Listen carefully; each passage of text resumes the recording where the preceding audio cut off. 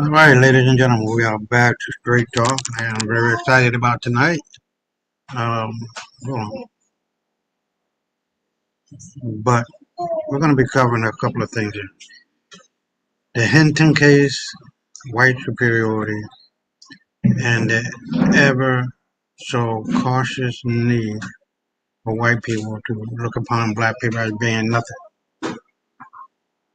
when they are the ones who are nothing. They're the ones who are suffering from low self-esteem, no historical significance, nothing that details anything of their greatness outside of what they believe to be greatness.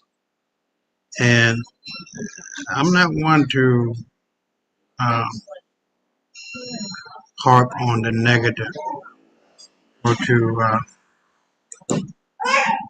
hold on, having a problem with the rumble. Oh, okay.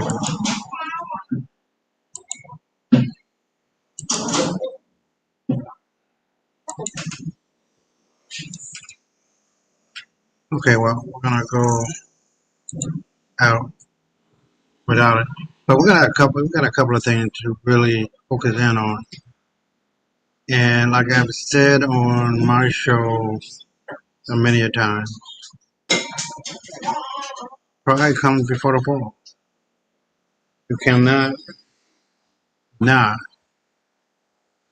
do the right thing and expect for righteousness to come to you.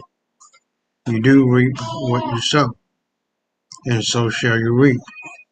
And one of the things that I love about that is that it's so deeply written within the DNA of black people that our soul knows,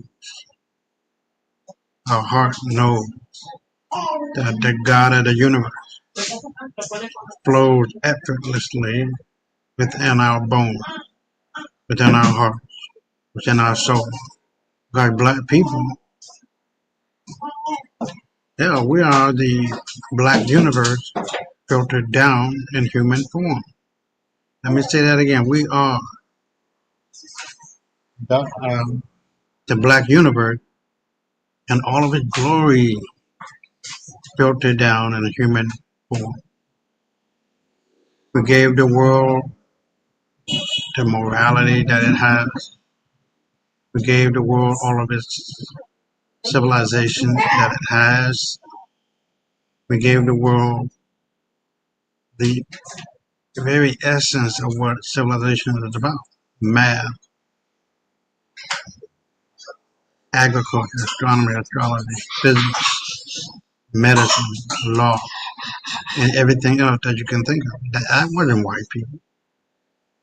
Being white is only 100 and less than 200 years, because it took from 1680 to 1880 for them to accept their whiteness based on a lie. And that lie is really easy to understand. I'm not going to go into it. Maybe later on I'll go into it. But the idea is still the same, you guys. Blumenbach and Meisner took it upon themselves to go to Greece and Rome, where Blumenbach saw an alabaster, unfinished white statue of the god of Greece and Rome.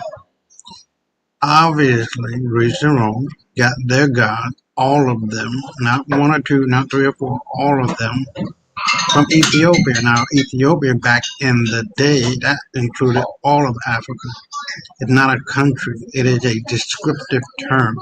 Ethio means face, and I do believe PA means black, or it might be the reverse, but it's still the same.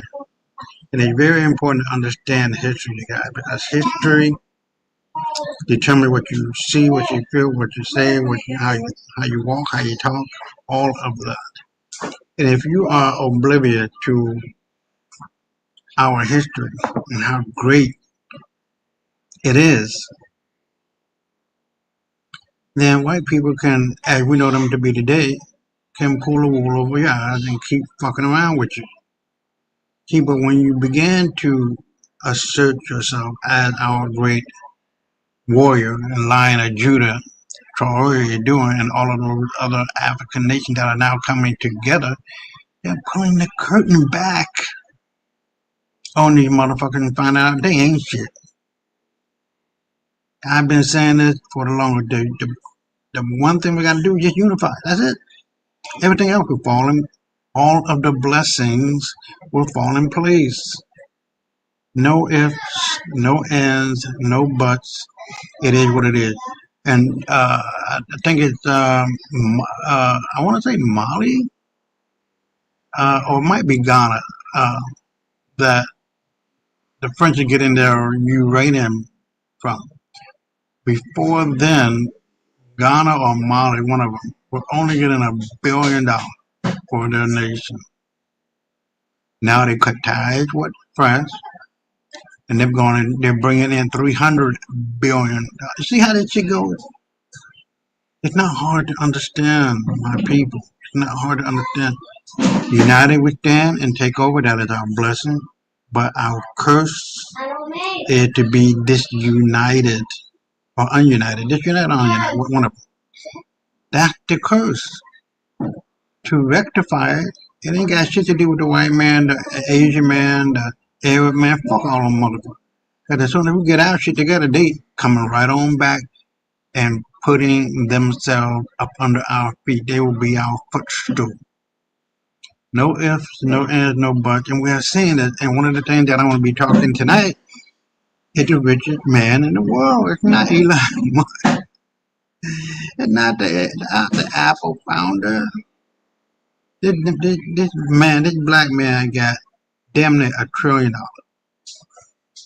You talking about getting and doing damage economically to I don't want to say a continent, better known as Europe, which is under the EU, right? United European, something like that, whatever the hell it is. It is time. It has always been time, but we've been fooled into believing that we don't have none of the spades in our hand. We have all the spades in our hand, but these devils in human skin, better known as white people, have tricked us into believing that we don't. That they have all of the spades. And, they fucking around. Hold on.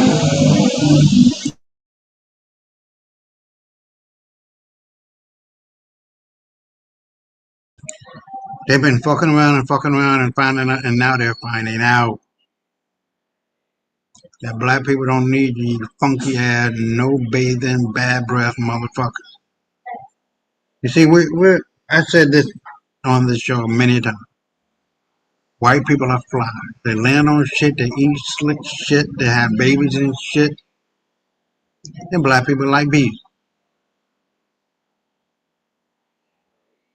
We make honey, we pollinate other species of plants or whatever the case may be. You know where I'm going with this.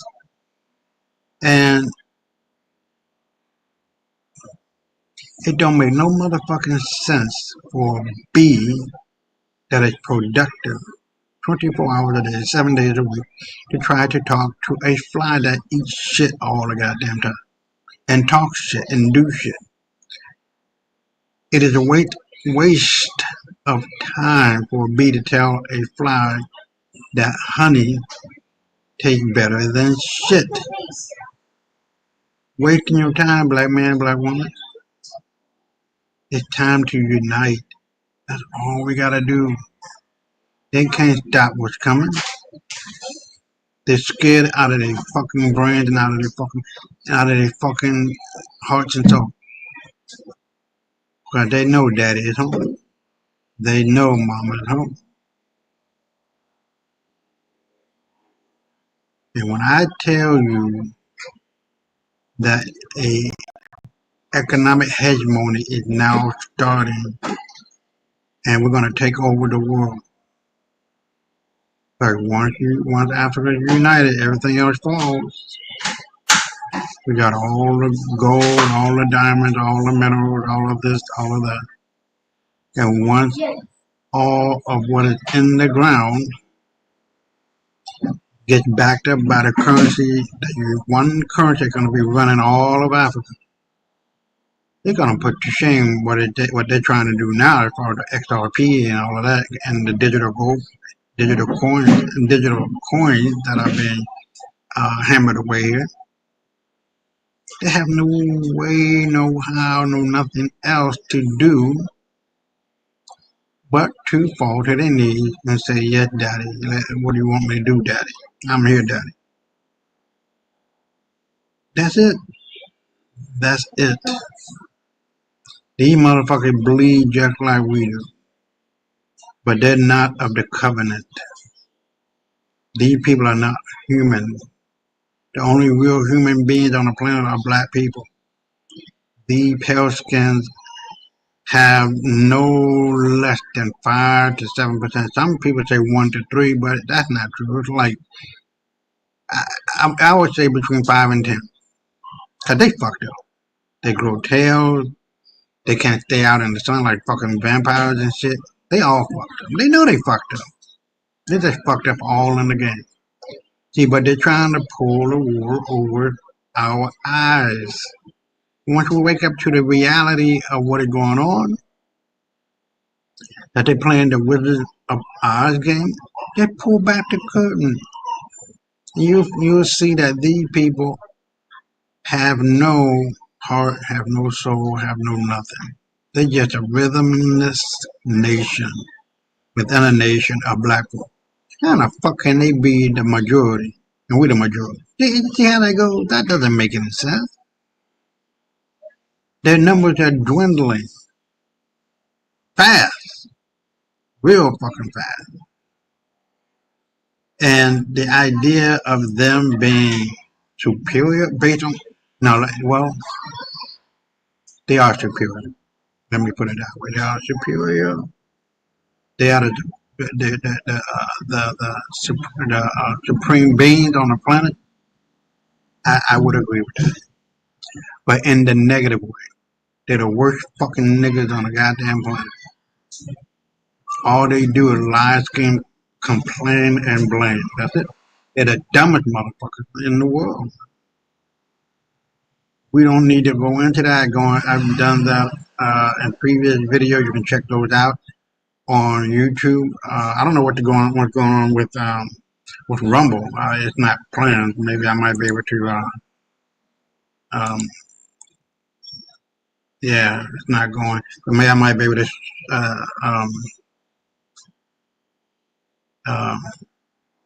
To move the damn, I'm forgetting my English. To move the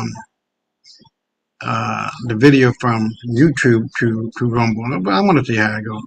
But getting back to where I was, you got to know who these people are. They ain't shit. They talk shit because they know they ain't shit. They ain't shit because they know they talk shit.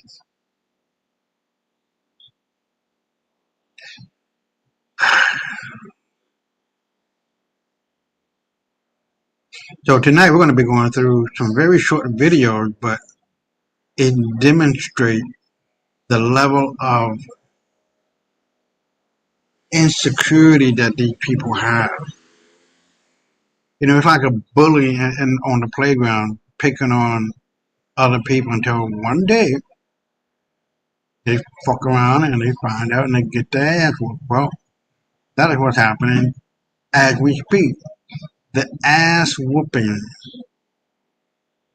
from the people of color on these ratchet ass fuck around and find out people is getting worse by the day.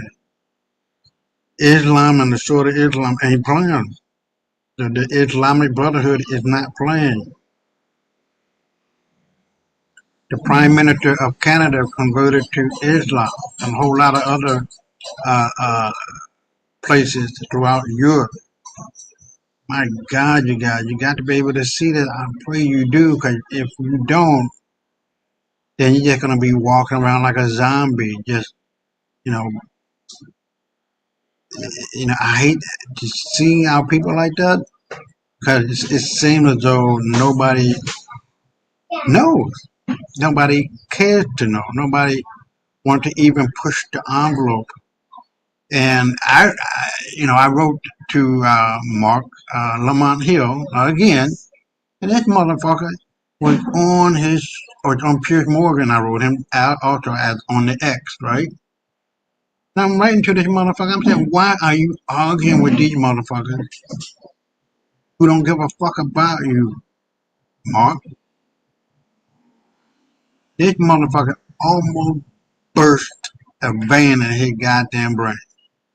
And I'm like, man, Mark, let me on your show, because I'm going to really spill the beans on these motherfuckers. Piers Morgan, stop being a bitch ass nigga and have me on your show. Because I'm going to really talk about you motherfuckers and let you guys know that you're not white, you're not Anglo-Saxon, you're not Saxon, not European, you're not Caucasian. You're just a bunch of bitch ass niggas. Faking like you are somebody. But those days are over, baby. You know what I mean? You can't stop blackness. You can't. Without the sun coming out during the day, everything will be black.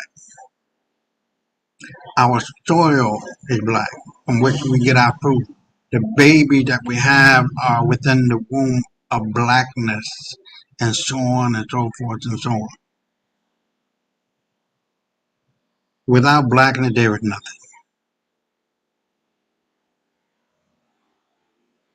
So I'm gonna stop there, and because I got quite a few of these videos that I want to go through, not in a hurry, but with a purpose. And that purpose is really simple to understand.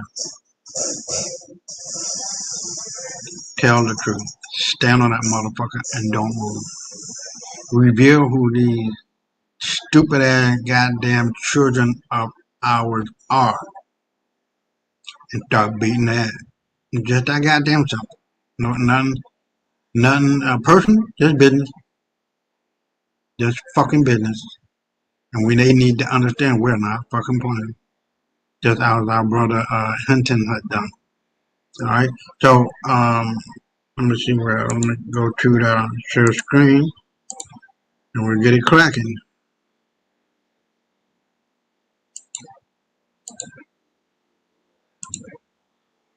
So the first video deals with our brother Amazing Lucas on X, and he did a spiel on Ashley Babbitt.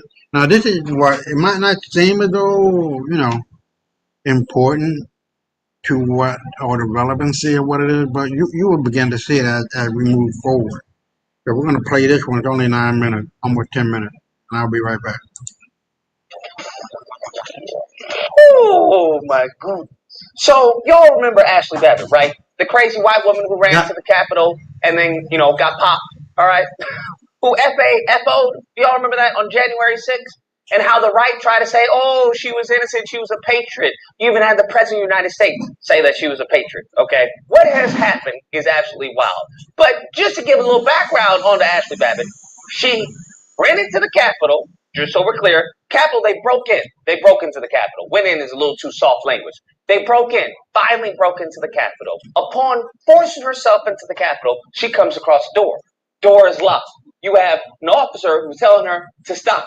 Do you want to know what this high IQ individual, all right, who clearly has a good sense of impulse control, she goes through the window. She has a backpack which contains a knife on her. That's correct. She had a weapon on her. The officer said, hey, stop. She continued to move on after the officer gave her a lawful order. She gets popped. She falls. She's no longer with us. Ashley Babbitt is bye-bye. Ashley bye-bye. That's her name now. Now, the family. The audacity. Are you ready for the audacity? These people, these demons never cease to amaze me. But they then file a wrongful death lawsuit. I'm sorry, what? They file a wrongful death lawsuit for $30 million. Now, in no way, God's green earth was this any type of wrongful death. Because we have seen incidents like this before, where it's been a black person, a white officer, and they say, hey, why didn't the black person just obey the commands? Why didn't the black person just not do the crime. Is that not what they say all the time? When we say that seems to be a little excessive force, well, if he had never put himself in the... ¿Usted está buscando cómo emigrar legalmente a los Estados Unidos? Quédese atento. In this position, he wouldn't have had to deal with the excessive force. Now, as I said before, when it comes to their behavior is always validated. You have to understand, their behavior, they can do no wrong. Accountability and demons and this lineage of evil go together like water and oil, brother. Damn, they don't even know how to spell accountability. Most of them, all right, a good chunk, if we're gonna be honest. All they know is they're victims. That's all they know. That's what they've been promoted. That's what they've been conditioned to believe, thanks to this racist Republican Party constantly telling white people, oh, you're being victimized, oh, you're under attack, and yada, yada, yada. All this goofy stuff. All for what? To get a vote? To get more money during fundraising? Craziness. Crazy how they will tank the country to appease the white ignorance. He's out of line, but he's right. So now we have the whole victim mindset around Ashley Babbitt and the fact that it was a black officer. Okay, just so we're clear, it's a black officer. Nobody's saying she was in the wrong. Nobody's saying she should have been there. We're all everyone on the right, all these racists are saying, oh, she's a victim. Okay, she was innocent. She didn't have a gun on her. She didn't have a weapon on her, even though she did. She had a knife in her bag. Why did this happen? Woe is me. And it gets to a point where the president of the United States even made a video during Ashley Babbitt's, I believe, birthday. Okay, it was her birthday or funeral, same thing. It's my great honor to address you gathered today to cherish the memories of Ashley Babbitt, a truly incredible person. To Ashley's family and friends, please know that her memory will live on in our hearts for all time. Ashley served our country in the United States Air Force for 14 years, where she was a security forces airman and eventually went on to achieve the rank of senior airman. She defended our nation overseas, including in Iraq, to fight in the war on terror. On that horrible day of January 6th, Ashley arrived at the United States Capitol. She was shot and tragically killed. Today would have been her birthday. Happy birthday, Ashley. Happy birthday. We're looking at you and you're looking down at the family of us. But you had the president of the United States make a video about this. Can you imagine? Can you imagine Biden, Obama, anybody, Clinton, anybody, anyone had made a video, I don't know, for a terrorist talking about, I'm sorry for your loss, yada, yada. Can you imagine that?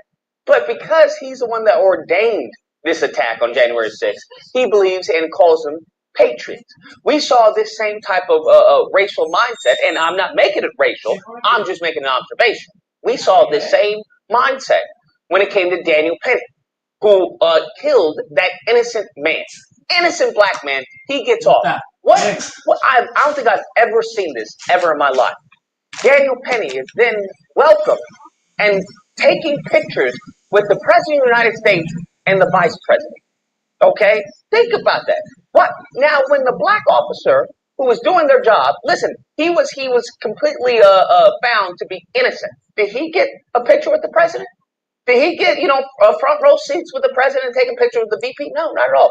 I can't recall a person in a murder case, right? In a murder case who gets acquitted, who has been taking pictures with the president of the United States who was black. Can you recall anyone in recent times? A black person who was killed a white person and is found to be self-defense, and they get off, and then they take pictures with the president of the United States. Has Trump had someone like that in his last administration? I don't recall any of that. So I find it a very interesting, and this is a message that this presidency has been sending now to black people. This is a message that they sent out when they were campaigning. And I was telling people, please do not fall for this. This is what they are about. He's not talking about any platinum plan. He's not talking about black people. He is in here for white people. He is in here for his white constituents, and everything that he's done thus far has shown to be the case, has shown that to be true. So what has recently happened is that they have reached a settlement. That is correct. They have reached a settlement in the wrongful death lawsuit. Now, I don't know what to tell you, bro. But this is crazy that my tax dollars would be going towards a criminal, an absolute, blatant, overt, violent, unpatriotic. This is as anti-American as it gets. Trying to upset, a democracy. You're trying to overthrow democracy because your person didn't win the White House. Think about how fragile you have to be. The person I voted for didn't win the White House, so I'm going to storm the Capitol and try to see if I can stop Biden getting into office. That's a mental illness, bro. That's a mental illness. And then to be rewarded for it. On top of that, we all know that people who were violent thugs, these violent thugs on January 6th, many of them got off because they were pardoned by the President of the United States. You had pedophiles, you had rapists, you had murderers who got off. Who got off? That's correct. Because Trump pardoned them because they were there at January 6th. So it really gives you an outlook and an understanding of what's to come. So I just hope everyone is buckled up. I hope all the people who are saying count 2024 and she not black, she Indian, all those goofballs who put out that propaganda, I hope you all are ready for what's to come because it's about to be a very bumpy ride ahead. Anyways, guys, that's the video. Let me know what you guys think. Whether or not it looks like it's not fair. Not fair. The officer shouldn't have done that. Okay, he was definitely in the wrong. Or if you have to believe, listen, what do you mean the officer was in the wrong? This is exactly the same thing you tell black people every single time. Y'all shouldn't have been there. Why didn't you listen to the officer? Well, why were you there in the first place? You shouldn't have been doing a crime. You do the crime, you get what happens to you. Isn't that what they say all the time? Now all of a sudden, they switch it up. This is why I say they're hypocrites. You can't listen to anything they say because they don't have the same rules that they judge themselves by. You're always a criminal. They're always innocent. That is the baseline for these races. And the sooner you understand that, the sooner we can stop having these conversations and really get to the nitty gritty. Okay, because they don't understand conversations. That's a language they have not mastered yet. Nevertheless, if you happen to disagree, you know where to find me.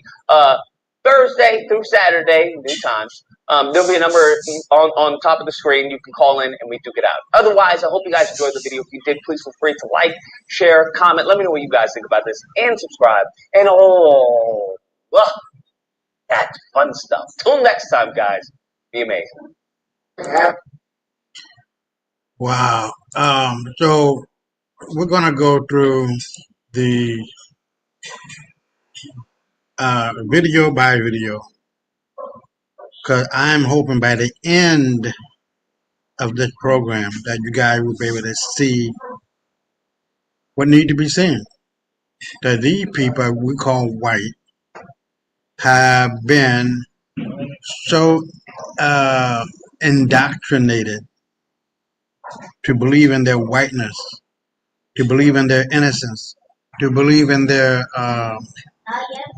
lack of accountability that is wrapped within the framework or the narrative of I'm white and I say so. That they do anything and everything they want to do, but don't have to answer to anyone. Well, you do. And that other people have to do what they say to do. And we don't. What the fuck? You see the mentality of this shit? We're living in a white man's world. Good is bad, bad is good, up and down, down is up, in is out, out is in. Justice is injustice, injustice is justice. This is the most insane world that they've been in before we civilized these motherfuckers. 3 times. Once in Egypt when they took it over for about 150 years. Same shit, different period of time. Greece and Rome, same shit, different time. And now. So my thing is really simple. 3 strikes in baseball, you out, motherfucker. We're tired. The world is tired of your funky asses fucking around and finding out now. We're not crazy. We know who the real Jews are. We're not crazy. We know that you motherfuckers ain't shit. We know that you don't have a moral bone in your body. A righteous bone in your body. And it doesn't make any damn sense to even listen to you dumb motherfuckers at all. We knew this a long time ago. It was just, the universe is just tired of you motherfuckers. Tired. Not tired. Tired. It's yeah. No more. No more. So as we go forward, I want you to pay attention to this next video about this black woman we're going to be seeing. And she is black. So, you can't judge a person by what you see. You have to really, sometimes, take it for what it is. And with that, let's get right to it.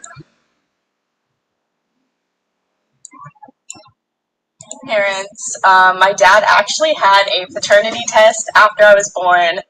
Not because he thought my mom was cheating, but just to make sure, because I did come out looking super fair, which is absolutely hilarious, honestly.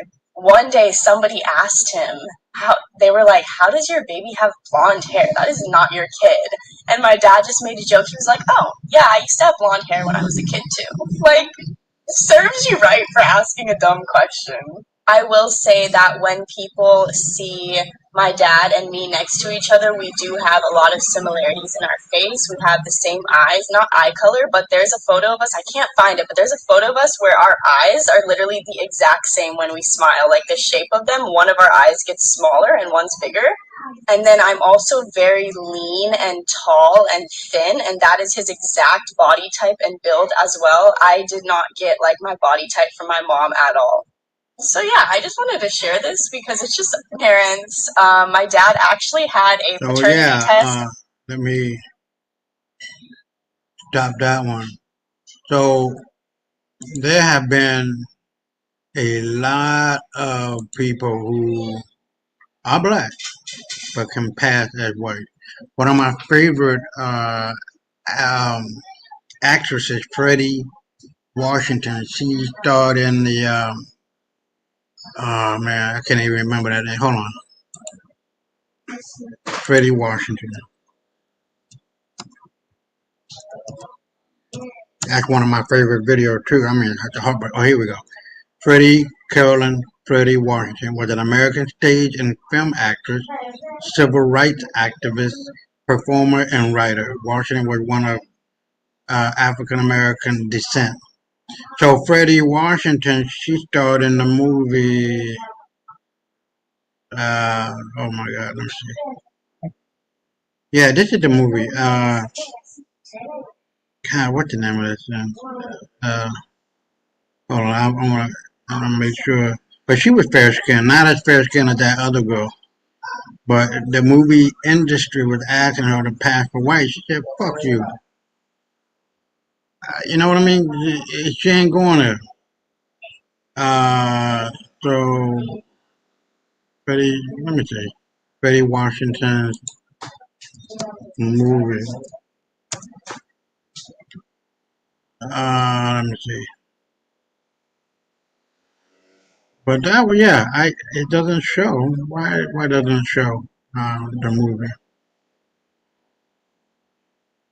But it's a famous movie, you guys, and Breaking the Bones of Tragic Mulatto. Okay. Yeah, her first movie was Black and Tan. That she played a Cotton Club dancer, and Emperor Jones. Hold on, I mean, it might be a list of one. And that's her.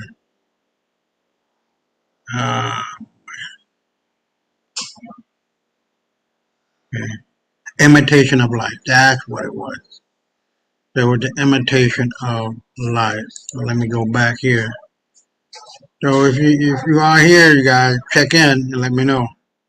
And so yeah, that girl that we just seen is a black woman. But you can't tell, even though her mother is a pale skin albinoid people, because I've said this 1,001 times. These people don't come from Europe. They're not Caucasian, white, European. They are descendants of albinos, from Dravidian albino. and let me go there because I want to make sure you got the right look on what need to be done. These people, Dravidian albino. I'm sorry, Dravidian albino. So I go to images, and here we go. Dravidian albino. They look just like normal white folks with blonde hair, red hair, you name it. They're still black. Look like a normal white guy. You know, if you weren't careful, you would think that they are white, but all of these people are Dravidian albino. And Dravidian albino come from the black woman. Here you got a mother with her albino child. And this is the one that I was trying to find. Man, this brother was blacker than black. God damn.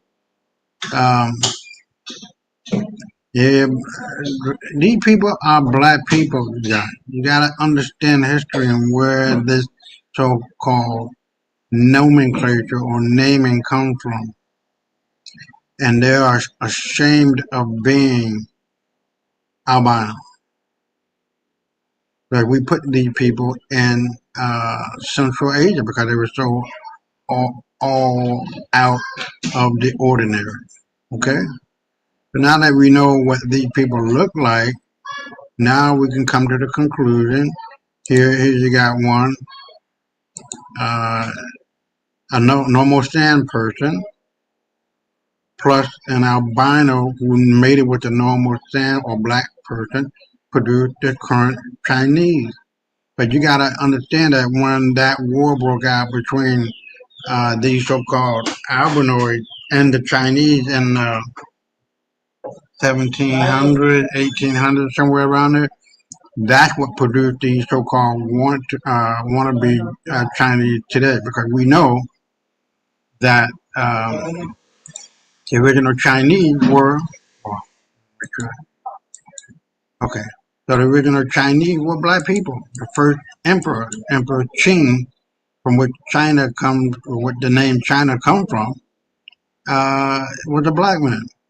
And all of these people were black around the globe. So, hold on.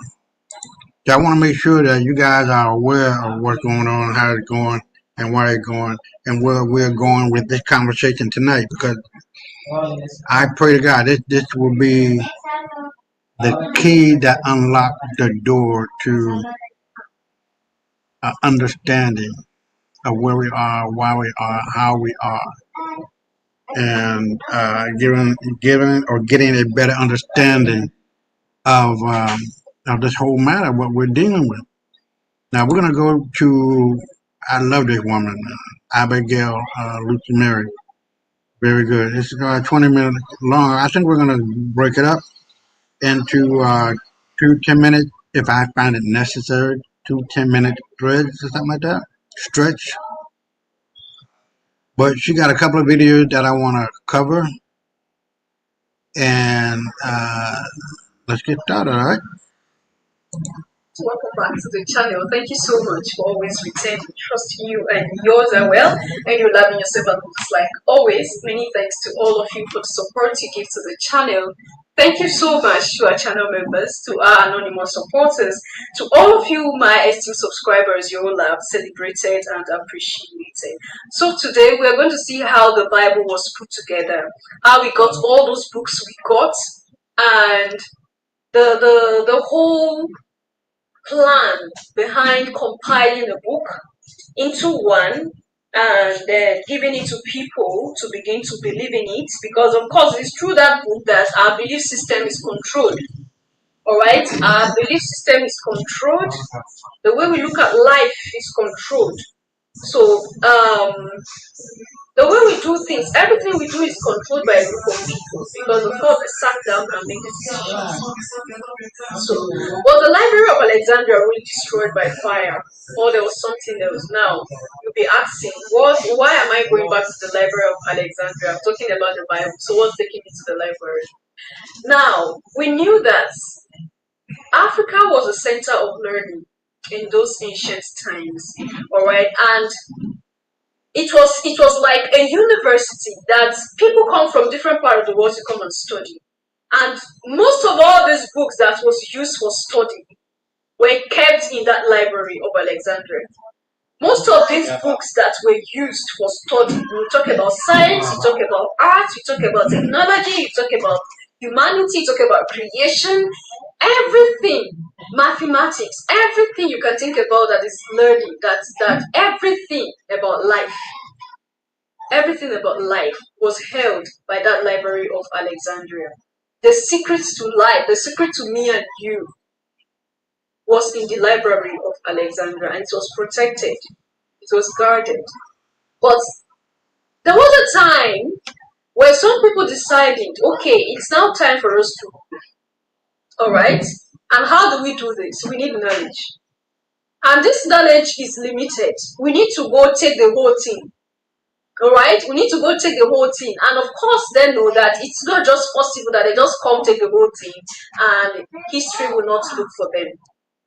All right, they decided to use this means of, okay, the fire destroyed the library and the whole books burned to ashes. Now, when you look at some paintings about the Library of Alexandria, you look at paintings on the Library of Alexandria, you discover that it's a gigantic building. It's a building that, of course... Hold on. ¿Tienes una idea de negocio y quieres llevarla al mundo online con GoDaddy? There should be where a book is kept, where books are kept. It's a building where will be protected from possible fire. Or in case a fire starts, there should be books that can survive the fire outbreak. But they want to tell us that all these books got burnt to ashes and nothing was left. No, some group of people stole these books and decided to set the library on fire and then leave it in their story that the library caught fire and all the books got burnt. And that is what we grew up with, that the Library of Alexandria caught fire and a lot of histories, a lot of secrets of the world was burnt down to ashes, which is a lie. Now, when we talk about control, when our narratives are controlled, the way we think is controlled, what we believe in is controlled, then we are not living our lives anymore. We are living the life of those number of people who are controlling us.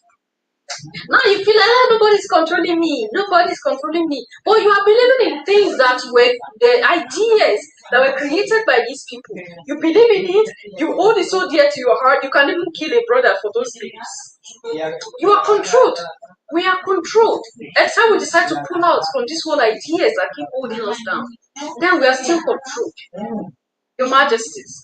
And this is the same thing that was written in the letter, all right, of Leopold to the missionaries. Their interest is in what they can get, how they can be powerful, all right. It's not about your salvation. It's not about whether you make it. It's not about whether you succeed in this life.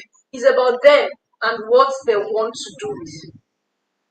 So let's listen to this and we'll be right back.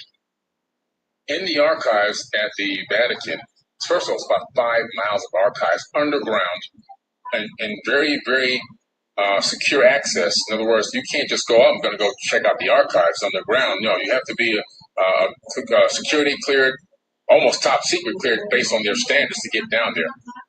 But they have in there so many incredible discoveries, so much knowledge and wisdom that have been stolen, literally stolen from all around the world. And of course, the Library of Alexandria, that was a book heist. The fire was a distraction. That knowledge is coming from black folk. No motherfucking cracker ain't gonna do shit. They're too fucking stupid. They just started speaking 1,000 years ago. The story of Alexandria, it was a book heist. It was a knowledge theft. They stole the knowledge. They left a few books burning here and then they burned it down to the ground. But the vast majority of the knowledge and wisdom stored at Alexandria was siphoned off and taken to that underground, I call it an underground base, at the Vatican.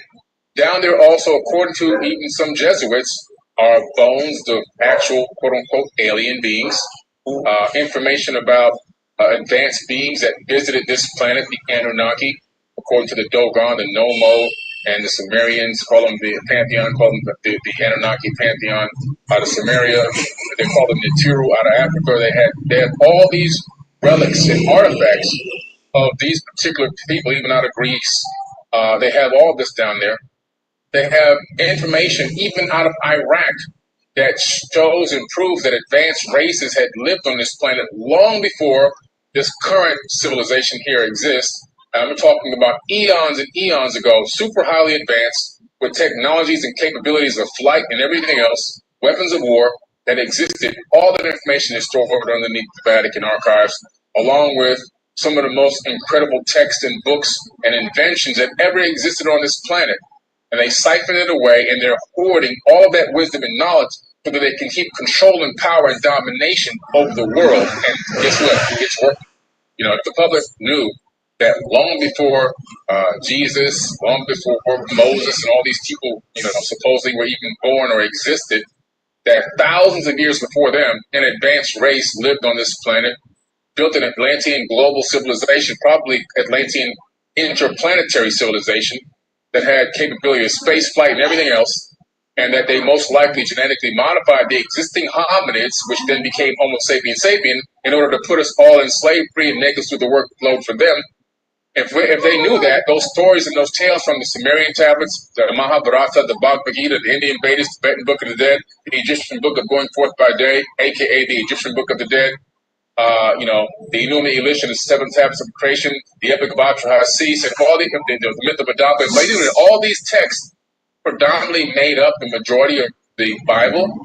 And we would be like, well, what are you guys preaching to us? This is all fake. This is all lies. And we know that in the Emerald Tablets, which is a book compendium of the Emerald Tablets, that the majority of Jesus' teachings in the New Testament come directly from the Emerald Tablets of Thoth, which are 38,000-year-old teachings.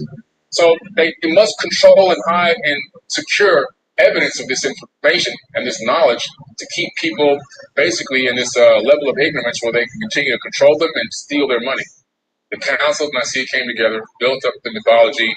They added to the story. They took from a lot of ancient texts and tablets, and then they kind of curated this book, which they wanted to call it a canonized Bible, right? So they took from here, took from there, this tablet, that tablet, this scripture, that papyrus, this Nag Hammadi piece. We like this coming out of this text over here. And then they kind of just culminated together and then remixed it, put their own spin on it to make sure that slavery was approved and okay, right? Well, we want to add that in there. Got to make sure the slavery is approved. Because people were enslaving each other since back in before the black slaves. I'm talking about in the ancient times, slaves were already going on. Slavery was already going on. It's nothing new. Yeah. And then so you have that. And then, of course, we want to collect a lot of money. So they have to pay us. We got to make sure we got the money. You got to pay. You know what I'm saying? And you got to do the labor. And you got to bring the offerings because we ourselves are not going to go out and hunt and grow farms and everything else. So you guys, you're going to have to bring these offerings to us. We want it already cooked, so make sure it's a burnt offering. Make sure you drain the blood. Make sure it's healthy for us. And bring us your first harvest because we want the freshest fruit and the freshest vegetables. We don't want the stale stuff. Yes. We want your freshest wheat and the freshest breads. And so people would come down and bring everything to the church and give it all away along with whatever money they had left. And these people would live like fat cats, literally, off of pimping the knowledge and understanding of what's going on and tricking people into believing that they had some access to divine power and knowledge when they were just really high-level pimps. I call them, man. And the people, the ignorance of the people, you almost can't blame them, but yet at the same time, it's like, how can you? And let me stop it there because he made one comment that is just so much on point. The ignorance of the population. If you don't know, you're more likely to be pushed and shoved and formed and moved to do what you are seeing on that idiot box we call it TV. Or being under the influence of a fool like a lot of these European schools in America, white schools, take it upon themselves to put themselves out into the light and black people being at the bottom. How fucking ridiculous is that? It's time, you guys, to wake up. It's time to know who you are, why you are, where you are, how you are. That our ancestors, if you just slow your mind down, be at peace in your heart, soul, and mind. All three must be at peace. You begin to hear the ancestors speak to you. Just that simple. Let's start. Okay, let's finish it up. And so many masses of people stand up and fall for this, but it happens. But also, you got to remember the way that they went around, the way that the Council of Nicaea put this in place with Rome, and Rome said, "We're now going to dominate the planet with this religion." So they combined their beliefs with the Christianity, right? Because they felt like keeping it separate was creating too much, anger between the two sides, and everybody wanted to go head to head. So we're going to combine it. We'll add our stuff in with their stuff, and we'll make it a national religion. But now, here's the trick: as Rome was on its global escapade, trying to dominate and take over the planet, everywhere they went, they would then install this Christianity, this Catholic Christianity in those areas. But this is how they did it. People believed that Christianity was spread by love and the good news, and no. It was spread by rape, bloodshed, murdering, and killing. So when they came to your town, they literally would take your women and your children.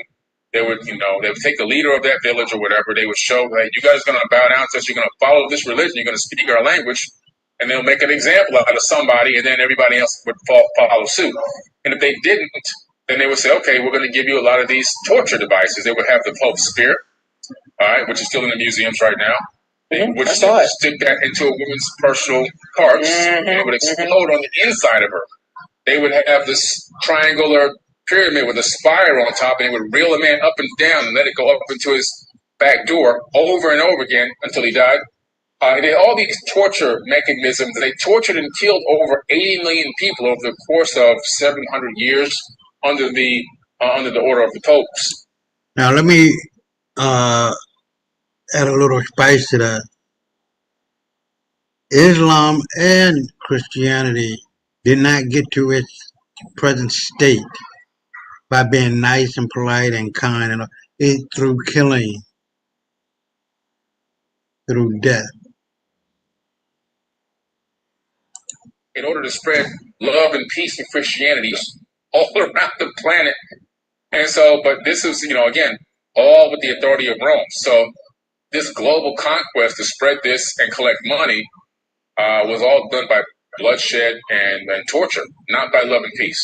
Even the depiction of Jesus was switched over to the face that became the global popular face. That was actually Caesar Borgia, who was actually one of the sons of an actual pope. And killed his own brother to try to take his place. This guy was just an evil, brutal, killing ruler. His father commissioned the artist to paint his image as the image of Jesus, and that image still propagates the planet till this very day. So the image that a lot of people are praying to is not the Jesus that they think it is, but actually a natural-born killer. It's great marketing, great propaganda, subliminal information, subliminal messages and teachings, and it just gives birth into the genome, and it passes on from generation to generation. Same thing happened with this Jesus figure. His name isn't even Jesus. His name was Yeshua. Yeshua, yeah, that's the actual name. And so, but again, Jesus, the J is a new letter. It didn't even exist until recently. So we're talking about, okay, what is really the name? Isus. When you look into the root word of that, and you go back to some of the ancient tongues, you find out it's Hail Zeus. So people that are calling on the name of Jesus all the time, they're calling for help from Zeus, which is actually a converted name from the Sumerian pantheon. So they're calling on Enlil. That's what they're calling on. They're not calling on any son of the creator of the universe. And this is why a lot of prayers don't actually work. People don't understand the power of speech and then calling on names and the somatic frequencies they create. Then when you're completely ignorant to what you're really saying, it's no wonder why billions of prayers go up every single day all around the world. But then again, look at the state of the world on a daily basis. You can clearly. Now let me add some more salt and pepper to that. Oh, man, I was looking at all of that today, and Perhaps I'll do a show on that about manifesting the thing that you want out of life and what vibration, what frequency, what word you need to use in order to bring about what you want to appear in your life. The I am that I am, the actual name of God, without going into great detail, is I am. And other languages like Spanish, soy, que soy, and eye, asha, ella in Hebreo, and Hebrew. So when we talk about the Father of the one God concept, Amen, we are worshiping our ancestor. When we say Shalom, Om is a vibratory, a frequency or vibration that if you say it and you close your eye, you can feel it rising up to your pineal gland or to your brain. And if you practice that, you just say it one time. By the time you get to the 100th time, man, you're in a whole nother state of being, a position of calm, a position of peace. And this is the reason why we as a people, our ancestors, excuse me, hold on. Yeah, our ancestors always meditated, not solamente praying a trope or something over and over and over again. It is a state of being that you must be in. And so when we are saying, I don't know what religion or philosophy is that, Om, I think that's Buddhist or something like that. When you say that, it puts you in a whole nother state of mind because you are vibrating that to that level. Your brain, your mind, your pineal gland, and all of these things that are part of your brain start to resonate. Om, and all of that brings about a level of peace. So when you are done meditating, you don't have to meditate for 6 hours, 5-10 minutes to find that level of peace, that frequency and that vibration, and you stay there. And you don't allow anyone to break that level of peace you have. Right? So we're gonna finish this up and then we're gonna go on to the next video. But I wanted to point that out because he was saying that in this little box here that you're saying what they are saying. So let's continue. See that if somebody has a positive outcome, more than likely it's just luck. And I want to add one thing to this before we go on too. I want people to understand I'm not an atheist. I believe in a creator of the universe. Yeah. Because the quantum physics proves that we're living inside of a creation. There's no way to dispute that. There's no way to doubt it.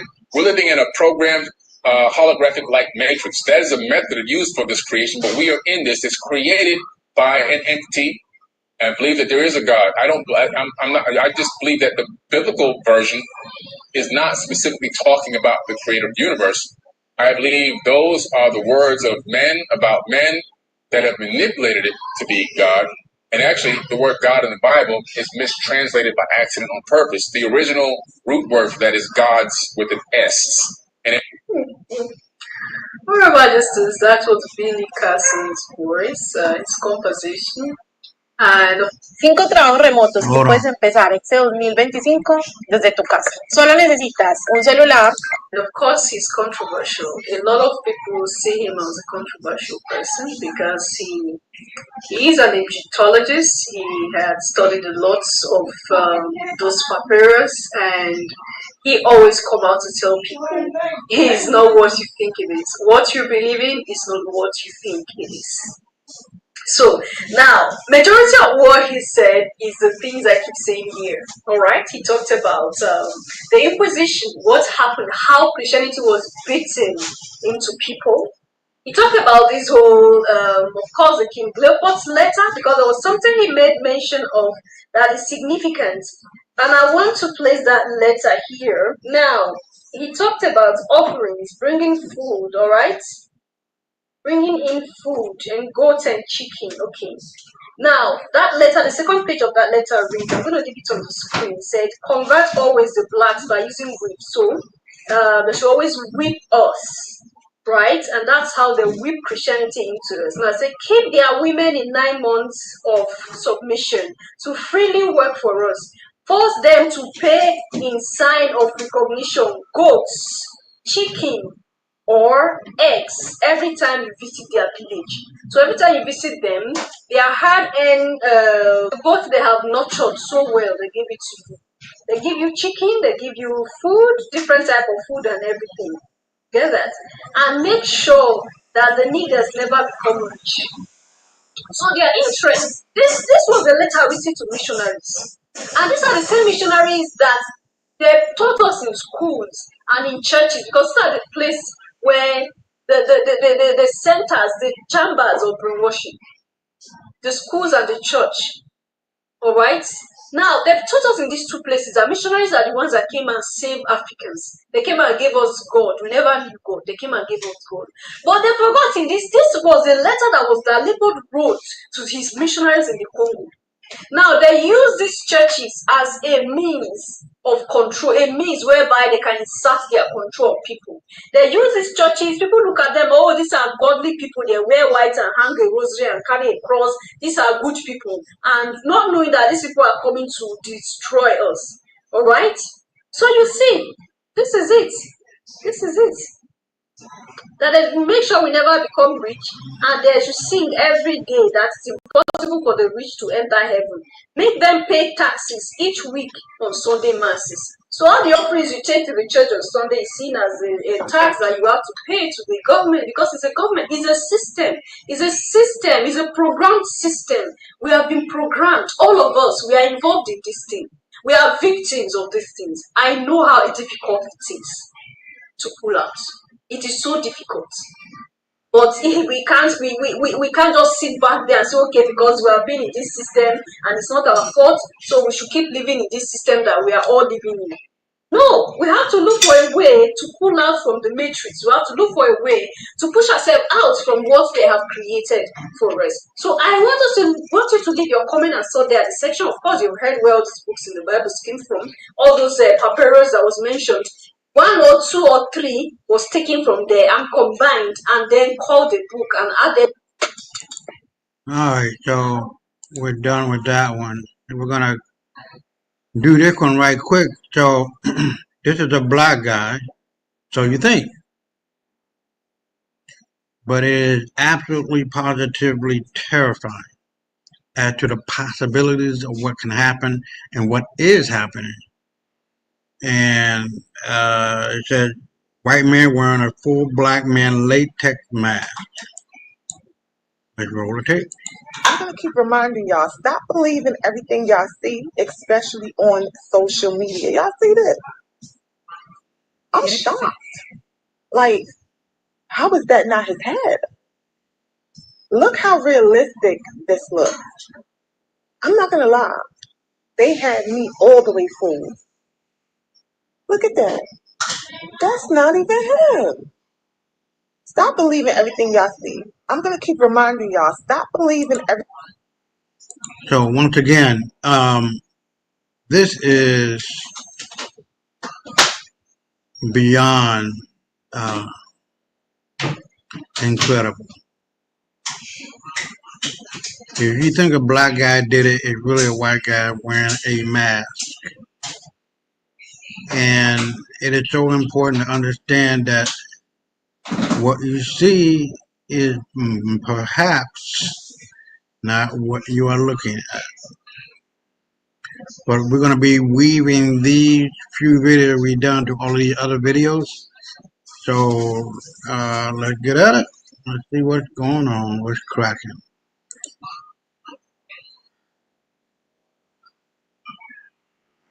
So let's roll it back a little bit. And let's go. This is dealing with martial law on black neighborhoods only. Trump's new executive order. Hello, welcome and welcome back. I'm Jenny Gaston, mental health therapist and advocate, and today's video is not just for information, but it's a call for awareness, reflection, and empowerment. I want to talk about something that's deeply concerning. A recent executive order signed on April 28th by President Trump to expand military and security equipment access to local law enforcement, a move that can have major consequences to communities of color. So let's unpack this together. Now, I want you to consider with this order, law enforcement, including ICE, military, can be given authority to uproot crime with very little oversight.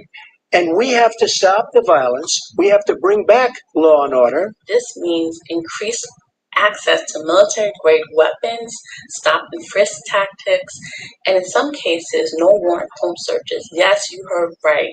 This policy can create a legal gray area where if someone's harmed or even unalive, law enforcement can walk away with little to no consequences. And so it essentially strips citizens of rights, especially in neighborhoods that have experienced over-policing and systematic neglect. Now let's be real, these crackdowns rarely focus on white-collar criminals or violent extremists. They're disproportionately focused on communities of color. And that's a huge red flag. Let's focus on what history teaches us. This is nothing new. During the pandemic, we saw nationwide calls to defund the police. So policy for pushing for more policing doesn't allow us to feel safe. Let's go even further back to the 1700s, where the earliest forms of organized policing in the U.S. was the slave patrol. White men tasked with capturing enslaved people and suppressing revolts. Okay, this was for racial control, and this DNA runs deep in the policing system. People of color are not asking for special treatment. We're asking for equal protection under the law. Okay, because there is a bias when we look at media. Let's keep it real.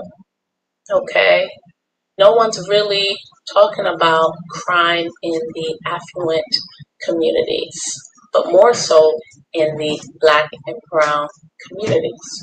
Why is that?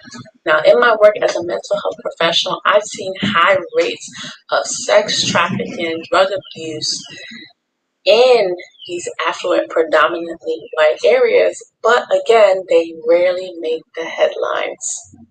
So let's not forget where most mass shootings happen in schools and malls and concert, again, predominantly white spaces, but somehow the Black communities are painted as more dangerous. Why? Because fear is profitable and control is the goal. Control is the goal. And so this brings me back to the 80s. Now you got to remember too, she just said fear is profitable. Hate is a multi-billion-dollar business. It just is. And, you know, it gets flashed across the TV screen, radio, social media. And, you know, the media can make an innocent man guilty and a guilty man innocent. And like I said, it is a if not $100 billion, hundreds of billions of dollars. It may very well be, I mean, worldwide. And making somebody else the scapegoat like white folks do with Black people becomes very profitable. So let's continue. 80s. Okay, I might be dating myself, but I'm an 80s baby. I was born in the 80s. And I think about the war on drugs, right? Where this policy was the focus on Black communities, leading to what? Mass incarceration, family separation, and lifelong barriers, right? To people with criminal records. This sounds all too familiar. And who was vocal during that time? Donald Trump, the same man who called for the death penalty of the Central Park Five, those 5 innocent Black boys. Decades later, we know they were wrongfully convicted, but no apology, no accountability was given. History has a way of repeating itself. Different language, but same playbook. And so, what do communities of color actually need? I can't speak for millions of people, but let's be clear.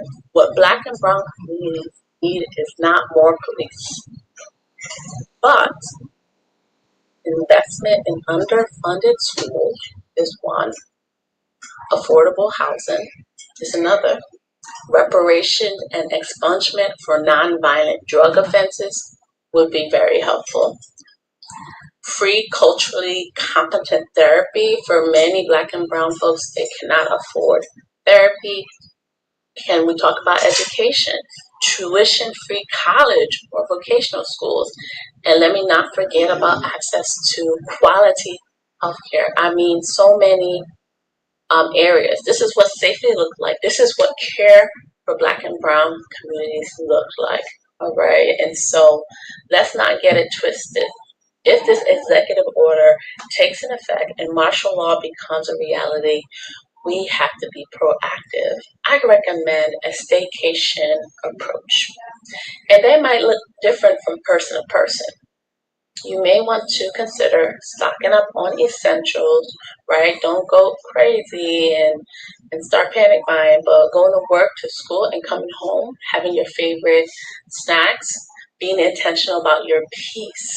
Joy is resistance, so play your board games, plant your garden, stream your movies, love on your family and friends, meet in communities where you feel safe and respected. Also, protect your mental health.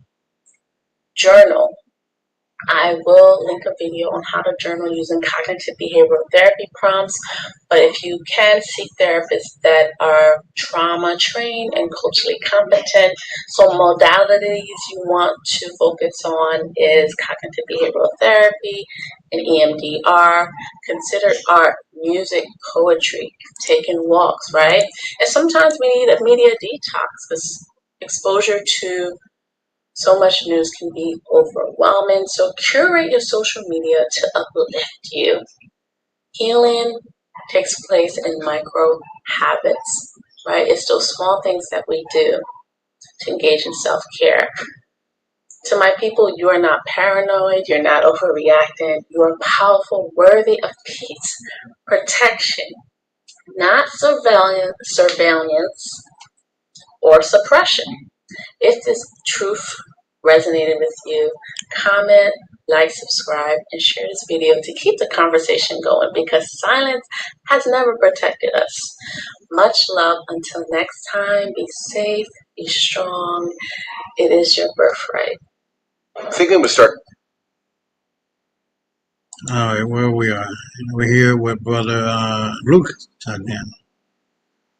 So, this guy named Matt Walsh, who was making comments about the racist white woman who called a mind-blowing a 5-year-old autistic child from Somalia the N-word. And like I said on this show, like I've said on so many shows, that white folks are just stupid. They are 7-year-old trapped in a grown-ass man or woman body. Because they actually believe they can do what they want to do when they want to do it without worry of the consequences. And a lot of these motherfuckers are finding out. Like the police, and I think somebody might want to correct me, the guy Hinton who killed a policeman that killed his son. And I think it wasn't some other policeman. I think he was on desk duty or something like that, and they put him out on patrol, traffic patrol. He found him and ran his ass over. You know what I'm saying? So I'm not saying that's right. I'm not saying that's wrong, but I understand. I understand because that motherfucker, if you kill my son, you're not gonna be living high on the hog. Just not. And then smiling and grinning and skinning and talking about look what we did to these niggas. No, them days been gone. We shoot back, bitch. Ain't like we just bowing our head and protesting. Man, fuck you and your protest, and fuck your white Jesus too. You feel me? So no, there is a day, and that day has been here for a long time. And that ass whooping that they're getting, they're not gonna mount. They're not gonna announce it on TV. The revolution will not be televised.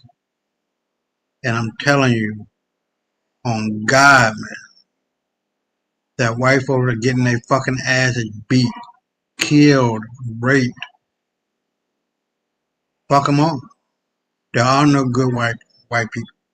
None, because if they were good white people, they would be stopping the bad ones. So all them motherfuckers are bad. They're just keeping the good ones out in the sunlight. I guess I'm gonna put it like that. To make it look like they're not culpable. You can't hold them accountable because they're the good one. You better not believe that dumb shit. That's all I got to tell you. White folks, they ain't gonna never stop. All right. So let me go on to the next video. This one is 15 minutes, and I'll be right back. Oh my goodness. So we have low IQ Matt Walsh, who has put out a video, in my shock, in defense of the racist woman who was verbally attacking an innocent black kid at the park. That just so we're clear. Now, you have to understand the methodology behind these racists, okay? Whenever they do something, they have to find a way to scapegoat out of consequences. Because unfortunately, right now, especially on the right, they are promoting this victimhood narrative to a bunch of white people, their constituents. And many of them, not all, but many of them aren't the brightest, bulbs in the shed, we'll say, okay? And they are very susceptible to propaganda.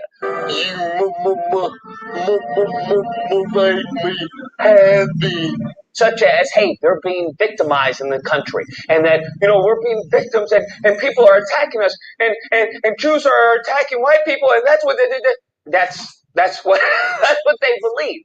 They want to be a victim, okay? That's what they want to be. Listen to me. It's not that they are. There is no attack on white people in this country.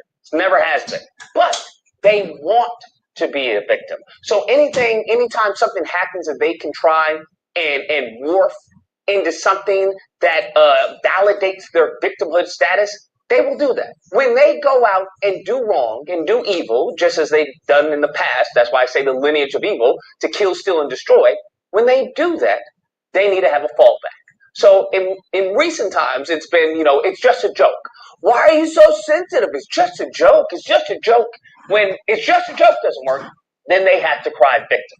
Then it's, well, why are you reacting like that? Why did I even do that much? And that's exactly what Matt Walsh does in this regard. So instead of criticizing and lambasting and ridiculing the wicked woman in the video, right, he simply glosses over that, and they go what they always do. They go the route of attack. Okay, it's never I'm sorry, I apologize. That's not what these white ignorants believe. These demons, they don't believe in that. Okay, never once in the scripture have I seen the devil apologize for being the devil. Never once. I don't recall wicked people apologizing for their wicked behavior. They don't do that because they're wicked. So what Matt Walsh tried to do is he goes everything from attacking the camera person, okay, to bringing up charges that were dropped. Anytime there's a black victim, they will go and try and dig into their history, into their backstory, into anything they can use to, as far as, muddy the image of that individual. That's what they do. That's what they do with George Floyd, whether it's Breonna Taylor, Willie McCoy, Tamir Rice, the list goes on. That's what they attempt to do. He then goes on to attack the black kid.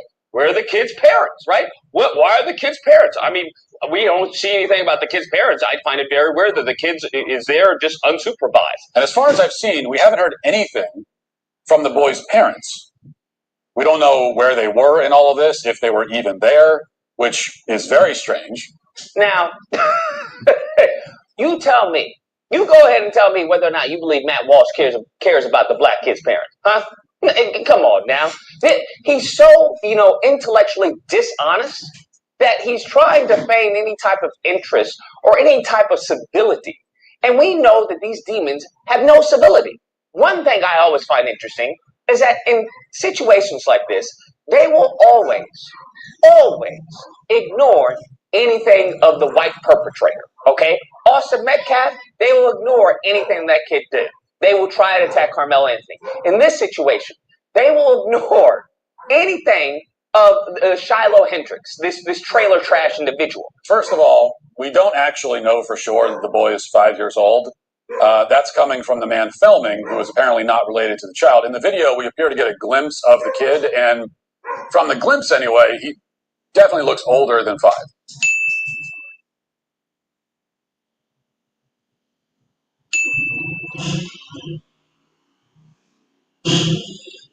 Omar has additionally claimed that the boy is autistic, which we also have no proof of, and we have no footage of the actual encounter between the kid and this woman. Did she scream the N-word in his face? Did she mutter it under her breath? Did she say it about the child after he'd already run away? We don't know.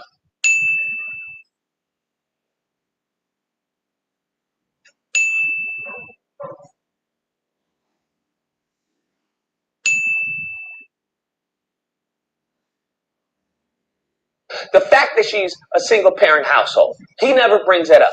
The fact that she looks like a crackhead, he never brings that up. All the tattoos that they deem is inappropriate, right? And they constantly want to talk about, oh, I want to have a trad wife. You had Matt Walsh in school who's talked that way in the past before. You have the fact that she's had a DWI. Of all the people that you want to be concerned about, it's not the black child at the park.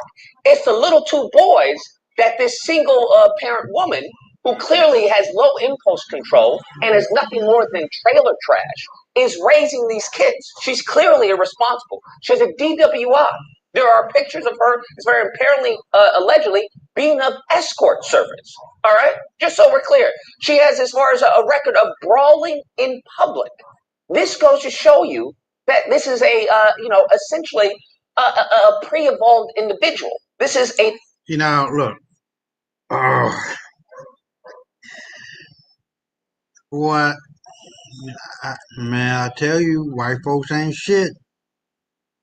You gotta turn your motherfucking backs on these bitches and bastards. Don't pay them no mind because they so fixated on niggas. Wanting to be niggas. Wanting to be like us. That it becomes a disease in their fucking brain. They're fucking crazy. They're not white, they're not European, they're none of what I spoke about before. They're just a bunch of bitch ass niggas. That's it. That's it. That's it. They have not created anything of value. That's it. That's it. That's it. Hold on. Yeah, this is what I got to deal with in the Dominican Republic. I wish they would go somewhere.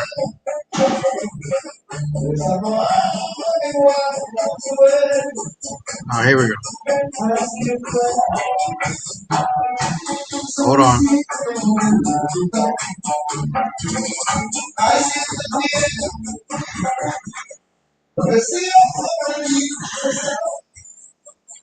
It's a nice song, but goddamn, don't play that shit while I'm doing my podcast. But I can't have, I can't say shit. But anyway, they're gone. So what I was trying to say is, white people have a very, very, very low self-esteem because they know who they were before. They were the actual slaves of the world. There were more of them in slavery than ever us. There were more of them in slavery more so than us. 2-3 million of these motherfuckers. The word slave comes from the word Slavic Indo-European. Now hold on, let me bring that up. Slavic Indo-Slavic Indo-European. Now, the Indo-European was a language group, but it changed over to being a people.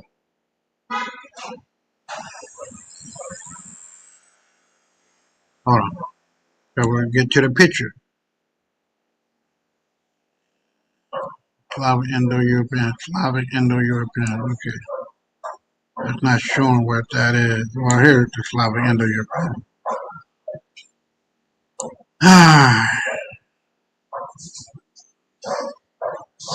Well, we already know that Zeus was not a white person, to say the least. That was a black god.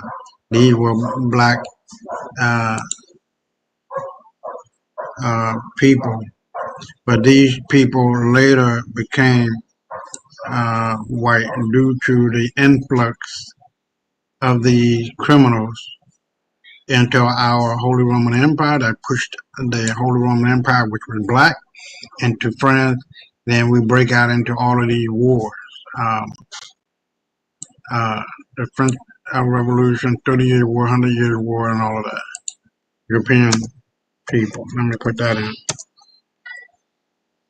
Here we go. So, as you can see, these were all European, Indo-European.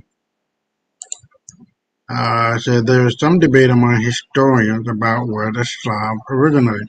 Many believe that they were early farmers who cultivated the fertile lands around the Black Sea. Others believe that they came from present-day Eastern Poland. They are one of the largest ethnic groups in Europe. So, what the whole thing is that these people were what we call to be white. But Indo-European was a language group that later became a people. But as you can see, these people are albinoid. You got to remember that, you guys. You got to remember that, you guys. You got to remember that. These people are albinoid, albino-like people, Caucasian-like people, Europoids, European-like people. They ain't shit but a pile of shit with flies all over. Okay? So let's get out of that and let's go back to where we were and finish up with our boy Amazing Luke. I'll be right back. Neanderthal caveman animalistic type mindset. That's what this person has. But does Matt Walsh cover any of that? Of course not. That doesn't fall into his narrative of white victimhood. Okay? But he gives the most asinine, inane take that I've heard. Instead of him actually having a spine, which is many of his racist audience wants, is that they want him to come out and say, it's good, we should all say the N-word. The N-word is a great word. It's a great word. It's part of American history, okay? That's what they are. I think if you act like that, we should be allowed to call them that. That's what his audience wants, and that's what Matt Walsh wants to say. I started this business in the closet of my mom's house. Now we've been able to grow into over 500 retailers. I've been on Shopify since the very beginning. There's a bunch of damn. But instead, what he does is he takes the coward's way out and tries to frame this, just the mental gymnastics he does, tries to frame this as a win for cancel culture, okay? That this is the end of cancel culture, and this is, a net positive. This is the most devastating attack on cancel culture that we have seen, possibly ever. It is, in the end, a net positive that this woman has raised $500,000. I'm glad she has. I hope she raises $1 million. What? Now, can someone explain to me, on what planet did Republicans, the right, alt-right, whatever, what point in time were they against cancel culture? Because I believe when Colin Kaepernick took a knee, they were all for cancel culture, were they not? Now he's trying to say that, well, just because someone does something, okay, doesn't mean that they should lose their livelihood, doesn't mean that their family should be attacked.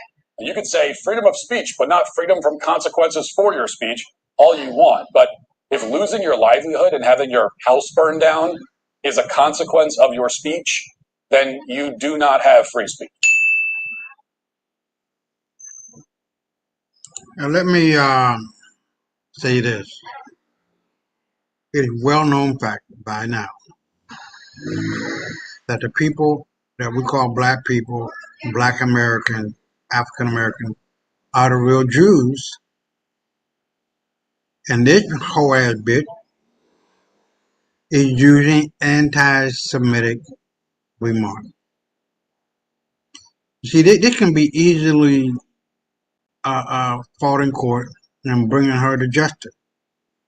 But somehow, some way, you know, you niggas in America are too fucking confused in your goddamn head. Use the Civil Rights Act of 1866 to get this bitch. Fuck her and her fucking whole ass fucking family and her raggedy ass badass kid. Well, I can tell you, the apple never falls too far from the tree. It never does.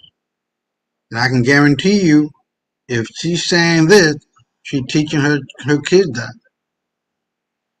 Fucking whole ass bitch selling her pussy somewhere online, probably OnlyFans. And, you know, she thinks she's smart. She done raised them there $1 million. Let's continue.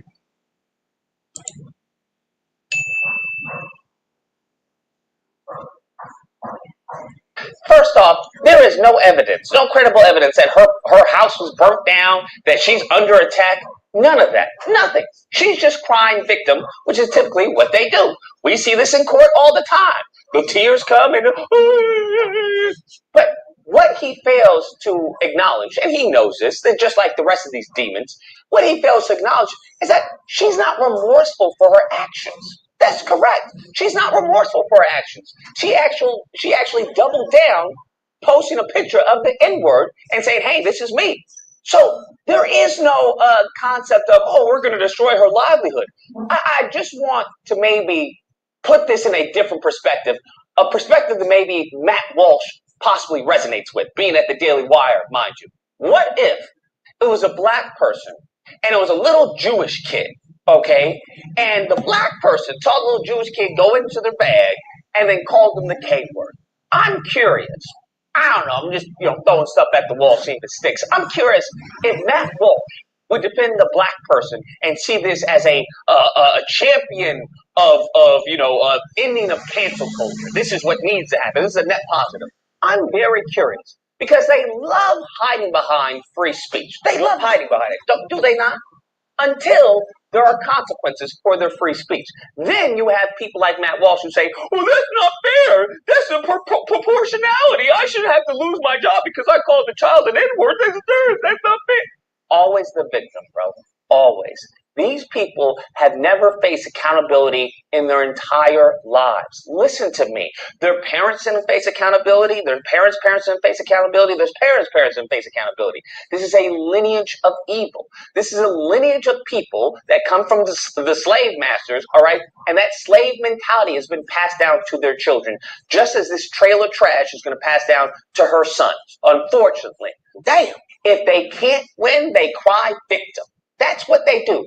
After they throw a stone at you, they cry victim and say, well, you can't attack me. Why would you do that? We see this time and time and time again, bro. Now, you and me both know that Matt Walsh would not defend that black kid saying the K word. We know that because we know when it comes to free speech, their free speech is very different. When we even talk about free speech, this has to do with the government. That's what that has to do with, all right? That's what it has to do when people say it's a violation of my free speech. It has to do with the government, all right? Not private businesses. That's not what we're talking about. But we also know that even Ben Shapiro, Benny Boy, doesn't agree with free speech, okay? As we can see by the abrupt exiting of Candace Owens, all right? It was all free speech when she was attacking black people. It was all free speech when she was saying police brutality is a myth. It was all free speech when they had their slave stepping and fetching and doing their little jig at the toll of white Jewish funding. Okay? Now, that doesn't mean I hate Jews or anything. Quite the contrary. I love all God's children. And let me just be sure I said God's children, not Satan's children, God's children. Wake up, nigga. But Benny Boy didn't have any problem with that. It was all free speech. The moment in time she directed that gun, that aim, that reticle towards the Jewish community, then all of a sudden it became hate speech. Then all of a sudden it became anti-Semitism. So I want you to understand, Matt Walsh is nothing more than a coward. That's what he is. He's nothing more than a coward, an absolute bona fide coward, and he is a representation of people like him. That's who they are. They're nothing more than cowards. Because when it comes to cancel culture, they already did that, as I said, with Colin Kaepernick. Didn't they do that when it came to Target because they didn't like that there was like LGBT clothes in the aisles and they were canceling that? Didn't they do that to Bud Light, cancel culture, because they didn't like that Dylan Mulvaney was the face? They've El Ministerio de Economía Dominicano ha anunciado el lanzamiento de una nueva iniciativa destinada already done cancel culture, but to them it's never cancel culture. They have people who they tried to primary because they didn't align with Trump's policies and whatnot. It's never cancel culture when they do it. For them, it's a righteous cause. Oh, we're fighting back the left. That's what it is for them. So you have to understand their actions are always sanctified. Their actions are always justified by God. Okay? That's why they give you the Bible and then tell you, hey, read this. Don't read anything but this. That's what they have done in the past, and that's what they do presently. He's out of line, but he's right. They believe that they can do no harm. And when harm is done to them, well, it's unjustified. That's why they always claim victim. They are the original didn't do nothings, okay? They are the originals. We was Aryan gods. We was Vikings. They are the original victims, okay? The original victim nothing. mentality starts with them and ends with them. Just so we're clear. So as I've said countless times, any accusation that comes out of these demons' mouth is nothing more than a confession. Anyways, guys, that's the video. Let me know what you guys think. If you're a racist, by all means, be a racist, okay? We already know what y'all are about. I just find it interesting that all these races just happen to be so silent in public. Do you ever notice that? They always have to be so silent. All this overt videos and, oh yeah, we're sick of this of black fatigue. I don't hear any of this in real life. Isn't that interesting? So it seems that they have built a refuge online. Well, that's good. Keep that online where you're safe. All right. Keep that online where you're safe. Because some people may not behave the same way that brother did in that video, and that white woman, that racist, it may have ended a different way. Just so we're clear. So keep that in mind. All right. That's all. We should not, as far as approve racists in this country. Racists should fear for their lives in this country. Racists should lose their livelihood in this country. And this is what I'm talking about when it comes to racism. Racism is a group sport. If the majority of this country, or even a good amount, were not racist, she would not have raised the money that she raised. But to the contrary, she did. Why? Because it's a group sport. In order for racism to exist in this country, there has to be a good chunk of the collective that co-signs it. Exactly what Dr. Claude Anderson said. Nevertheless, if you happen to disagree, you know where to find me Thursday through Saturday. You can call in. There'll be a number on screen. Call in. We'll duke it out. Otherwise, I hope you guys enjoyed the video. If you did, please feel free to like, share, comment. Let me know what you guys think. And subscribe. And that fun stuff. Till next time, guys. Be amazing. I like this guy. But he's right. Okay. He's right. So you gotta be vigilant. You gotta be on point. You gotta use the law to stop these motherfucking natural born criminals and killers. They're natural born criminals. They just killed over 150 fucking million people since the COVID vaccine. And counting. Not even counting the 100+ million that were injured, that are constantly defecating and urinating on themselves and shaking beyond belief. They'll never be able to be whole again. And thank God. Are you hearing me? Thank God. 75 to 80% of the people who took the goddamn vaccine were white. It got to the point now where you are being chemically castrated. They looked at the sperm of the male and the vaccine, what do they call it? I forget the name of it, but it's taken over the sperm. The sperm is no longer there in the white male and black male, unfortunately. But we knew better not to take that goddamn vaccine. Ah, boy. But, they're not going to be around for too much longer. Another 5 minutes. That's it. So let me see where I'm at. We're gonna move right on through here. Ah, but Emil, okay, hold on. What's up, man? What's going on? Hey, what's up? I was not I thought I was not gonna be able to join, Okay. but my family is out with friends right now, so I'm just in the house by myself. So Oh, okay. I'm able to join in with you. But I'm on vacation right now. Yeah. I'm not in Virginia right now. I'm along the outer banks of North Carolina. Okay. I just needed to take this much needed time off because Yeah, of course. Everybody need time. a really big depression hit me so hard at the beginning of the week. Right. Right. Getting Well, what's going on? getting stressed out, from work. I now have to wake up 3 in the morning just to get to work on time, Wow. and I don't I don't be getting How off far until away is your around job? I don't be getting off until around 6 p.m. Oh, wow. Oof, yeah. Yeah. Well, how far away is your job? You got to get up at 3 o'clock in the morning. So when I take the highway in the morning, it's only 35 minutes Okay. because there's no cars around. Right. Going back, it's like an hour and 28 minutes because I Wow. don't think it's rush hour during the afternoon evening times, and Right. I do not fuck with highways around those times. Right. Right. Oh Wow. yeah. Wow. So I Well, I try to be safe as much as possible, and I drive very defensively. yeah. You got to drive for yourself and others. Yeah. So I know that's right. Well, I have two cars here. My left foot and my right foot. So I don't drive that often, man. You know what I mean? Not that often. Well, And we do have cars. I wanted to make a comment right Yeah. when you Yeah. Right. said that right when you said that these that white people are natural born uh killers Right. and genociders. They are.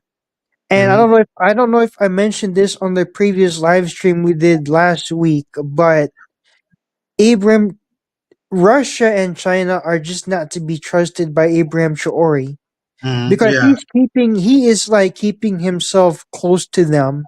And I think this week, I believe it was yesterday, either yesterday or the day before, he flew to Moscow, Russia, Right. and joined alongside with Putin and Jinping memorial they were holding for the fallen soldiers Right. that served in the Russian military during the previous world wars. But Yeah. my I think question is, my question is, has Putin or Jinping attended any of the memorials for these previous African leaders like Gaddafi, um, Thomas Sankara, Patrice Lumumba, who were unalived?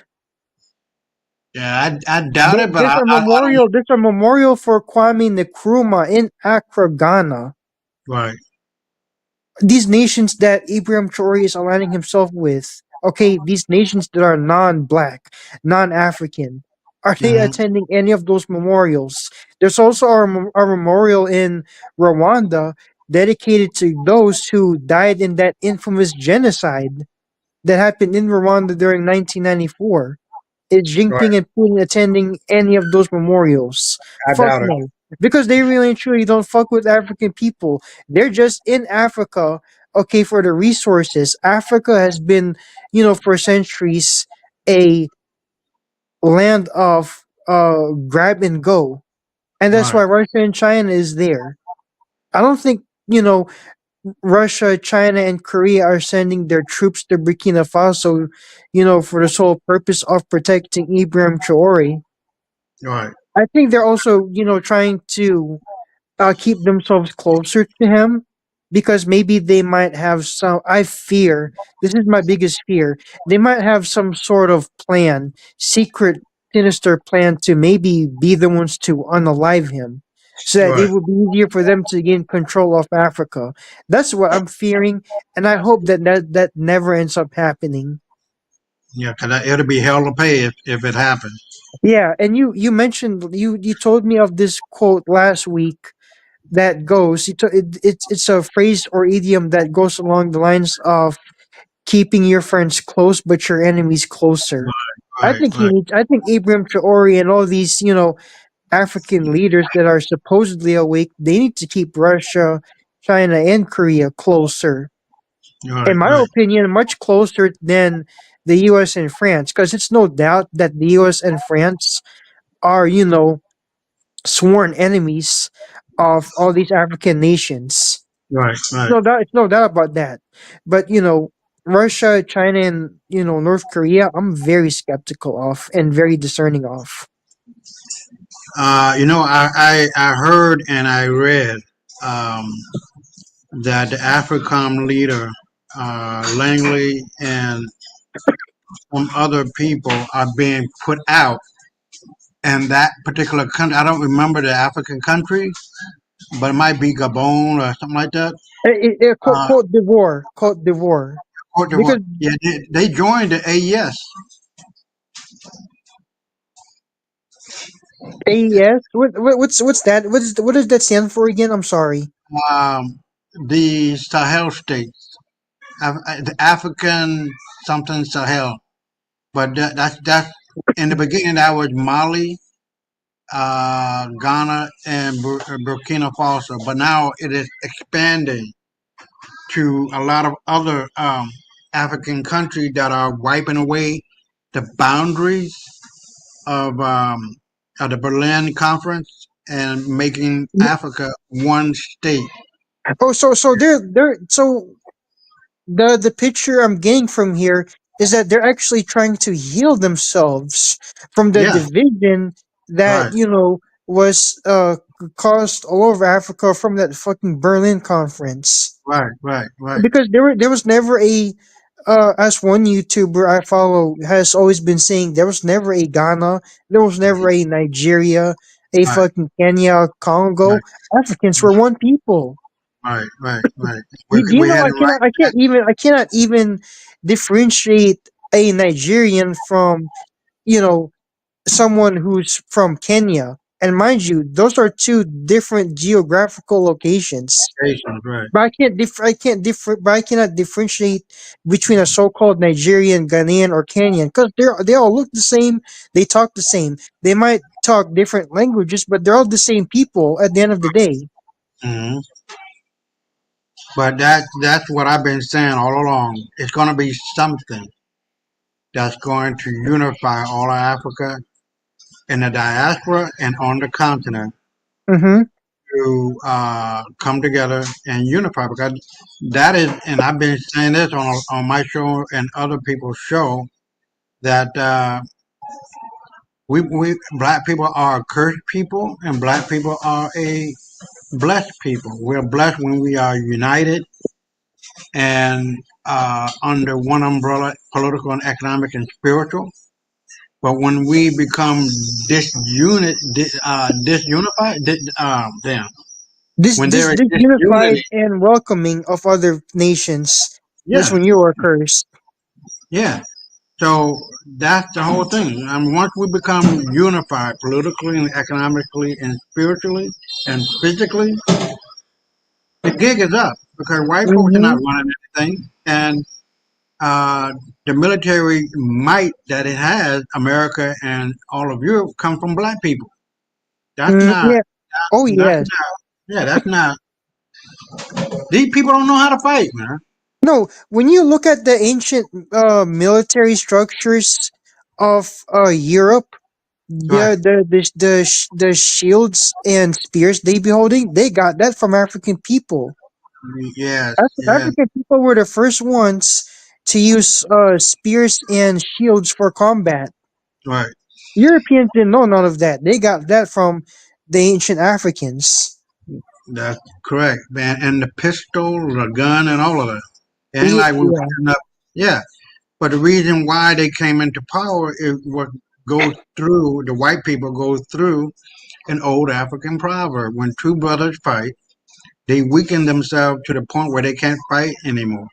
And that is Mm-hmm. exactly what happened. And the stranger in the middle gets the key to the house. So Yep. now that daddy is home, we taking our shit back.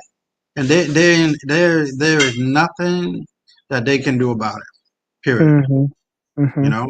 So I even saw the I don't remember his name, but he's the president of Mali. He was giving credence to the people who died in World War II when they took the side of France. At the end of the war, the French people, or the French army rather, killed close to, if not over 1,000 Malian soldiers who not only went first in battle, advancement in battle, but in the end, they ended up being killed by the French, who were using them as a buffer to protect the white Frenchmen. Wow. Wow. Wow. They're cowards, man. They don't, No, they, we don't. yeah, We don't. That's not the history. That's not the history they teach us. mm-hmm. And Yeah, that's why I am. I don't know if this is true, and I don't know if Trump is really going to do this, but I am for the destabilization of the Board of Education. It's mm-hmm. crap. It's crap. We don't learn real history. I didn't Right. know No, that. yeah, I he got rid of the Board of Education, not the Board of, the Department of Education. yeah, From what Department I of understand. Education. Yeah, yeah. I do know that Gabon, there were some people from Gabon that served with the French during World War II. Okay. I gotta at the end of the live stream, I'm gonna forward you a picture of this man. All His right. name is Charleson Chorere. Yeah, he fought with the French during World War II, and in 1940 got murdered by the Nazis in Okay. Paris. Right. But Okay. and unfortunately, he is very obscure. Like Right. he is not a well known historical figure at all. And it's sad that a lot of African people that have actually contributed to ending World War II, they're not getting the recognitions that they deserve. Right. But we have all these Holocaust memorials, and See, but these Holocaust memorial days in museums that we have here in the States, the Holocaust never even happened here. I was about to say that. That's like what a lot I of was about people to have say been that. saying, and now now people are even asking questions as to whether the Holocaust that is taught to us in history classes even Right. happened, like the gassing of the Jews and them Right. being sent to concentration camps and stuff. Because from what I'm hearing, they actually rather got hit by plagues Mm-hmm. in Mm-hmm. Europe, because Europeans, as we know, are very dirty, filthy, and unsanitary. I'm hearing from other sources Right. that No, it's true. It's true. and I hope all of that comes to light eventually. Well, it is. It is. If you go to Rumble, you might not see. It's like a 12-part series on the Holocaust and the forgery and the falsehood of what happened, and you would see that all of what the Dachau and whatever other places, that shit did not happen like they said it happened. And these pale skinned wannabe Hebrew speaking Gentiles are aware of the fact that it never happened. They just took advantage of it. And here's And my to, question: during a big world war, how did so-called Nazi Germany have the time to systematically murder a million Jews yeah, yeah, while they were while they were simultaneously fighting against the French, the British, and the Americans, right. and all the You're talking about so-called 6 other million allied nations? How do they have all that time to round up Jews from all over people. Europe and murder them? And there wasn't that many Jews then. Yeah, You know what I mean? Not in it just Germany. doesn't make sense. Yeah, not in Germany. There weren't no 6 million Jews in Germany. That's And also what I heard too. right. So where did he get all these people from? They made it up. But you Yeah, know what? how do 6 million Jews just end up in Germany? That's so They, weird. Out of all people on the planet, how they do weren't 6 there. million Jews end up in Germany or They all weren't. of Europe for that matter? They weren't there. They weren't that many fucking fake ass Jews to begin with. But let me give you a little bit of history before we move forward. Yep. The oh god, the little piece of paper that they used in order to bring about Britain, to bring about the so-called promised land to the so-called fake Jews. Are you talking about, is it the Geneva, whatever that's called? The No, Geneva Convention? no, it wasn't that. I I can see it, but I'm gonna look for it. But the idea is that during World War One, Germany actually won. They used they used the most uh, latest weapon, which was the submarine, and they wiped out all of their so-called Axis powers out of the ocean. After that, Britain got with the so-called wannabe white Jews who were running the rumor mill. Because there was no social media back then, but whatever the social media was, whatever the newspaper, the radio, and word of mouth, Mm-hmm. trying to make it look like Germany was killing these kids and raping women and doing all of that. And America was neutral. It's like whatever happened in Germany happened. It doesn't involve us. Good luck, Germany, right? So with the lie of them, the manipulation of the media with these Zionists, they said to Germany, I'm sorry, they said to Britain, look, you ain't got to give up on the war. We'll get America into the war, and you're going to win this thing. And if you just, play along and making sure, hold on. I'll be right back. Yeah, yeah. So,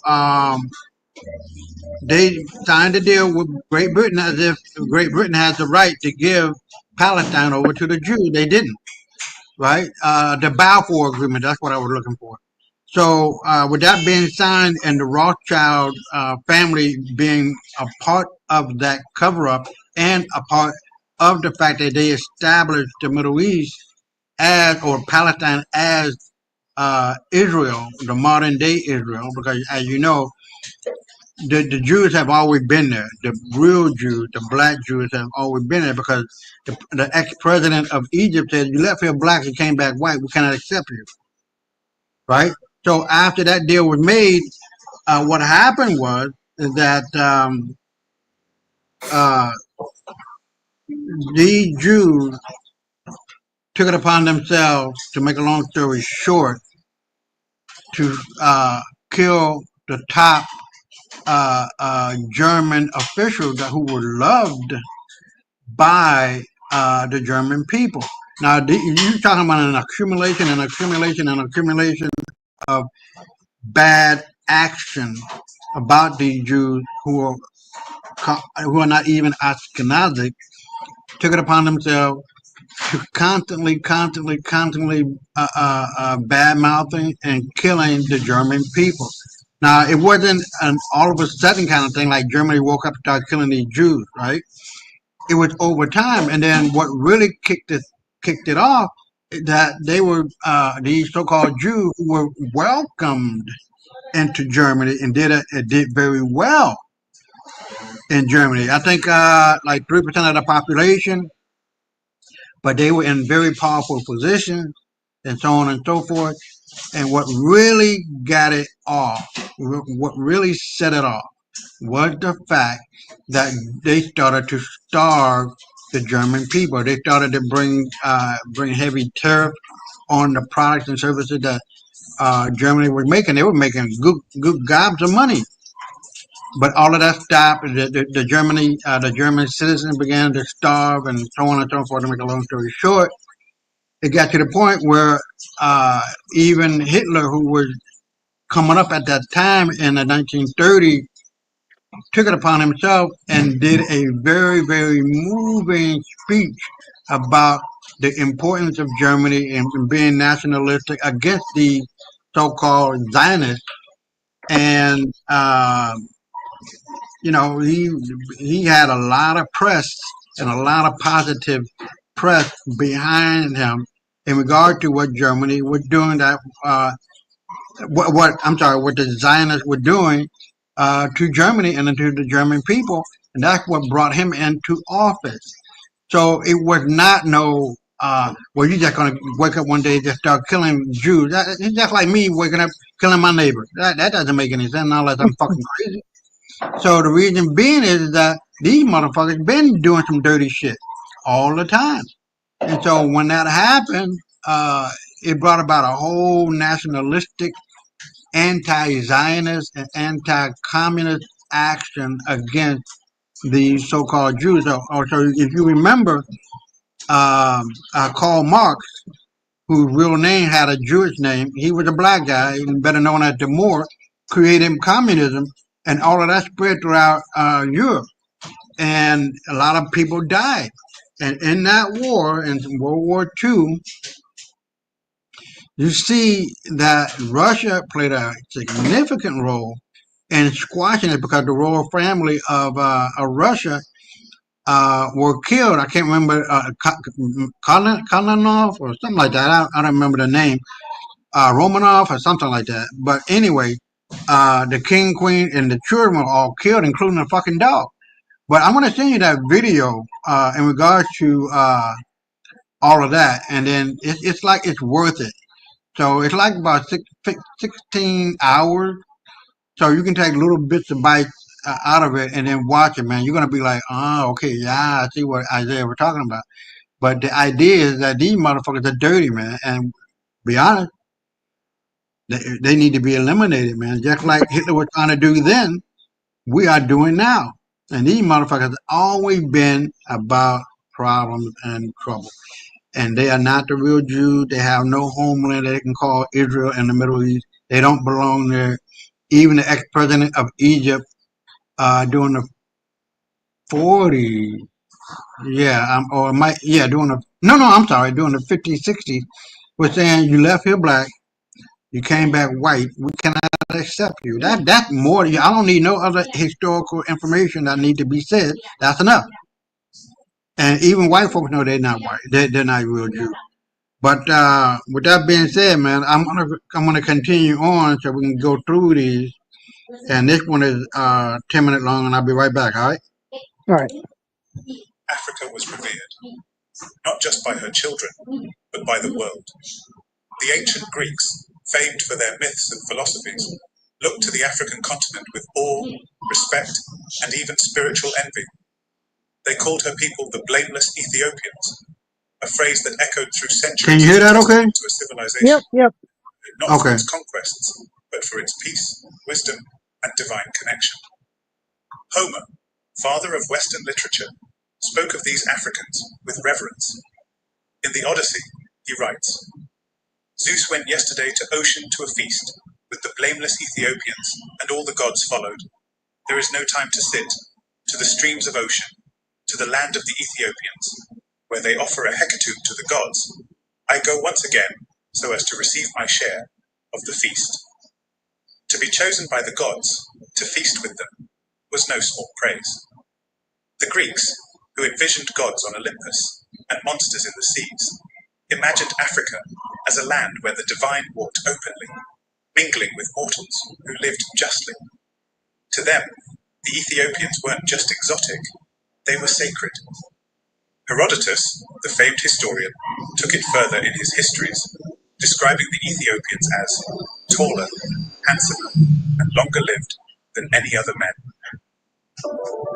Descubre la experiencia de GoDaddy Airo al comprar tu dominio en GoDaddy y deja que la inteligencia...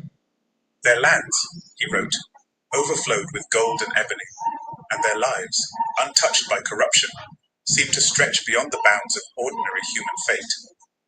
According to him, these people lived with a nobility that was natural, not imposed. Then came Hesiod, another poet of antiquity, who spoke of Memnon, the Ethiopian king, as a son of the goddess Eos, the dawn itself. In his Theogony, Hesiod described Memnon as a noble warrior whose home is blessed with abundance. In Greek mythology, Memnon stood toe-to-toe with the Greeks' finest warriors in the Trojan War. His presence alone testified that the Black Kings of Africa were not just historical, but mythical, icons among legends.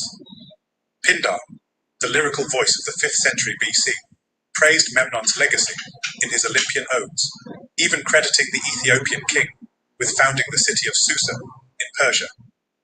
This wasn't merely a nod to a great general. It was an acknowledgement that African influence shaped civilizations far beyond the Nile.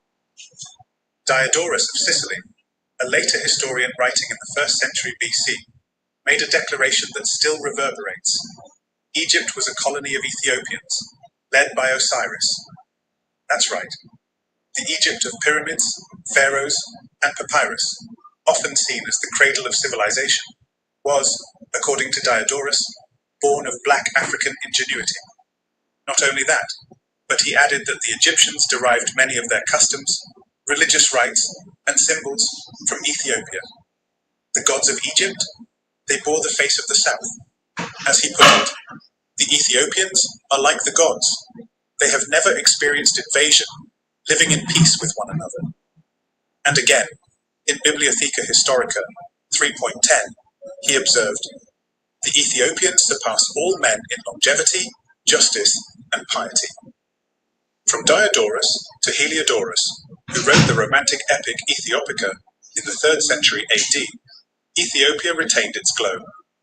Heliodorus, himself a priest of Isis, portrayed his Ethiopian king as compassionate and merciful, a ruler who refused to execute enemies and instead promoted peace. In an age of brutal empires and bloodied thrones, Ethiopia, Africa, stood as a beacon of justice. Roman voices joined the chorus. Claudius Aelianus wrote that the gods visited the Ethiopians frequently due to their righteousness, calling them the justest of men. They don't call white men Their that. homes reflected their morality. Aelianus observed, the Ethiopians do not need doors in their homes, as they are a people who do not steal. This tradition of honesty and integrity wasn't a myth. Even today, in parts of rural Africa, in Nigeria, Ghana, Côte d'Ivoire, vendors leave their goods outside overnight, not under lock and key, but out in the open, in full trust of their neighbors. Tomatoes, fruits, yams, sometimes even money, sit unguarded, and yet nothing vanishes. This custom, passed down like a sacred relic, proves that moral order still lives in Africa's quieter, older corners, away from the brouhaha and diluted morals of post-colonial metropolises. Lucian, another Greek writer, saw Africa not only as moral, but wise. He wrote, the Africans are thoughtful, their wisdom profound, and their knowledge unparalleled. This wasn't flattery. It was a recognition of the fact that many disciplines revered in the West, philosophy, science, astronomy, have African roots. He added that Ethiopians introduced astrology to the Egyptians, who then passed it on to the Greeks and Romans. That simple line, if taken seriously, flips the entire Western intellectual tradition on its head.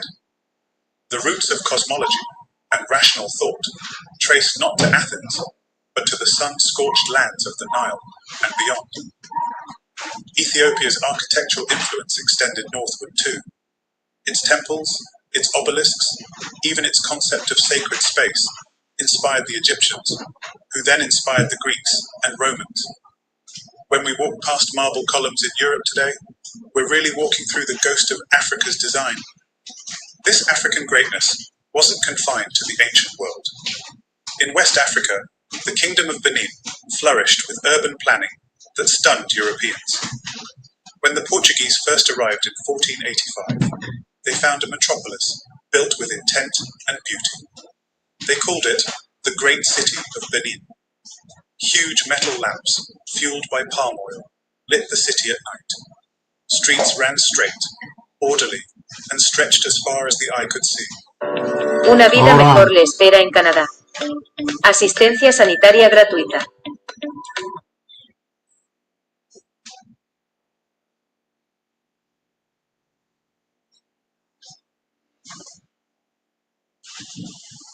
Okay, come on. Fueled by palm oil, lit the city at night. Streets ran straight, orderly, and stretched as far as the eye could see. In 1691, Captain Lorenzo Pinto marveled. Great Benin, where the king resides, is larger than Lisbon. The city is wealthy and industrious. It is so well governed that theft is unknown, and the people live in such security that they have no doors to their houses. Alfred Dapper, a 17th century Dutch visitor, wrote, "Houses are built alongside the streets in good order, the one close to the other. The walls are made of red clay, very well erected, as shiny and smooth by washing and rubbing as any wall in Holland can be made with chalk, and they are like mirrors."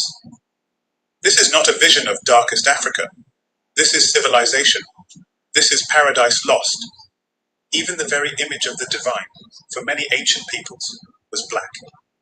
Godfrey Higgins, in his 19th century work, Anacalypsis, declared, "The originals of all the gods have always been of the black race.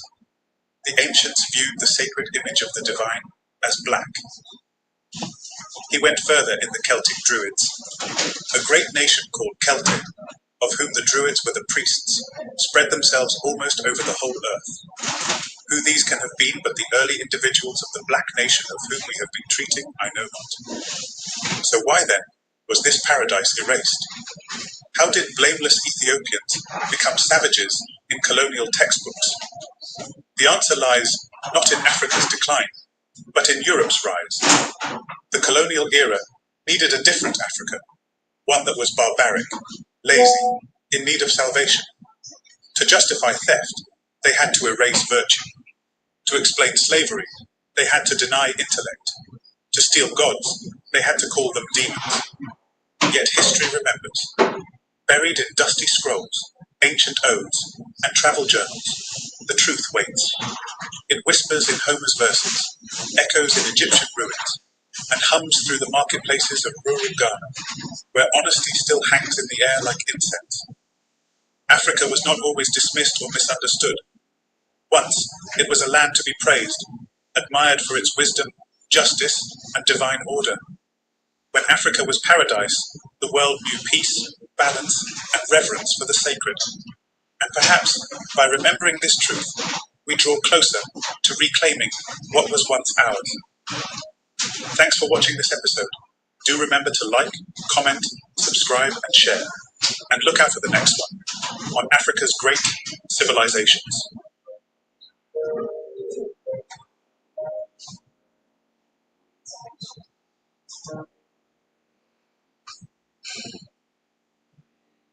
All right, so here we are.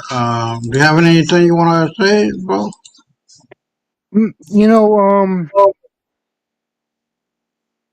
If we keep making those videos viral and keep showing it to the black youth today, Right.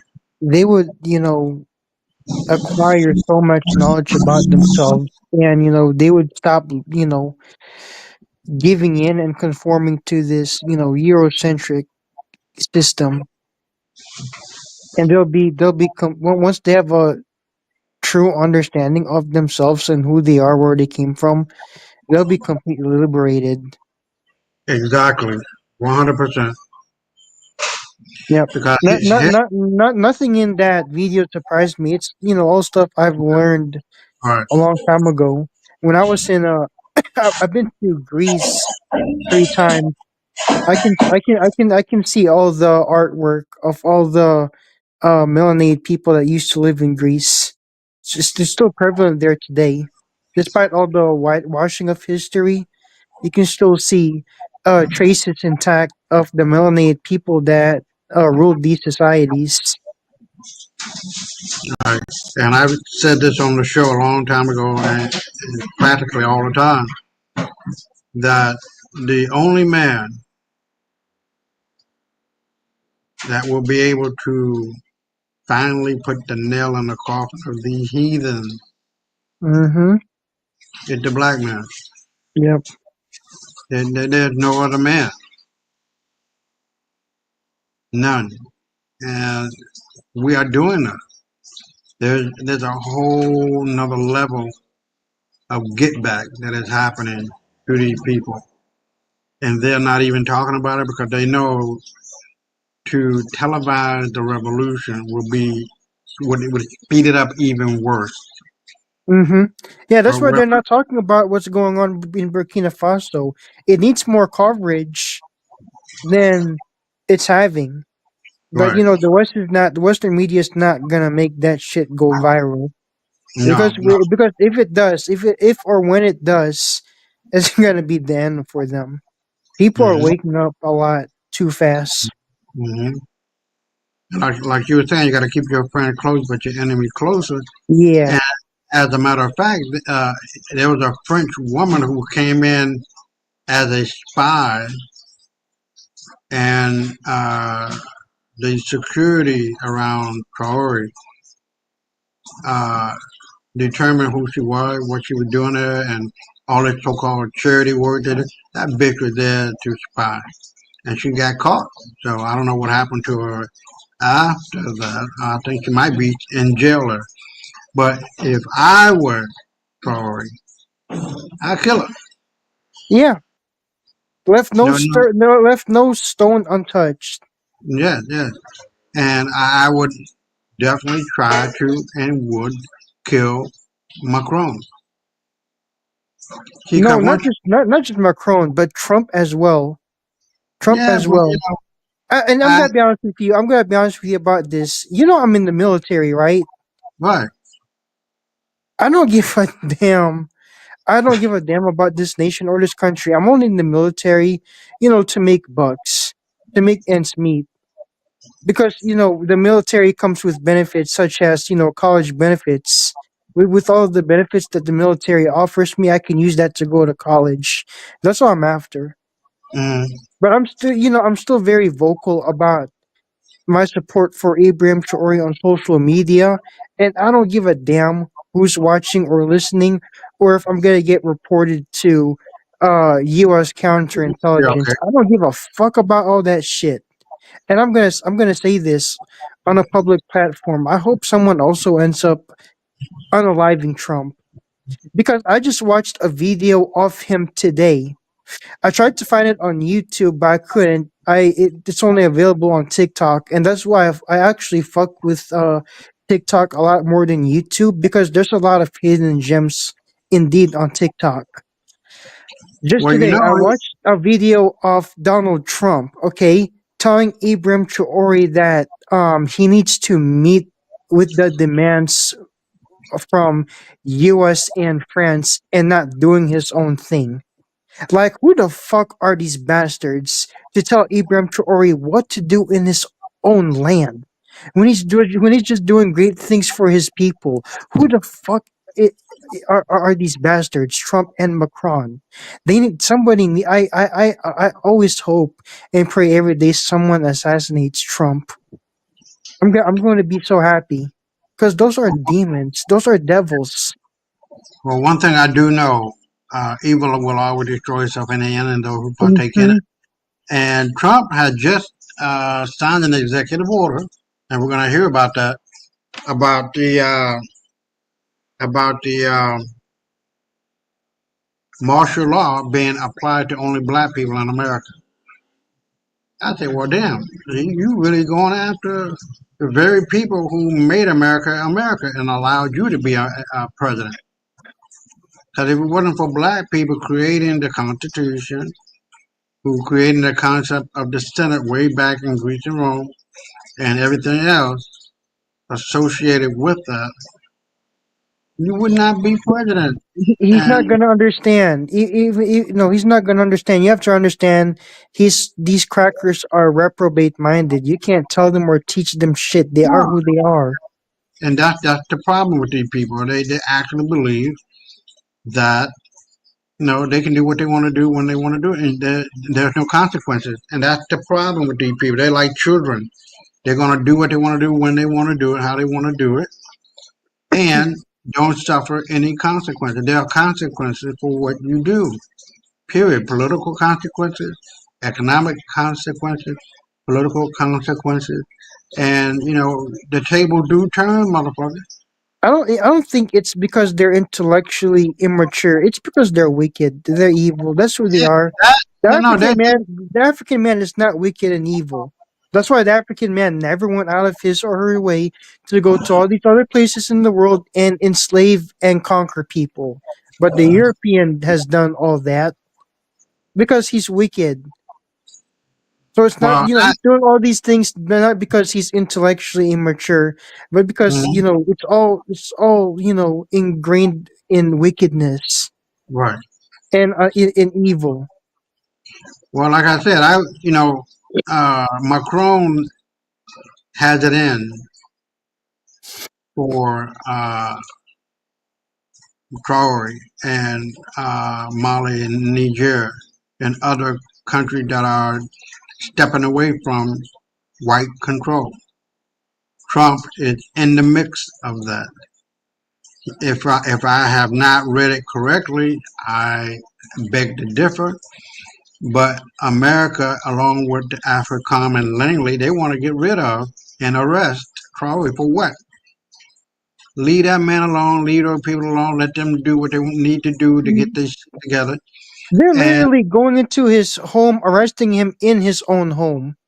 yeah, Oh, these nations need to be destroyed. yeah. I mean, it's utterly ridiculous that America cannot stand on its own 2 feet and do what it needs to do for American citizens Yes, and exactly. be right and do right by world governments, not trying to dictate what somebody else says, what somebody else does, and you telling them you got to say this, you got to do this. Who the fuck are you, Trump? Why Who the don't you? fuck Why are don't? Why you, don't? Why Trump? don't he help? Why don't he help us Americans instead? Because we're suffering too.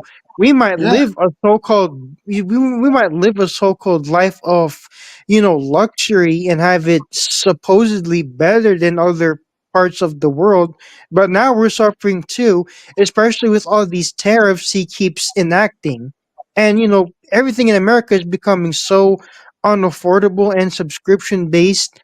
yeah. A lot of people are already talking about that this country is will soon potentially head to a state of being a third world country. Everybody's gonna become broke. Well, have you heard that all of the stores at Walmart are closing? Yes, I'm hearing that too. Even popular chains like Burger King. I cannot Yeah, believe Burger King. Oh my God. that's not even real meat. We're living in some crazy times. We're living in some crazy times. I never in my wildest dreams thought that Burger King would face bankruptcy. That's Yeah, a yeah. shocker. That's a shocker because a lot of people actually go to Burger King and eat from there. Mm-hmm. So why is Burger King still, shutting down? Not just Burger King, but also Red Lobster as well. That's Yeah, another yeah. popular restaurant. I'm Right, actually sad that Red Lobster is closing because it's one of my favorite seafood restaurants. right, right. One of mine when I was there. But Yeah. what I don't understand is how and why is Walmart closing down all of their stores. I don't understand. They're very profitable business, but maybe the Hmm. truth will come out. From what I've heard, that Walmart has been operating underground child molestation and killings and Satan worshiping kind of things. I have Yeah, heard that. just like Disney, just like Disney. Yeah, Disney. Yeah, Disney has been exposed for that shit. They actually have like underground tunnels in these Disney parks where they secretly in the lure hotel children room. and do a whole bunch of famous stuff to them. Yeah, yeah, And you can yeah. just see a whole bunch of diabolical messages too in a lot of these Disney movies. Right. There you go. There you go. But I think, It's already a proven fact that Walt Disney himself was engaged in a lot of diabolical stuff too, like Freemasonry, third mm, degree Freemasonry. right. Well, I believe what Macron and the American government are trying to do to eliminate uh, Traore is just going to backfire. Just going to Hmm. backfire. And you cannot stop what the will of the people. The will of the people says, I am free. politically, economically, spiritually, and physically, and there is nothing you can do about it. That time is now, and there's no more waiting, there's no more discussion, there's no more talking, there's no more nothing. You're gonna get these fucking bullets. You step your ass off that goddamn train or boat, or plane or boat, and then you're gonna feel these bullets coming up in your ass. That's all that is, you know. And that's it. Well, let's move on to the next one, and then we'll try to get through these. I don't want to be on here for too much longer. Okay. And we'll be here with this is the one, the untold history of the black race and the fall of African civilization. Daniel, thank you so much for returning. Trust you and yours are well, and you loving yourself and others like always. Many thanks to all of you for the support you give to the channel. Thank you so much to our channel members, to our anonymous supporters, to all of you my team subscribers. You are not celebrated and appreciated. So today we'll do some little discussion about a book. I think I've had a discussion about that book, I think once or so. The name of the book is The Untold History of the Black Race and the Fall of African Civilization by Ebenezer Precious Ashes or Ebenezer Heru. So there are topics in this book that is mind-blowing, and I don't know if you want a copy of this book, maybe a PDF version of this book. You can leave a comment there, and I can talk to the author so that you communicate directly with him, and you look for how to get this book to you. It's not expensive at all, but the information in here are precious informations. Today, I want us to have a discussion about Judaism and Christianity. To understand the African origin of civilization, we must first understand that the mainstream religion of Judaism and Christianity, including Islam, were built on the historical foundation of ancient African spirituality and civilization. This is exactly what we keep talking about here on this channel. I keep telling you here that there's nothing new. It is what had existed in the African system of spirituality that has been plagiarized, that has been built upon. So it's not new, and that is why the African people always have a connection to spiritual things, because this is what our ancestors, this has been the part of their life. It's not new to us. Okay, we are spiritual people. We have been spiritual people. We have had connection with the Almighty, the Creator of all life, the source of life. Okay, so it's not new to us. It's never new. The Africans along the Nile Valley have already started a civilization that was so advanced. Keep talking. En los últimos años hemos visto cómo las tecnologías han cambiado la forma en que about this here, Your Majesties. These Western and Arabic religions have, over the years, plagiarized the source of their belief, with no credit given to their original African founders. According to George James, 1954, the Egyptian mystery system was a complex one and was in fact the first system of salvation. So the Egyptian mystic system was the first system of salvation. This African system considered the human body to be trapped for the soul. However, by the faithful application of the arts of sciences, the human soul could elevated from that of a mere mortal to that of a god. And this notion is known as Sumun Unum, or greatest good. Before venturing into the criticism of Judaism and Christianity, it will be appropriate to look at the mythological history of the word Amen. Does that ring a bell? Does that ring a bell, Your Majesties? Like I said, if you want this book, you can leave a comment there. I'm going to connect you with the author of this book. Okay? Amen, which almost all religions use at the end of their prayers. The word Amen has a black origin precisely from Egypt. It originated from the black god Amun, also known as Amun, or Amun-Ra. In African mythology, Amun was the god of earth and heaven, the stream and hills, and the universal god. Amun's name means the hidden one. Although he is everywhere, cannot be seen. Around 4700 BCE, while he was worshipped, Black Africans would often chant Amen at the end of their incantations and prayers. Unfortunately, the name of the god was stolen by the Jews.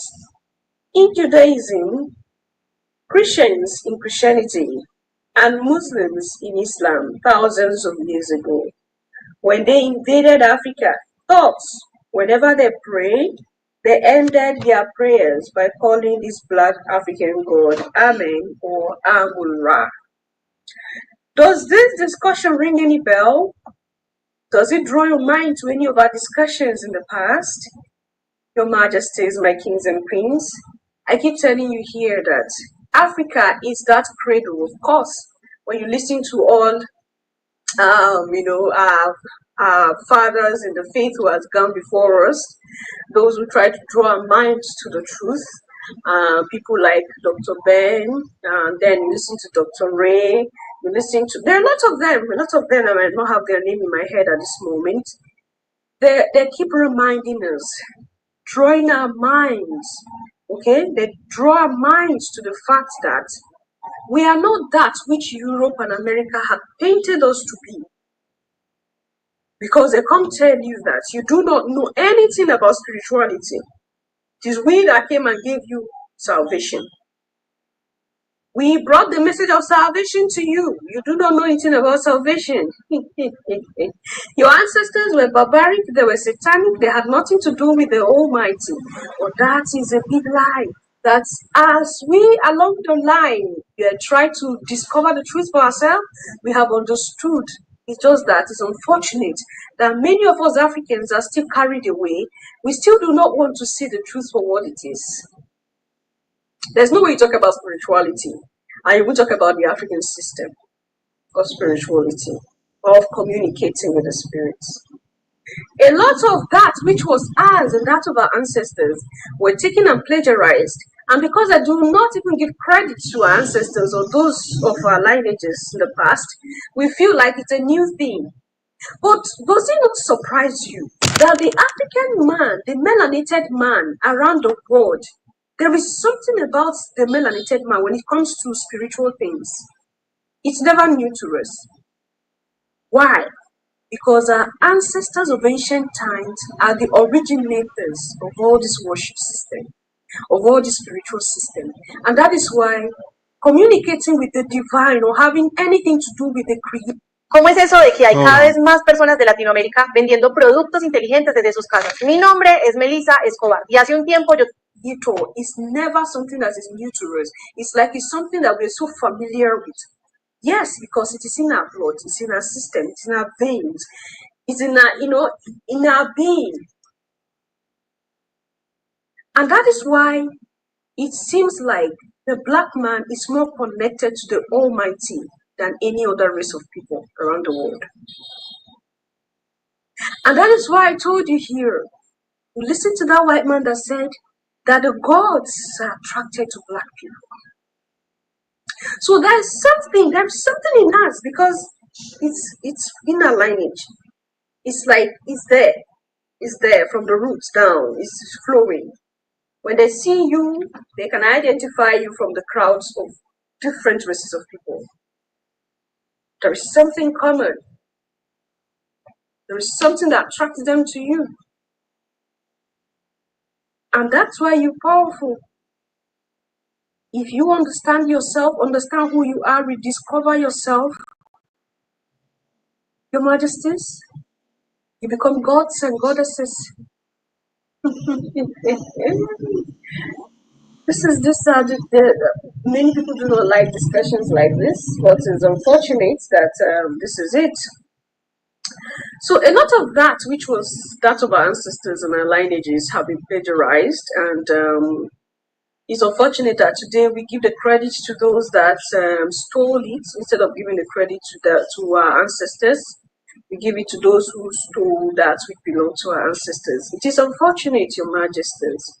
There are a lot of terminologies used in Christianity, Judaism, and Islam today that can be traced back to the ancient Egyptian people and the ancient Nubian people. Of course, it's still a fact that you cannot dispute. The way of life of the African, the spiritual system of the African people is no different. It's just that as they copy these things, they try to change some things so that they make it so hidden, so you do not discover that it is something that you know about, and make it look like they are the inventors of these things. It is unfortunate. I'm going to leave you with Dr. Ben's teaching, okay, about this Judaism and Christianity, how Judaism plagiarized, how Judaism and Christianity have plagiarized a lot of things in the African spiritual system. I'll leave you with this discussion, this debate, and I'm going to see you in my next one. Until then, love yourself, love others, stay safe, stay positive, always, Your Majesty. Bye for now. The rabbi forget, he says that Abraham, he points to Judaism coming from Abraham. Then I said that the rabbi obviously have not read the 10 Commandments and their source. Moses is not until about 1346 before the Christian era, 49 years after the death of Amenhotep IV, otherwise known as Akhenaten. Every one of those 12 so-called commandments and that Moses is supposed to have gotten at Mount Sinai. By the way, Mount Sinai is still in Egypt, in Africa. It hasn't gone any place. Now, those 10 commandments weren't gotten by Moses. Because I'm Jewish don't mean that I have to follow the mythology. When you go in any of the major tombs in Egypt, you find those 10 commandments plus 32 more, otherwise referred to as the negative confession. Am I to believe that Moses was born in Mizraim, Egypt, about 1346 before the Christian era, went to school there, become a priest, at age 85 or around there, decided that somebody mistreated his people, and that in every school in Egypt, you have to recite the negative confession, 42 laws, of which they said, I have not killed man or woman, I have not stolen this, I have not, every one of the so-called 10 commandments is already stated that Moses didn't see it. I would like the rabbi to tell me, where does it show that Abraham taught any of this? I would like the rabbi to tell me, before circumcision in Egypt, where did the Jews have circumcision? They said that Abraham's circumcision is part of what made him a Jew. Then the rabbi must tell me, the worship of the golden calf, which they call the golden calf, isn't that the worship of Hathor, the goddess Hathor? We could go on down. What voiced by Rabbi Seltzer is that you suggested that there is a political overtone in the ritual of bar mitzvah, and he objects to this. Can you substantiate your statement? Gil, if you went to any bar mitzvah, there's a lecture after the young man and before the young man. There's a lecture of the young man's commitment. It is a lecture in my commitment. Every child, if the rabbi is sitting here and tell me that the rabbi doesn't get up and get a lecture about the bar mitzvah, and the youngster doesn't pick out a section of the Torah to read, and that the youngster doesn't get up there and make a commitment to the Jewish community, then I don't know what form of Judaism. I don't know if he's Reform, Reconstructionist, Conservative, or Orthodox, or whatever else there may be. But it would be rare to me not to go to a bar mitzvah and not hear the rabbi mentioning the commitment to the Jewish people and to Israel. If in fact that rabbi is, unless the rabbi is anti-Israel. All right. Before I come back and have any questions, I'm gonna hold on. Let's see. This is 11. This is 8 minutes. I'm gonna do this one first, and then I'm gonna come back, and then we'll have a little discussion. Hold on. Oh my goodness. So let me just say that this is what's supposed to happen. Okay, everyone? Let me just rewind that for those of you in the back who may be hard of hearing. This is what's supposed to happen every single time.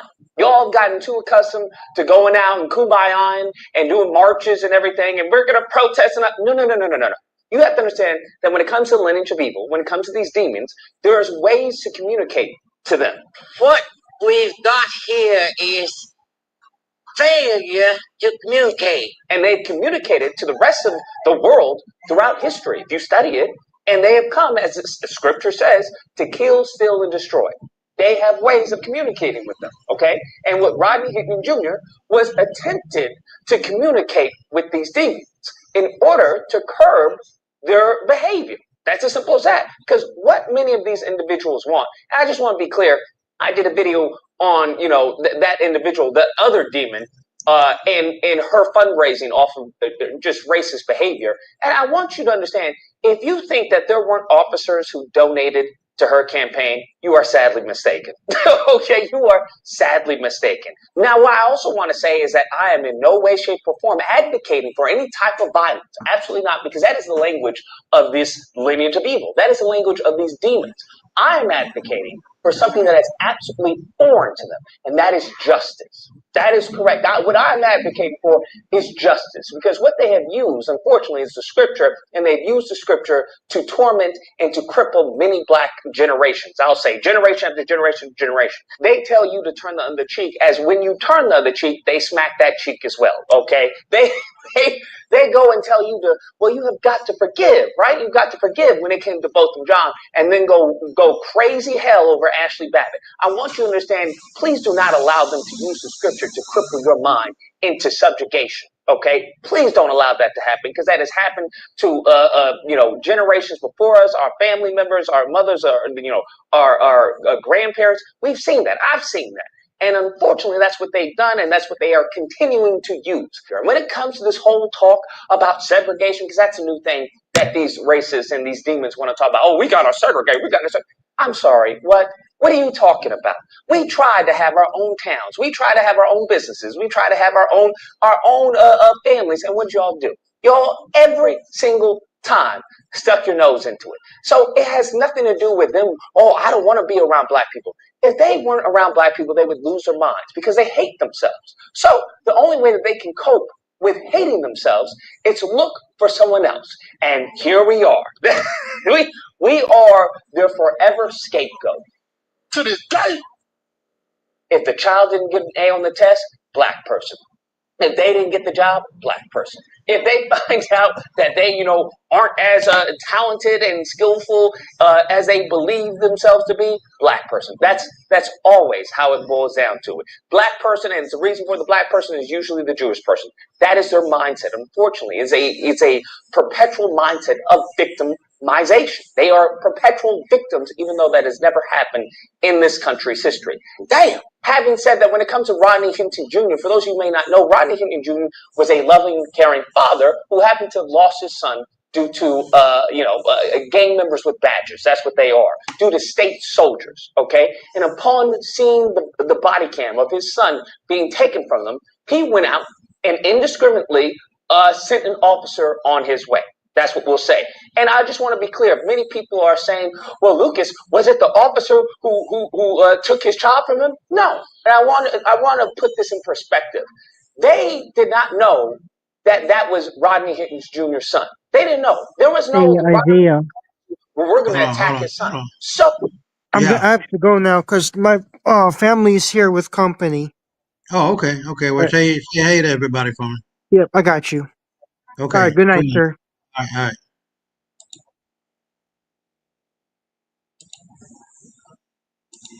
So it is absolutely reasonable what Rodney Hinton Jr. did. He did the same thing they did to his son. Indiscriminate yeeting, we'll say. That's exactly what he did. So he didn't know the officer that he sent along his way into the afterlife, just as they didn't know the son that they took and sent along to the afterlife. Now, what I would argue, perhaps y'all should be a little more careful with who you target, because not every father is going to have a rally. Not every father is going to have a protest and a conference. Some of these fathers are going to go, let's just say, they're going to go the Punisher route. That's what they're going to go. And I think, once again, not advocating for any form of violence, I'm advocating for justice. That's how that works. I just want you to understand.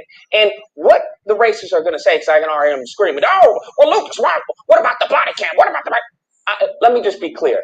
In the body cam footage, not in any point in time did his son point a gun at the officers. Did he have a gun? Absolutely. That is his Second Amendment right to have a gun. Now, I want you to understand, the issue is not his son having a gun. That's not the issue. The issue is with a black son having a gun. As we've seen time and time before, I've done videos on this. We had a woman, I think it was Briston, she went into the police department with a gun, fired the gun. Listen to me.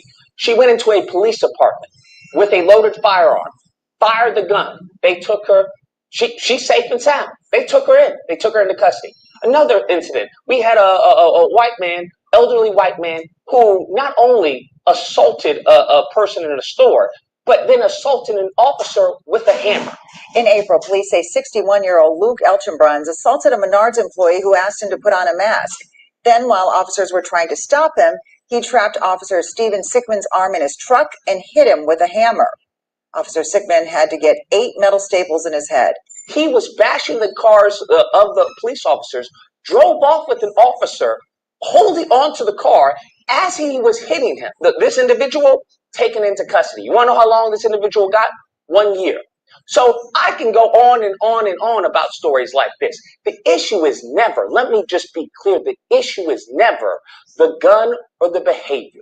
The issue is dealing with a black person. That is the issue time and time again, and I'm not making it racial. I've been on Shopify from the beginning. The platform is just never a worry. Like I'm not looking to make it racial.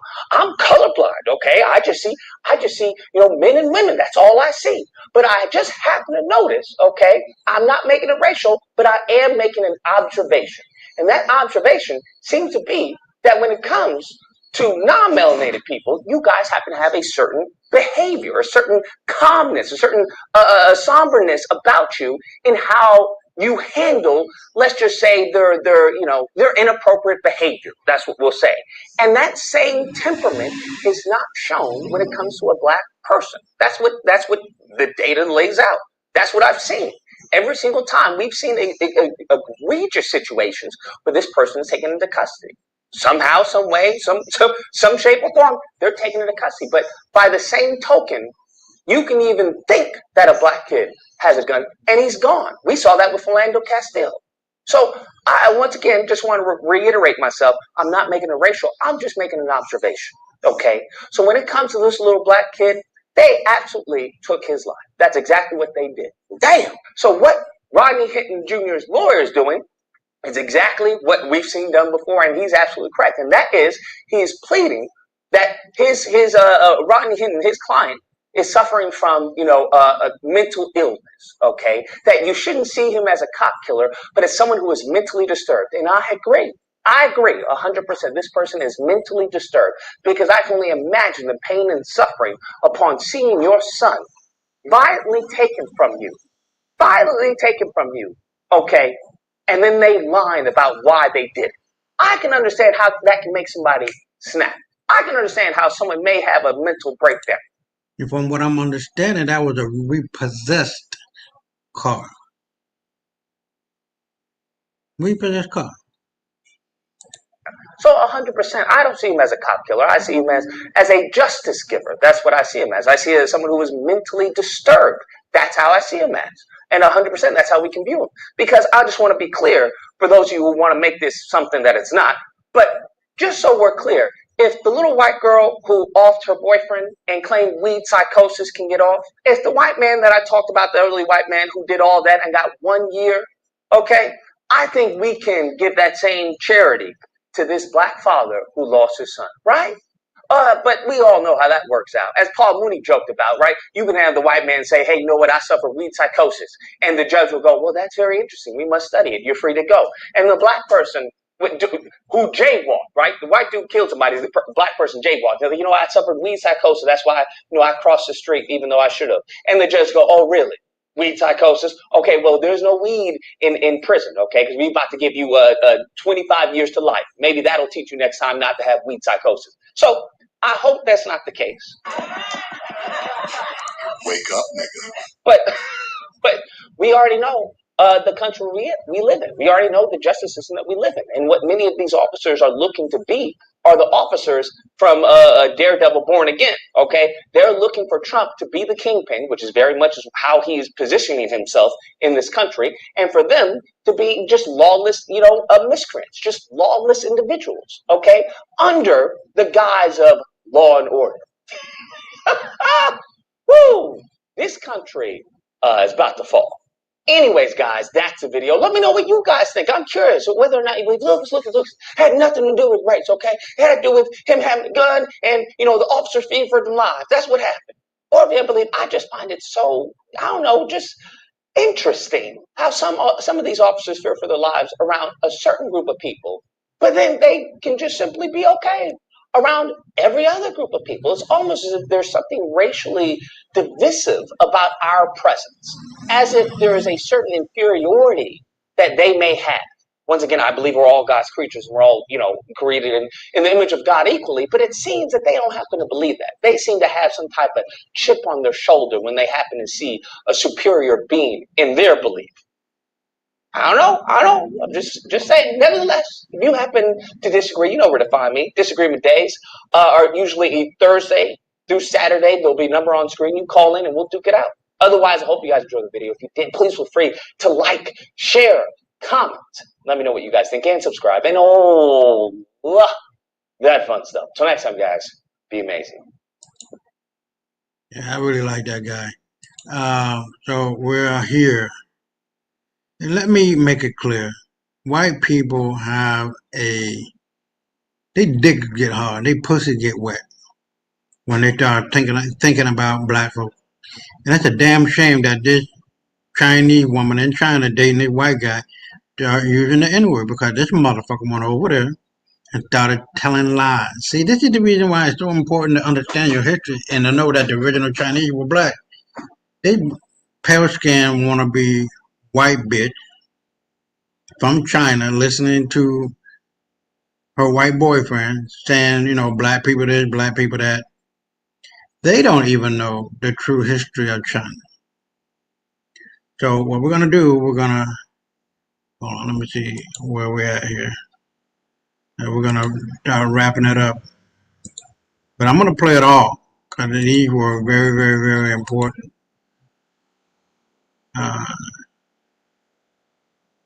And it doesn't matter how much it takes. We'll get it all done. So we're going to play this one, and let me see where we're at. We're 2.5 hours in, not more than 2.5 hours in. So we're going to play this one, and all of these are relatively short. So we're just going to roll right on through them. Spewing racial hatred towards an innocent black woman in China. Let's hear it, okay? Wow. Black N-word. Wow.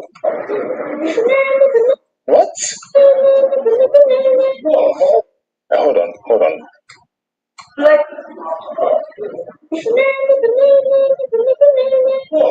Whoa. So off the rip, in the first few seconds of the video, this Chinese woman is calling the black woman Black N-word, and she starts singing the N-word.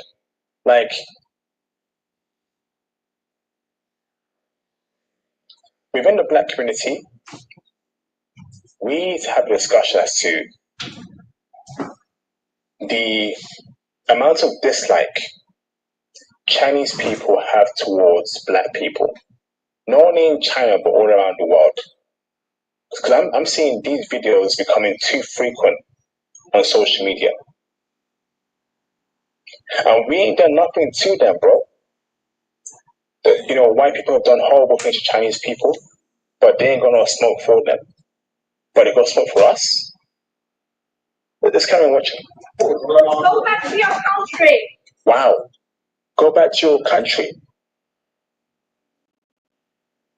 Now, I remember a couple of years ago, right? They had that whole stop Asian something in America, and you know what? Black people were caping and supporting Asian people during that time, right?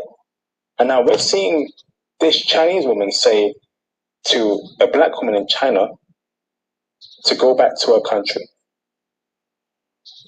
This is absurd. This is absurd. Is Karen watching? Go back to your country. Whoa! What the flip?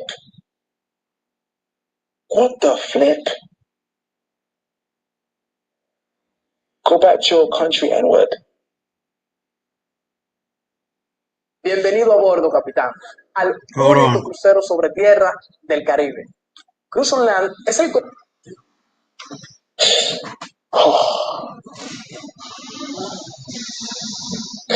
The disrespect that community has towards, I'm not saying all, but some do towards black people, I just can't explain it. We have not done anything to them. We have not done anything to them, and some of them have a lot of dislike and hatred towards us. And I'm baffled. I'm baffled. We don't welcome black people. Black people should go. So she's saying that in China, they don't welcome black people should go. Now imagine if this was reversed the other way around. Imagine if this was reversed the other way around. It would be everywhere. But no one's talking about this, bro. And like at this point in time, if you're black and you want to go to China and visit there, I'm about holy water. I'm gonna pour over your head just so you can get some sense in you, bro. No cap, no lie. Why would you want to go to China as a black person after seeing all these clips of the animosity towards us? And you know what makes me angry, right? It's the fact that black people are going through hell in China right now, but the Chinese are making big money and living luxurious lives in Africa and the Caribbean without any issue or worry from black people.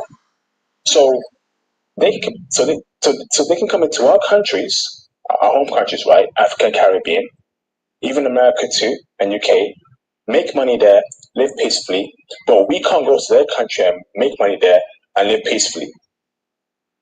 So that's what I hate about this ish right here, man. It's always a one-way street with non-black people in many cases, not all, but in their countries. So come to our homelands, make money, but we can't go to yours and make money without problems there. No black person in Africa or the Caribbean or in the UK is saying these terms to an Asian person like that. But in China, like these instances are becoming way too common. We've had interviews of brothers saying that they've had problems with racism in China. It's weird. Go back to Africa. You look ugly with a dark skin color. What the flip? You look so flipping ugly with your dark skin color. Bruv, like, these are insane comments. These are insane comments.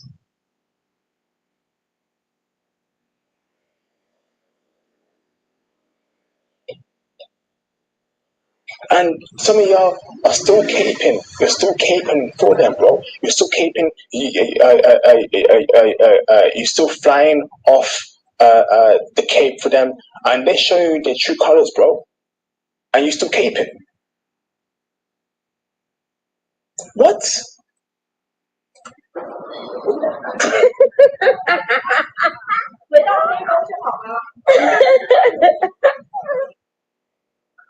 Bro, IP Chinese women love us, bro. IP Chinese women love us. No, they flipping don't, bruv.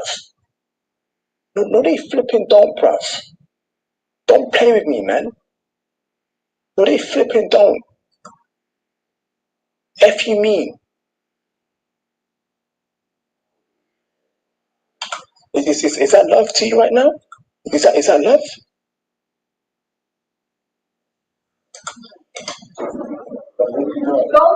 to your country. What? You eat watermelon? What? I'm going to tell this to my boyfriend because he's white. It's your master. Oh my goodness. So she said, right? She's going to send it to her boyfriend because he's white and he's her master. What the hell is this video even? What kind of low IQ nonsense is this video even? What is this?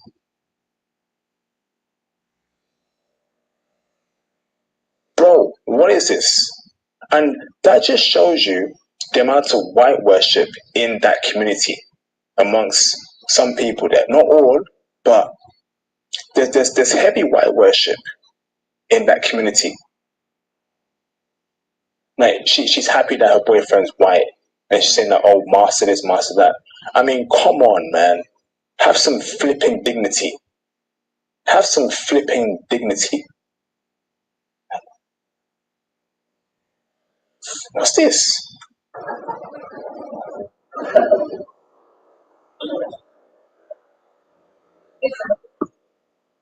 Go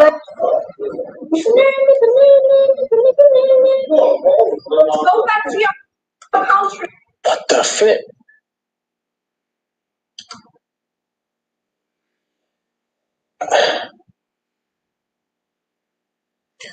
Well, I'm gonna cut it here. They didn't get into it. I don't know.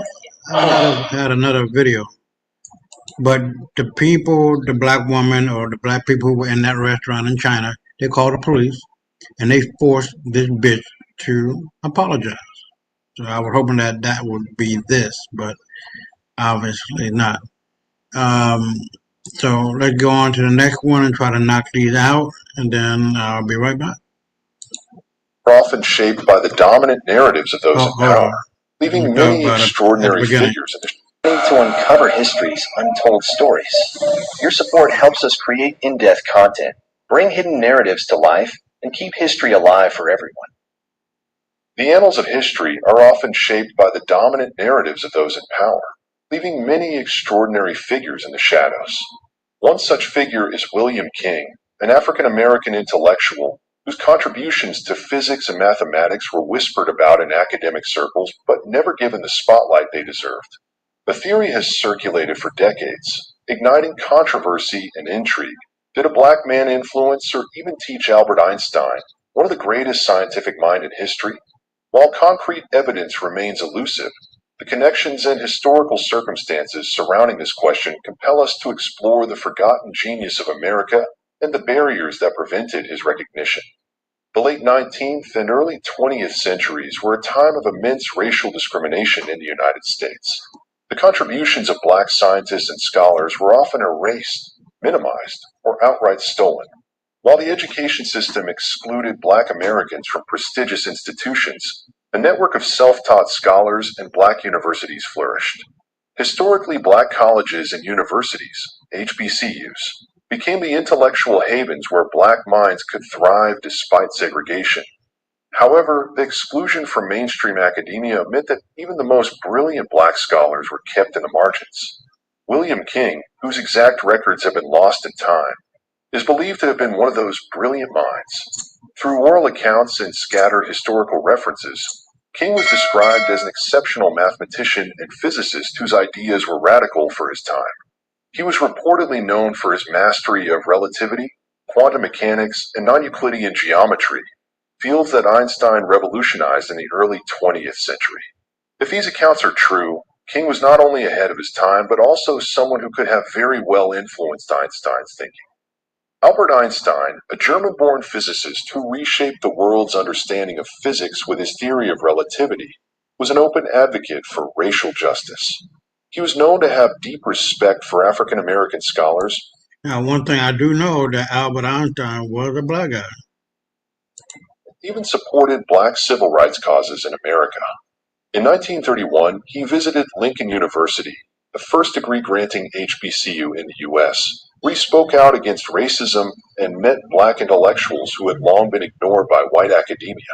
But did he have a direct mentor or influence from an African-American scientist before his rise to fame? Some theories suggest that Einstein, during his early years, had access to black intellectual circles through German expatriates and underground academic groups that exchange ideas in ways formal institutions would not allow. Since many of his groundbreaking works in relativity were published in the early 1900s, the possibility exists that he had encountered non-traditional sources of knowledge. While mainstream history does not explicitly link Einstein to William King, speculation arises from missing records and the institutional suppression of black intellectual achievements. Some scholars believe that King, operating outside the racist academic structures of his time, developed mathematical theories that prefigured Einstein's work. Given Einstein's documented friendships with African American scholars later in life, the possibility of earlier encounters remains a tantalizing mystery. The systematic erasure of black contributions to science is not an isolated case.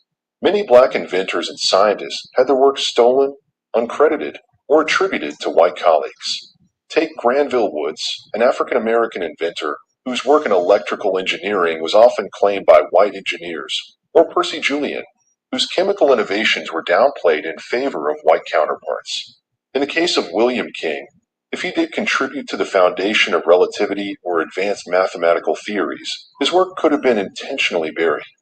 The academic world of the early 1900s was aggressively exclusionary, and the idea of a black physicist advancing one of the most complex scientific paradigms of modern times would have been dismissed outright by white scholars.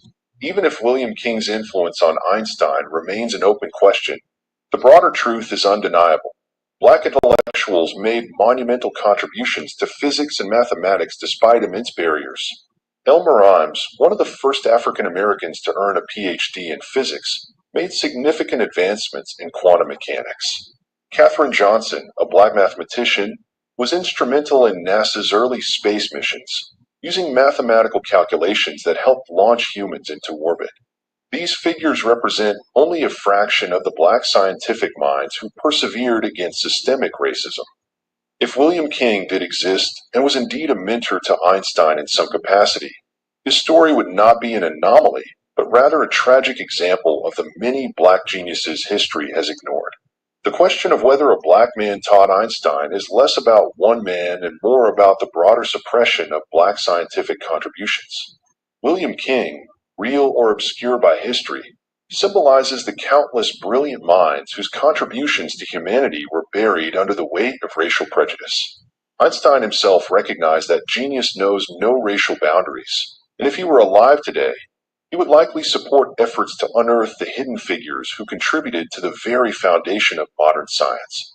History is written by those in power, but truth has a way of resurfacing. The time has come to re-examine the legacy of black scientists and ensure that their contributions are no longer footnotes in the annals of history, but central to the narrative of human progress.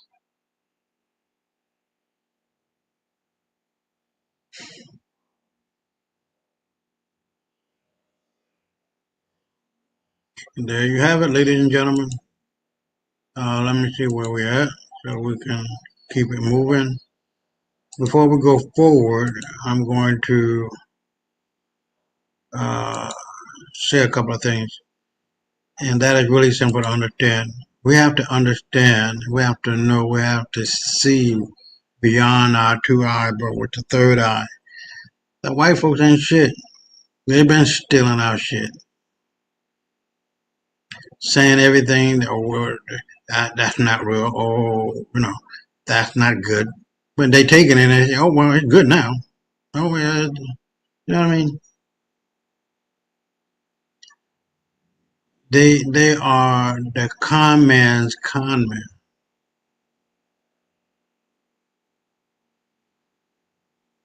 They are shysters, fools, ignoramuses, and of no good, of no consequence. We cannot afford to take their shit anymore. Take your black ass, turn around, and don't pay them no motherfucking mind, because that'll make them go crazy. So let's try to go through these, and I'll be right back. and appreciated. So there is a question on the table, and I would want you to leave your thoughts there while we progress with the video. So why are white folks so intimidated and threatened by the melanated people, by those of African descent? Why is it that way? So this is a question today.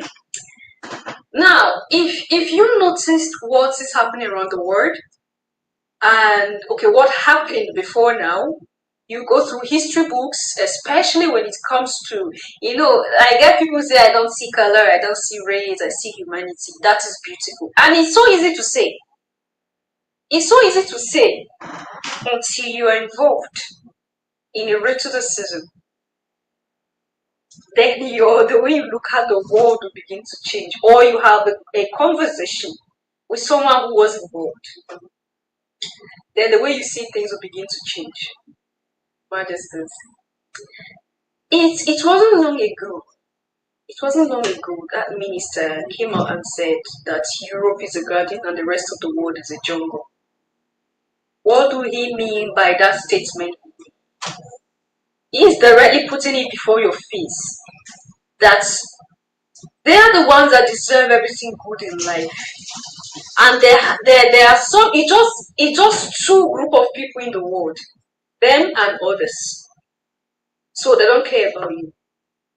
They only come to you when they want to use you to build their homes.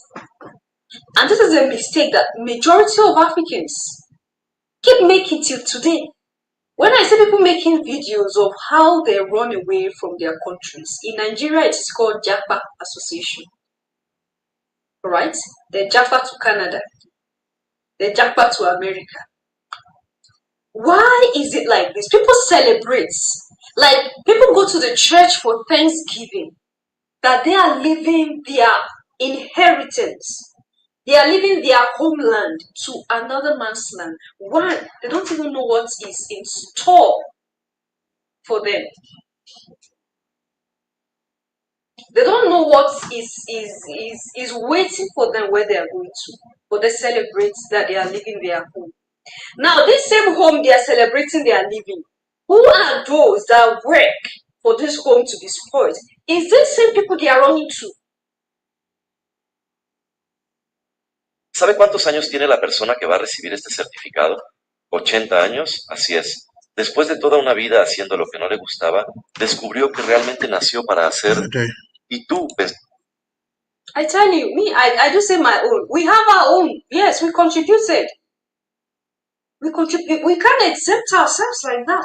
We have a part in it. But there is a weakness of ours that they discovered and they are using it against us. I am not digressing. What I'm saying in essence is that there is a knowledge of you that the other folks know about. And majority of you don't know. There is something about you that other folks know about that you don't know. Last time we were talking about, or maybe the next, I think last year we were talking about this whole digital ID chip that will be inserted on people in Kenya, right? And the target was newly born babies. And it's normal. Because we always see everything as normal. It's just normal. It's just a chip. Right? So is this our whole behavior of nothing is wrong, everything is fine, that they have been taking control of us, taking over what should be ours from ages past? We don't pay attention to things that happen. And everything that happens around us, we take it for granted. So, they know you, but you don't know yourself. And so every day, they will keep trying their best to hinder you from knowing yourself. Because it is in your denial of who you are. Yeah, of course, I'm saying denial because there are some people that know who they are, but they're in the denial. They're in the denial. They are rejecting it. They are rejecting who they are. So, it is in your not knowing yourself, right, that they grow and thrive. And that's why they can tell you to come to their countries and build their countries for them. And you go to a church and go and do Thanksgiving. And then you go to their country and you build their country. And when you are there, they are coming here to come and carry the resources. And all thanks to the kind of leaders that we have. Why do you say Europeans never created a civilization? Show me one. That's the only question I've had. Show me a European civilization. Rome was not a civilization. Greece was not a civilization. You don't know a day in the history of Greece where there wasn't a war. You don't know a day in the history of Rome and there wasn't a war. Those are not civilizations. Those are death cults, war culture. They're not building anything. They're stealing from other people, borrowing from other people, and still carrying on this anti-human, anti-nature behavior of murdering, stealing to conquer and appropriate something that belonged to someone else that you could have gotten by just shaking their hands and making a deal. Why are white people so intimidated and threatened by black men, despite their claims that black men are inferior to them, capable of the most basic tasks? Well, there's an easy answer to that question. No black men are inferior. Are superior to them. Put us on any playing field, be it physics or football, and we will win. Give us the same opportunities, and we will win. Because we come from a history of not trying to destroy and dominate the world, and you come from a history of trying to destroy and dominate the world. And that has become the culture of the white community. You know?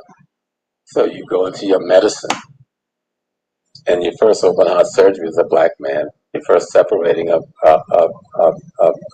Siamese twins as a black man. The creator that eventually produces your first artificial heart as a black man. You could just go on and on. A black janitor at Johns Hancock, all right, teaches your best surgeon, the janitor, who never went to med school. Give me a break. You got a TV set because of a black man. You got a cell phone because of a black man. You got a touchstone because of a black woman. You got the video game because of a black man. You got the internet because of a brother from Ghana, Nigeria or Ghana, I think the brother's from. You got the email. You have the email because of a black Indian man. And it's just going, all of the technology that you're using was created for your corporations by African people. He said it all, Your Majesties, and that is the truth. And that's why I said from the beginning of the video, they know who you are. They know what is inside of you. Or you, they keep trying their best, all right, to make you not realize the potentials that is in you. They keep doing everything, creating measures that will keep pushing you down and you keep living in the dark. So instead of having the knowledge of self, you'll be having the knowledge of them. And you'll be confused because they are not you. Black people all over the world are builders. We are not destroyers. So if you find yourself in a situation where you are the chaos of the community, there is something in you that you have to start pushing down of yourself. En los últimos años hemos visto cómo las tecnologías han cambiado la forma en que vivimos. If you find yourself in a community where you are not impacting anything, if you find yourself in a community where you are not building but you are destroying, there's something is really wrong with you. Because we are builders, we are initiators. We are descendants of people who build technologies.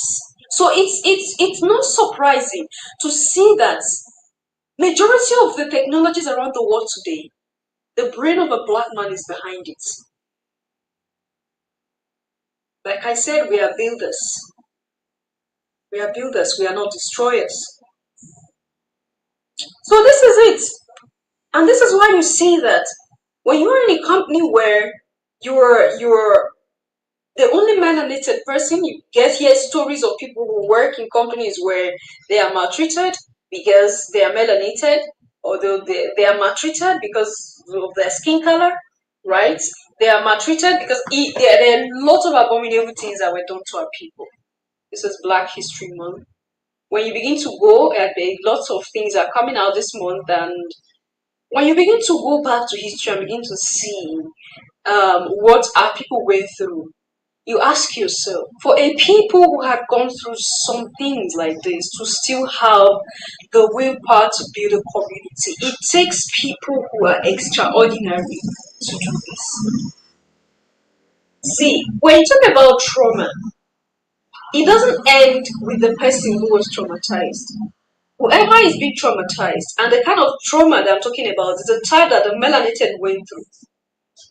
Now, it doesn't end with the person being traumatized. If the person have an offspring, part of that traumatization is transferred to that offspring. It goes, it's connected, because whether we take it or leave it, we are emotionally tied to our ancestors. We are mentally tied to our ancestors. All right, and that's why you see sometimes you look at the child. Hold on.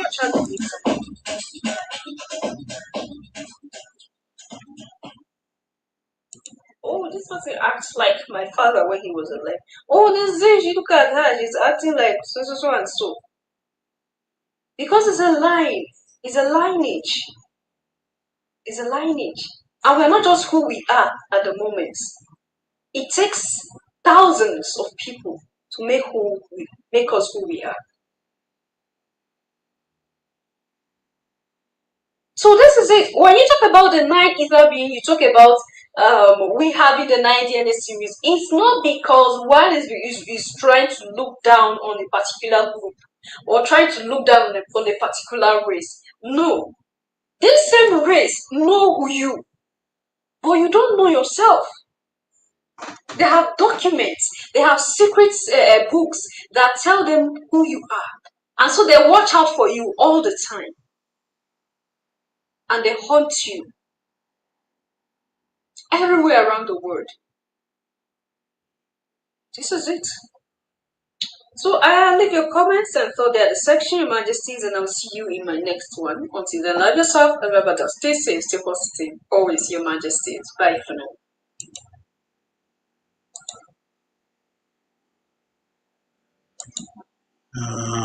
Let's see here. After these two here, I think we're going to have a easier time to get down to the real nitty gritty and be done for tonight. Yeah, no, we only got 1, 2, 3, we got 4. So let's see here. I can get rid of this one. That I was looking for another video that might be pertaining to this one, so I'll get rid of that one. That one I can get rid of the X one too. So there we have it. Hold on. I can get rid of this one too. Let's see. I don't think I wanted to bring up anything.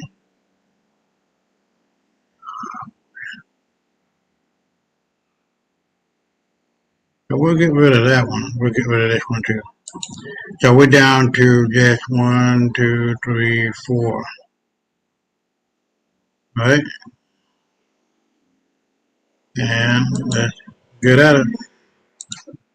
Thank you so much for always returning. Trust you and yours are well, and you are loving yourself and others like always. Many thanks to all of you for the support. Pay attention. Thank you so much to our channel members, to our anonymous supporters, to all of you by esteemed subscribers. You all have celebrated and appreciated. So I want us to take a look at this Lord Macaulay's address to the British Parliament on 2nd February 1835. The component of that letter, what that letter carries, says a lot about the continent of Africa. Now, we're living in an age where a lot of information are carried through the media, the mainstream media, and it's unfortunate that there are people who control this media, and it is a message they want to pass on to people that they pass on. Is what they want people to believe about a particular region that they pass on. Sometimes not necessarily the truth. And this is what the continent of Africa fell victim for. Hold on. ¿Quieres emprender? Empieza con una buena dirección en Internet. Like information that sometimes is contrary to what the continent really is or what her people are. So this letter we will analyze together, and I'm going to put it there on the screen so that you analyze with me as it goes, because there is a message, or there are messages in this letter that goes a long way to explain to us how we were, how our ancestors were. Mind you, the African people have been tagged as people who are uncivilized, who were uncivilized, even up until now, of course, because when you have a degree in the continent of Africa, or you studied anything in the continent, and you're going out of the continent to get a job, you still go to school.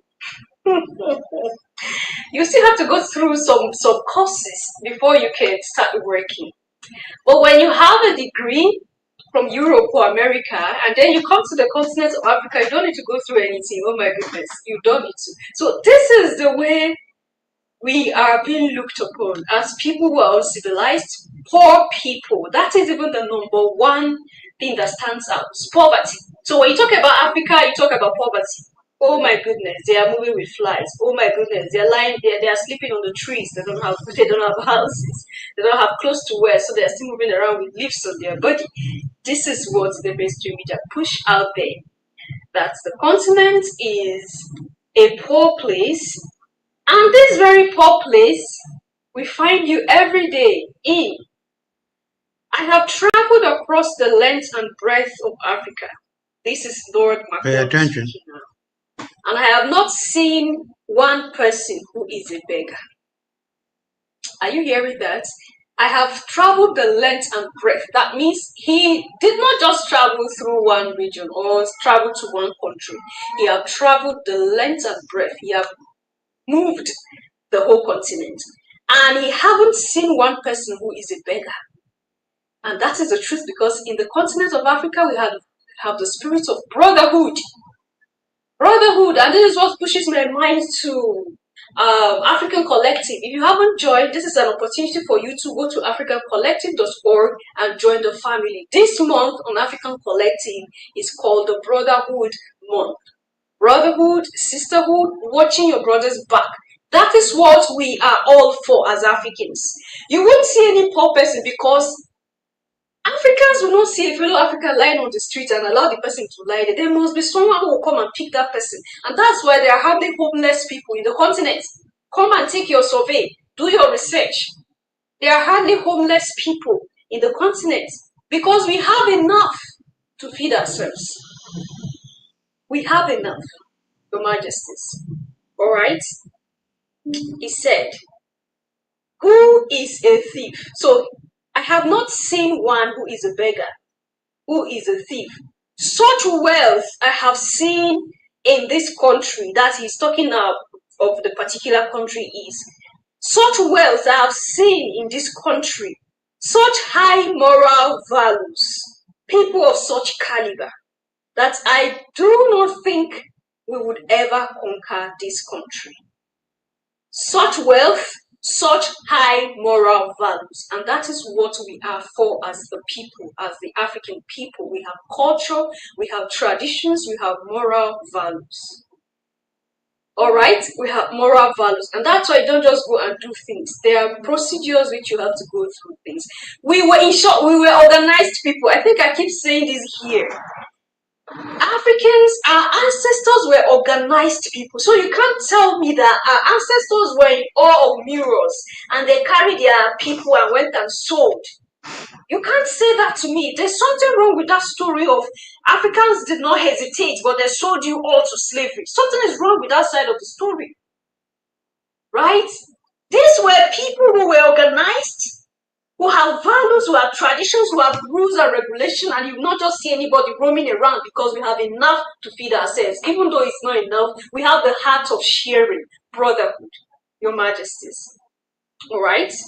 Now, he went further to say that I do not think we will ever conquer this country. That he's talking of the particular country where he was writing this letter from, where they are preparing to come and conquer. Now, you're looking at the person who was only told no for so long before I kind of forced them to say yes. He said, I don't think that we will be able to conquer, will ever conquer this country unless, listen carefully, Your Majesties, unless we break the very backbone of this nation. And what is that backbone? Which is her spiritual and cultural heritage. That is the backbone of the continent of Africa. Your Majesties, it's not just limited to a particular region. That is the backbone, our spiritual and cultural heritage. And that's when you go to every region, they have cultural values. Beautiful, and all these come together to show. See, the continent was rich in everything. We lacked nothing. We lacked nothing. Because we have everything in our underground. Your Majesties. Alright? So if they are not able to break the backbone of the nation, which is has spiritual and cultural heritage, then there's no way for them to penetrate. And that's why they diverted their energies into spiritual. When I told you we had an organized spiritual system before colonialism, I was not joking. You can do your research, and that's why I keep saying this. Whenever anything comes here, go do your research. Don't just sit on it and see how Abigail said it. Go do your research about it. All right, we're an organized people that have a spiritual system. We know the Almighty. We know that there is a creator of the universe that made all things. We know that there is a source, all right, and we're connected to that source. So we're not ignorant people. We're not ignorant people at all. Then he went further to say, I propose that we replace her old and ancient education system. We were not ignorant people, we were educated people. We had a system, we have a system, an educational system that the whole world run to come and study from the labs, from the needs of our ancestors. We were organized people. They know that.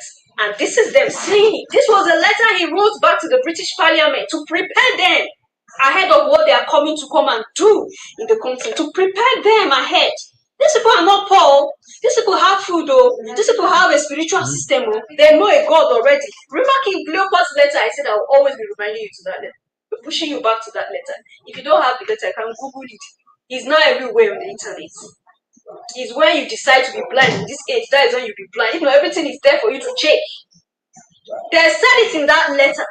They already know that a God exists. Don't go and be telling them we have a God. They know. They call one Unzambi, one Unzakomba. So they know already that there is a God.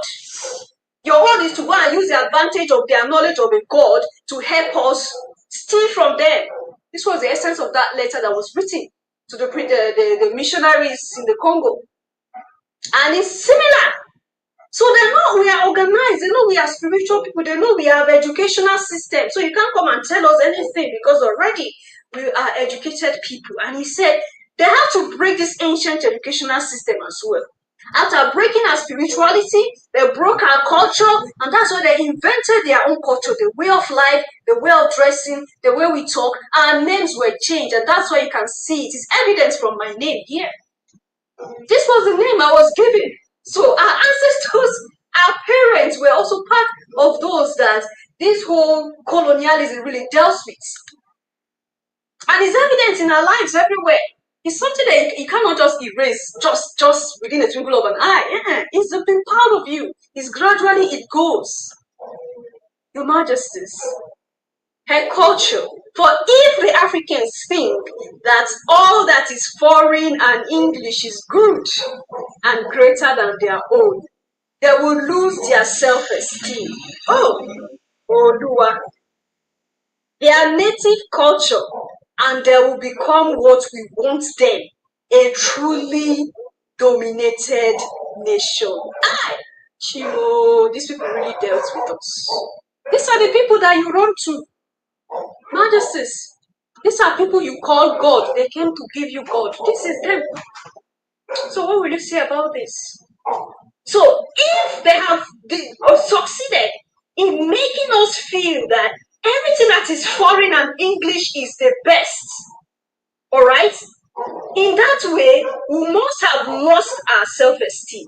Because when you feel that an external thing is better than you, an external thing is better than what you have, you always want to be running after that external thing, thereby losing your self-respect, losing your self-esteem.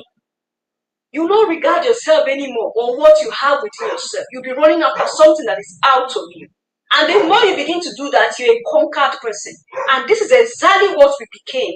A conquered nation, Your Majesties. They succeeded because they broke the backbone of the continent of Africa. And what is that backbone? They broke our spiritual system. They broke our cultural system. They broke our educational system. So we started studying like the white man. We started thinking like the white man. Our names became the names of the white men. It's evidence. Look at my name. All right? Almost all we do we became like the white men. The way we dress became like the white men. And that's how we were conquered. Your Majesties. That's how we were conquered. They took advantage. They planned themselves. And this is what they always do. They send in spies to come and investigate, to come and survey. How can we do this? Already these people are powerful. Already these people are strong. We need a plan to take over. And they came up with a plan and they succeeded. And this letter was written by Lord Macaulay to the British Parliament on the 2nd of February 1835. The date is written there boldly. Their flag, their coat of arms is there, you can see. It's not a letter that was forged. So this is it. This is it. So if you keep thinking that whatever it is that is yours, whatever it is that you possess is not worth it, that shows that we are still all conquered people. We were conquered, not out of our free will, but they came with a plan. They planned it so well, they were so cunning, and they succeeded with their plan in taking over our resources. They stole our resources and went to develop themselves, and this is how it went. And that's why we are still what we are today, a conquered people. A conquered people. Do not rush into anything. Take your time, gradually pull yourself out of the wood of these colonial masters. And I'll see you in my next one. Alright, you see this one? It says United States blacklist Ghana because Ghana wants its shit to itself. Listen, Emil said it best, he want to see Trump killed. But President Trump needs to chill. He done destroyed the airport of the Houthis and killed innocent people, whoever was there. I mean, there's no more airport. He gave the green light for Israel to do all this fucking shit that they doing. So he has a lot of blood on his hands. I'm here to tell you, Mr. Trump, President Trump, that as you have done, shall it be done unto you. As you have done, shall it be done unto you. As you have done, you singular and you plural, have done, so shall it be done unto you.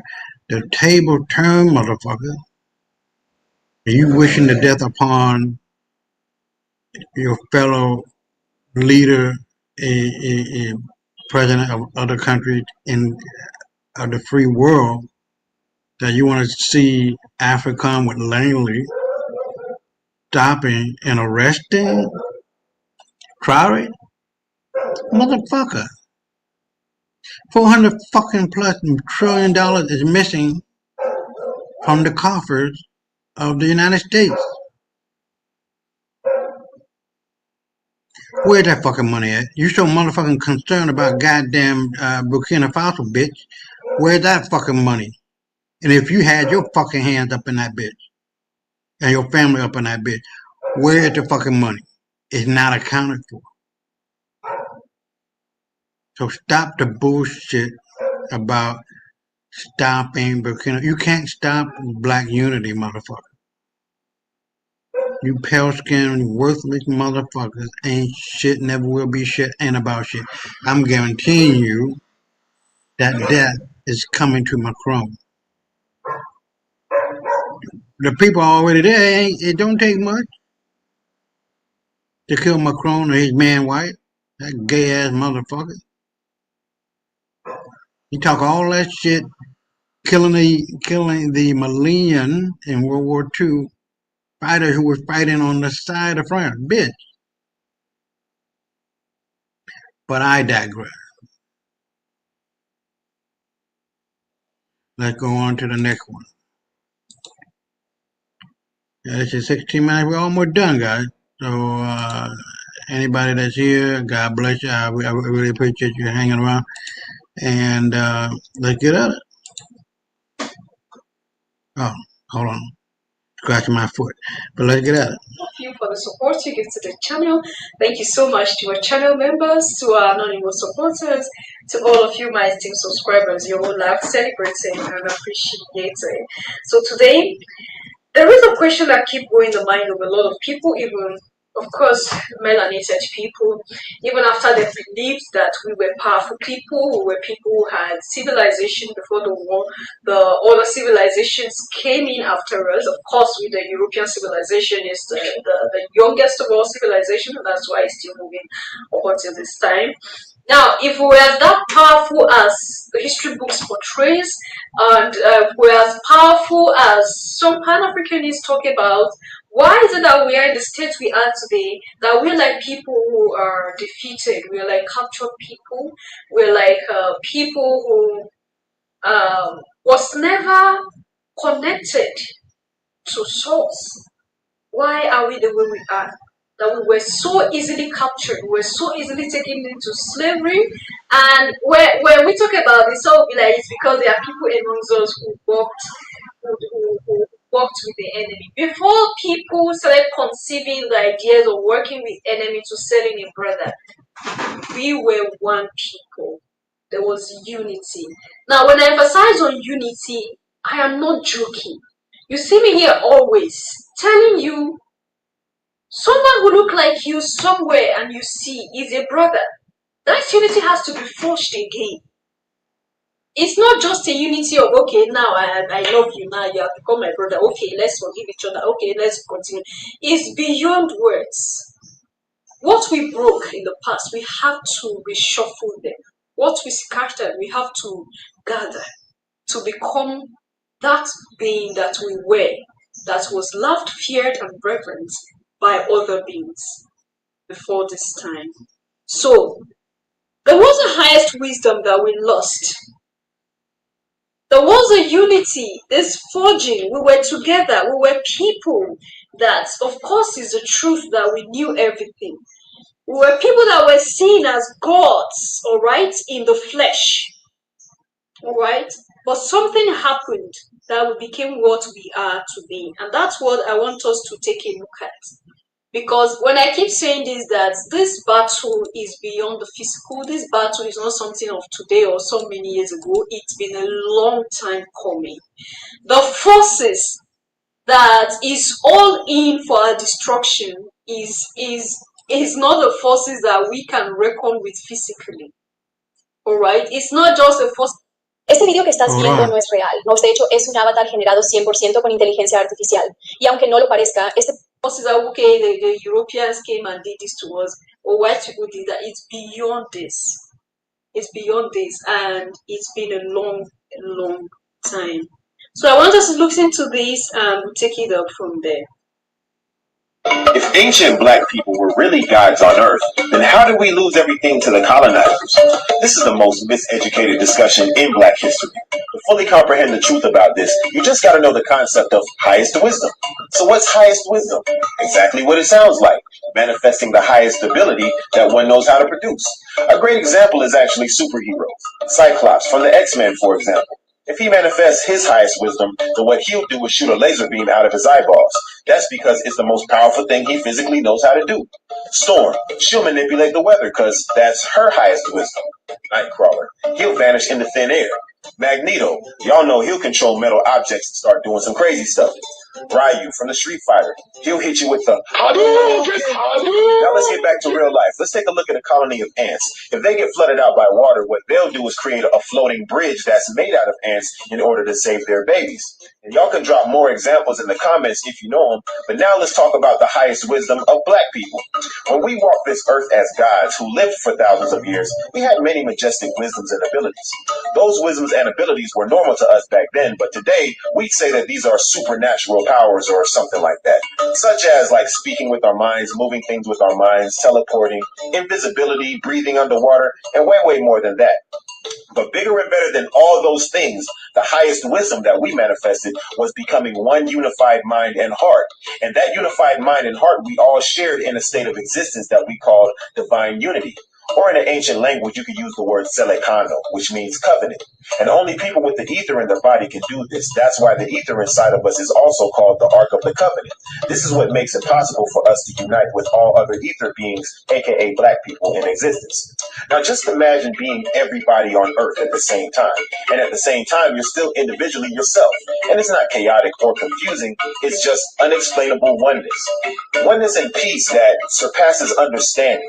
You just got to experience it to know it. Having your own unique experiences while sharing everyone else's experience simultaneously, because in truth, you and all other people are one and the same person. That's what happens when we manifest our highest wisdom as gods walking this earth, which we will do again. And yes, the spirits in black people that you see walking the earth today as crackheads, junkies, jailbirds, gangsters, pimps, prostitutes, strippers, transgenders, murderers, and just normal professionals, students, workers, and everyday black folks. These same exact spirits were at one time long-lived gods who all loved each other, never misunderstood each other, never killed each other or harmed animals in any way, connected with our soulmates as teenagers and never separated until death. And we were so advanced that we all began mastering sub-quantum kinetics at the age of 7 by learning the first 7,000 names of the attributes that make up the ether, as well as the plants and animals that's associated with each attribute. And when we manifested our highest wisdom, every black person on earth became one person, while still remaining in our own individual bodies in divine unity with every other person on the planet. That's our highest wisdom. This is the mandatory point that we gotta know before talking about how we ended up where we are. You can't talk about that if you don't know about divine unity, the ancient covenant, selekano. Forget everything else that people confuse this with, because it got nothing to do with slavery. It was way before that. It got nothing to do with the Anunnaki, nothing to do with Atlantis, nothing to do with Lemuria, nothing to do with the Nephilim, no intergalactic wars, no extraterrestrials, nothing to do with Moses, Yeshua, Rama, Quetzalcoatl, Muhammad, none of these new age stuffs and more stuffs.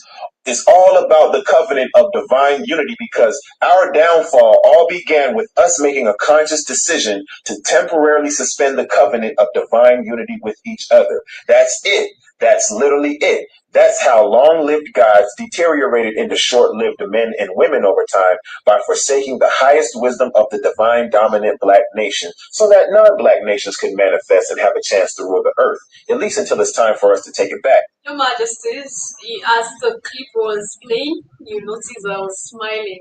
When he said New Age, my mind went back to some of your comments. This is New Age teaching, this is New Age whatever. Oh, Abigail, you're being captured by the New Age teachers. I hope you know Jesus and Muhammad is New Age. I hope you know that. Because before Jesus and Muhammad, the world was living. Alright? People were existing, coming and going. There was life, full life. I hope you understand that. So you strong believer of Jesus and Muhammad, you are believing New Age teaching. So when I talk here, I don't just talk about New Age teachings like believing in Jesus or Muhammad. I'm talking about teachings before Jesus or Muhammad. And I know some serious believers will come tell me, Before Abraham was I am. I'm not even talking about Abraham. All right. Now, when you follow the teachings of Dr. Ben closely, when I say you follow him, like you study in depth of his discoveries and everything, you understand what I am saying. So don't even go there. Don't go there. Don't go quote any part of the Bible for me. All right, because they are New Age teachings. This AI tool is better than Hold on. Leonardo.ai. You can create unlimited AI images with accurate text. All right. So he talked about divine unity, and it pushes my mind to self-hate that we are experiencing today. Like, we don't see what we possess as good enough to build upon. All right. Now, anything part of us, we look at it as demonic. So we had cut ourselves from this unity for a very long time. And that's why we could harbor hate in our hearts against a brother. You heard him mention of the ether being.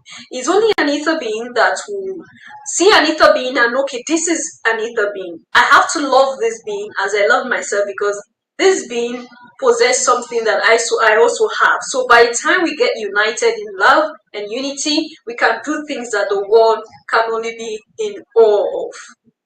Love.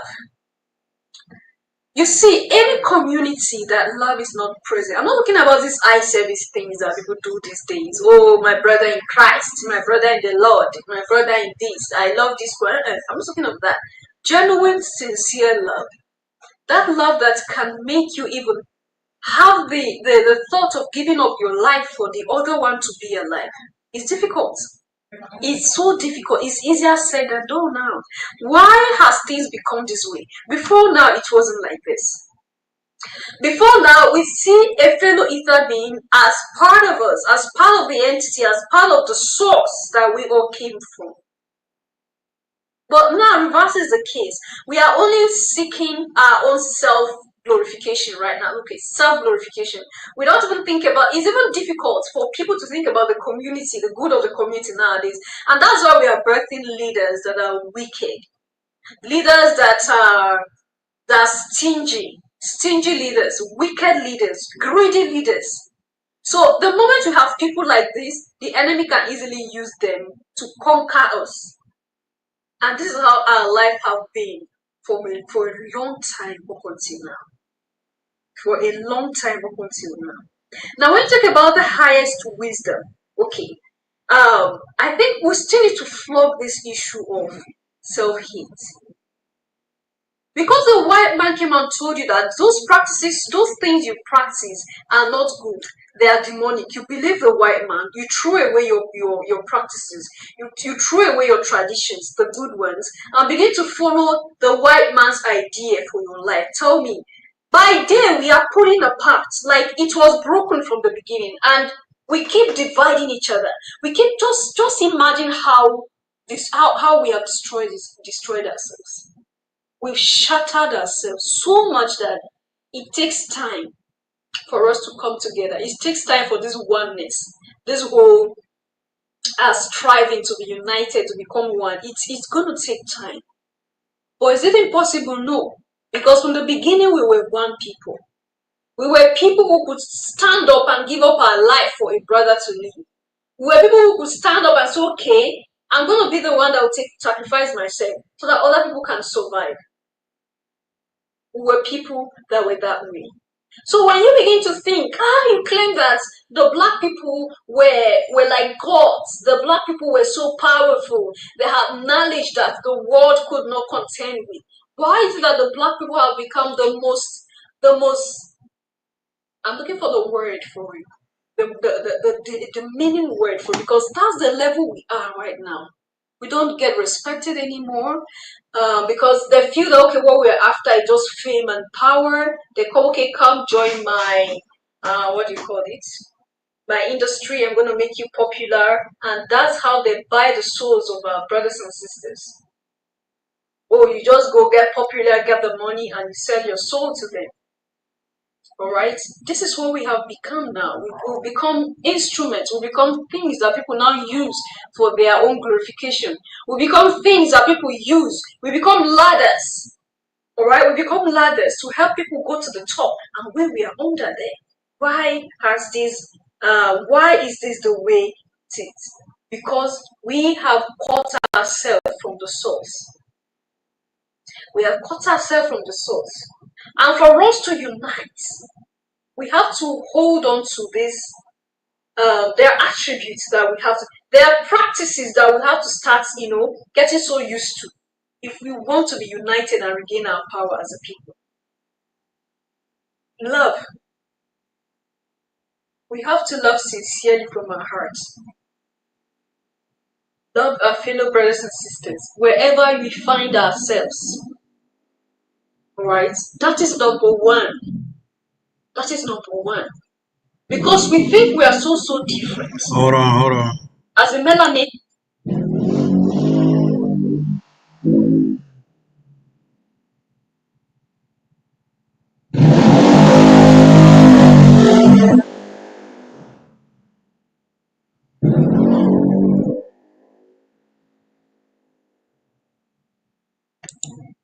As a nine-ether being, we think we are so different. We think we are so far away from another. And that's why we keep going far. So the idea of hurting a brother, the idea of doing evil to one another, the idea is because we cut off from divine unity. We cut off from divine unity, and that's why it's so difficult for us to see a brother sincerely from our heart. And the moment we cut off from divine unity and the highest wisdom, we began to act like the lowest beings, the lower being, those who were above. We started acting even lower than those who were above before. Look at the communities these days. A lot of things happen. We do things, abominable things to one another. And we think it's normal. And for us to even understand this, we see that iota of connection to divinity, of connection to our origin as Black people. The high time we begin to throw away these Eurocentric practices that we call religious practices. Alright? They came with their own tradition, and they told you your tradition is bad. You throw away your tradition and accepted their own. And you don't know that the more you are doing that, you are cutting yourself, you are moving further from the source. You are going backward from the source. So this is the reason we have cut off from the source, we have cut off from highest wisdom, we have cut off from divine unity, and that is why we look at what we do as evil. We look at what we do as evil, we call our way of life demonic, and we embrace things that are not of us. What do you think? Leave your comments and study at the section, and I'll see you in my next one. Until. Okay, we're wrapping it up. I just want to get rid of these because we've been flooded with the idea of a first Black Pope, Pope Leo XIV. He's not the first Black Pope. The first Black Pope was St. Peter, from which you get the St. Peter Basilica, and other Black popes who were the founding fathers of the papacy. These white ones came later, just like they always do. Galatians, hold on. Yeah. Hold on. The first pope of the Catholic Church is traditionally considered to be St. Peter, one of Jesus' apostles, who is believed to have been appointed by Jesus himself to lead the church. He is often referred to as the rock upon which the church was built, as mentioned in the Gospel of Matthew. So we can get rid of this one and go to the next one. And here you have, Gelasius Miltiades, Pope Victor. All these people were all Black people, man. This guy here, God bless him, I ain't got nothing against him. He is Black, but he's not the Black. Don't ever let these motherfucking crackers tell you that, oh, we got a first Black. Man, fuck you. curse their asses out, call them out on their bullshit, and tell them get the fuck out of my face. Black Pope, Victor Miltiades, I don't know how you pronounce it, and Pope Gelasius. There are a whole lot of other black popes, man, other black people who were instrumental in the foundation of the papacy. The papacy was pushed out of Rome and into France with these pale skins. All right, so we're gonna go, and we only got 2 more to go, and this is 8 minutes, and I'll be right back. Trillionaire on planet Earth will not be Elon Musk or Jeff Bezos. The first trillionaire. Now, this is the first trillionaire will be. It was. Let me take that back. Excuse me. Mansa Musa was the first. His wealth was in today's money. It would be close to, if not over, $200 trillion. But this guy is valued at $950 billion, squashing the shit out of Elon and Jeff Bezos. He's a guy that you have never heard of. And you know the funny thing about it? Is that he already have the money in his account, and we all can see it. He's just waiting for the right time to strike. What am I hearing this morning?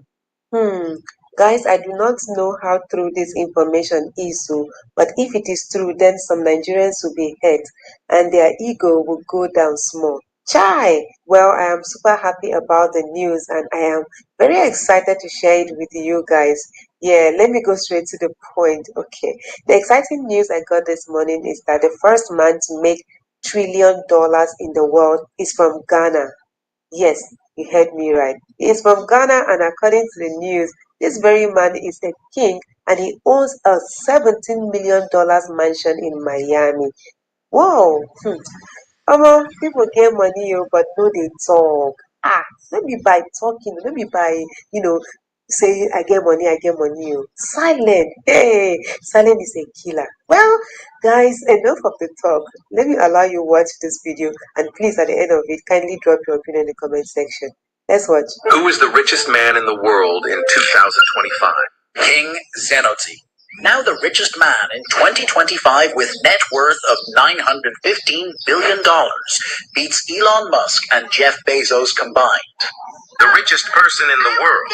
This person is even wealthier than Elon Musk and Bernard Arnault combined. Owns a $17 million mansion in New Miami, complete with a theater featuring red oak flooring and a garden pool surrounded by greenery. He also has a luxury home in Miami Beach and a mansion in Louisiana. This is the richest king in the world. He's even richer than Elon Musk and Jeff Bezos combined. But that's nothing compared to what I will tell. Employers see tons of resumes every day and don't have time to carefully review them all, which means that NO Global makes more than $800 billion as U.S. stocks loses $1.75 trillion. This brings King Hennessy's total net worth to $915 billion, making him the richest man in the world 2025. If Royals were listed on Forbes and Bloomberg, then King Hennessy would be listed as the world's richest man. But unfortunately, royals and kings are not listed. King Zenoti was interviewed and was asked what he feels about West Africa. Guys, this is what he had to say. Let's watch. Well, looking at the world now, I would like to advise our nation, Ghana, and West Africa as a whole, that the future is West Africa. The future is ECOWAS. I'm saying this because when we look at the geopolitical terrain,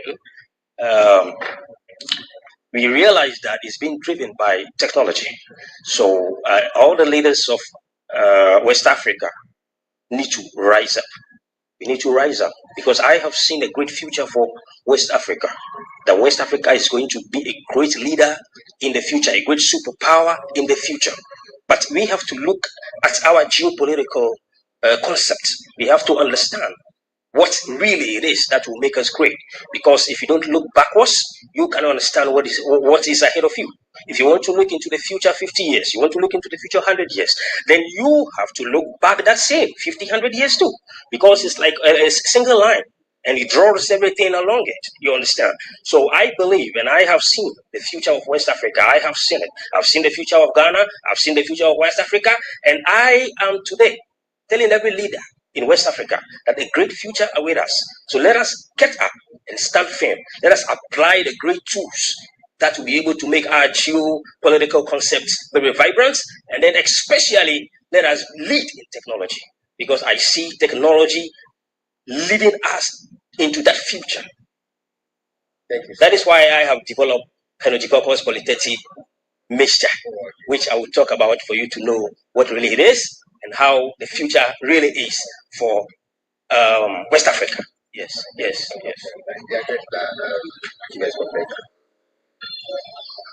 Well, actually, coming up with the concept that could go a long way to build capacities is something that if you are not vision oriented, you'll not be able to do.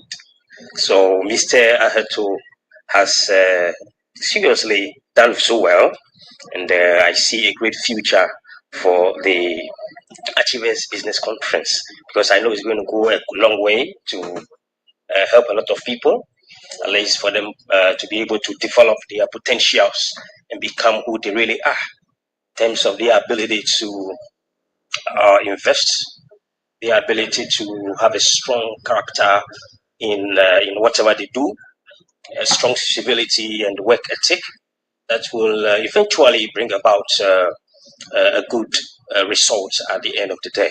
So I see a great future. Vision 400. I, King Zenodzi, I was born to prepare the way for those to whom the fate was given to make a cow as a future superpower.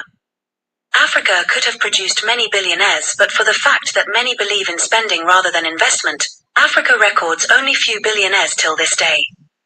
When an African makes his first $1 billion, he begins to buy cars, houses, aircraft, and living luxurious lives without continuing what they did to realize their first billion. When I made my first $1 billion, I invested it and realized $10 billion and repeated same several times, quietly made more than $100 billion. Now my net worth is a little more than $915 billion.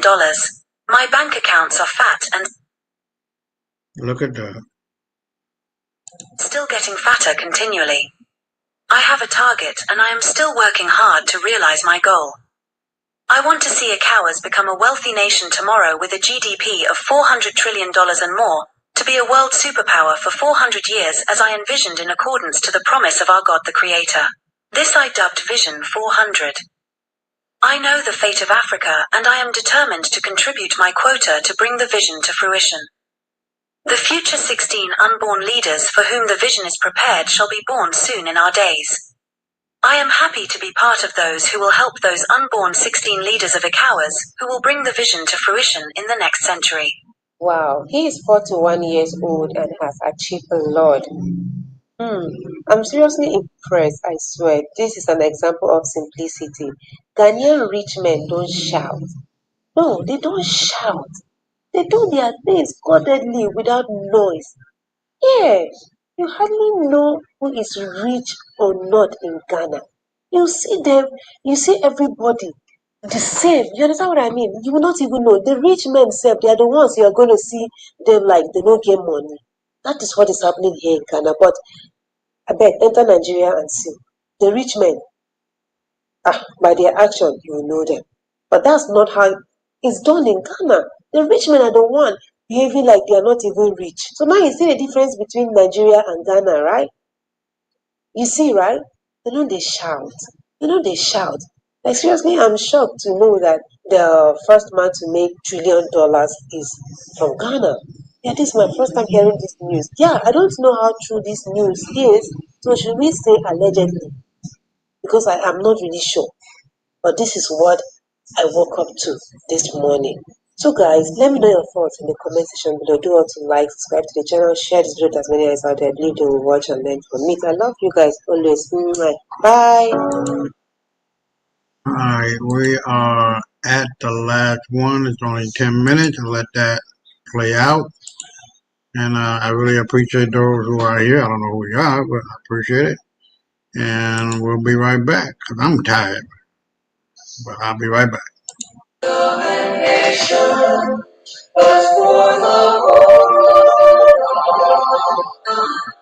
When things are difficult for any president in Ghana, and there's no hope ever to use his influence to cheat black presidents, and chiefs are limited by his words for tribalism.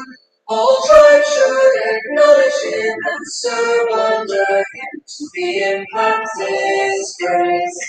I know you've been wondering why these people are singing, right? I know that thought will be going through your mind, but calm down, relax, okay?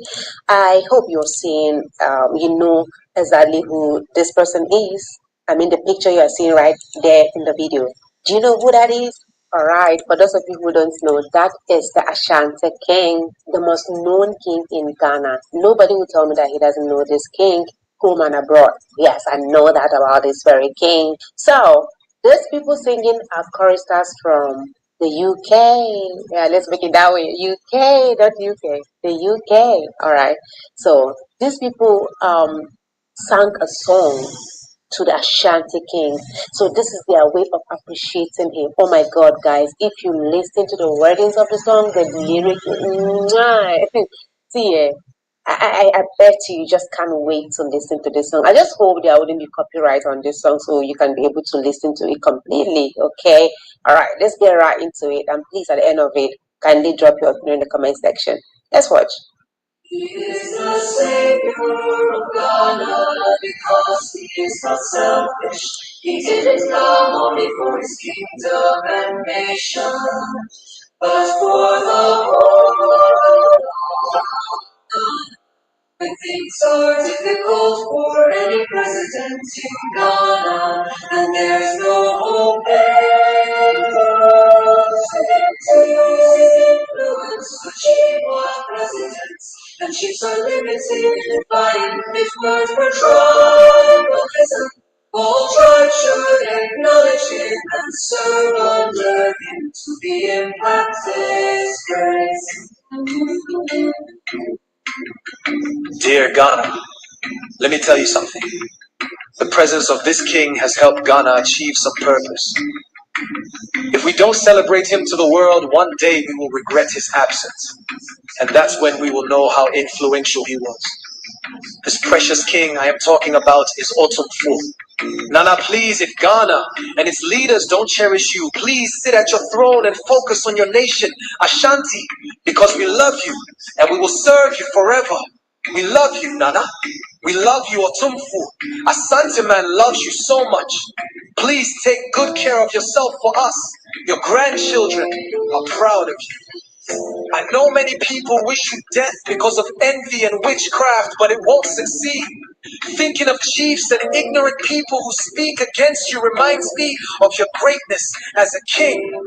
Even when faced with insults from jealous chiefs and foolish individuals, you remain committed to providing solutions for Ghana without regret. You were born for this, Nana. Truly born for this, Otumfuo. Yesu mobia yebesu Yesu mobia yebesu Sonita jangwa tisemu Yesu mobia yebesu Yesu mobia yebesu Sonita jangwa tisemu Yesu mobia yebesu Yesu mobia yebesu So you be there any home to say, it's so yeah, that's so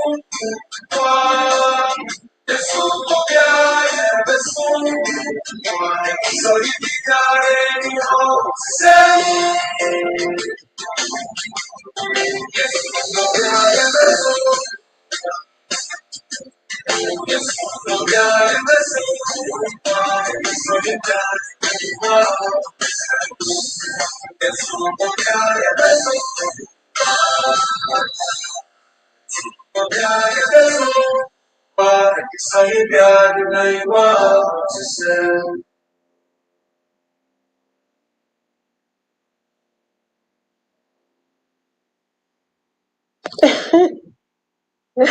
They even sunk in trees. Oh my God. People that have never traveled to Ghana, I believe, yeah, most of them have never stepped their foot into Ghana. But look at them singing in tree. But I've never sat and thought of learning how to sing in tree. Rade, rade. That's the only thing I know. And some insults. Instead of me to learn positive things, hey God, oh, I will pick a challenge. Hey, I've picked challenge. I have to start my tree class. Yeah, I need a teacher. So who is ready to teach me tree? Because I'm sick and tired of okay, Dell. I want to learn from people, but I'm not seeing myself learning like catching up so fast. So I don't know what to do. I don't know what to do at this point. Seriously, I think I need a teacher that maybe I can pay. But if you would teach me for free, I will say yes. But I will have to give you something small that will make me be serious about it. If not, Hold on. ¿Tienes una idea de negocio y quieres llevarla al mundo online? Con GoDaddy, Daddy's problems. Guys, is this not a beautiful video? Don't this video deserve to be shared? So do that already. I don't have to tell you that, okay, share this video. The video is worth sharing so the whole world will see how wonderful the Ashanti King is. Because he's indeed a wonderful king. If not, he would not be recognized outside Ghana. And by the way, he is a very well-known king. Like sometimes I sit and ask myself that why is this king well-known like this? And someone that told me that it's because of his humility, it's because of his kindness, it's because of his him accepting everybody that come, especially to Ghana, and so. And other people say that because he got a moolah. You know what I mean? He got a money. Yeah, everybody have his own thing to say about a king. So this brings us to where I will ask you guys. I really want to know, why is this guy, I'm so sorry, your majesty, why is he, the Ashanti king, why is he well known like this? I want to know. Please let me know in the comment section. So for those of you that don't know anything about Ashanti king, I'm going to put a video that will enable you to have a little knowledge about him, Yeah, so let's keep watching, and please, I'm not going to drop any commentary again. So when you're done watching, it's a bye-bye, and I love you. Let's get right to it. This is the story of Otumfuo Ose Tutu Ajiman Prempeh II. Otumfuo Ose Tutu Ajiman Prempeh II, the 14th Asantehene, was born in 1892 during a remarkable event. A menacing leopard threatened Kumasi, prompting the Asantehene to order its capture alive. Simultaneously, Princess Nana Abekuma was giving birth. The leopard was caught at Dominosi, and Nana Abekuma's newborn was named Baraima Komichere Twe, meaning catch the leopard. This alignment led to him becoming Otumfuo Ose Tutu Ajiman Prempeh II. At the age of 4, his uncle, Prempeh I, and family were exiled to the Seychelles by the British. Upon Prempeh I's return from exile and subsequent passing, Otumfuo Prempeh II took the throne. During his reign, he played a crucial role in establishing Prempeh College and generously donated land for the Kwame Nkrumah University of Science and Technology. He was also pivotal in the recognition of the Asante Kingdom by the British in 1935, after 40 years of turmoil since the exile of Prempeh.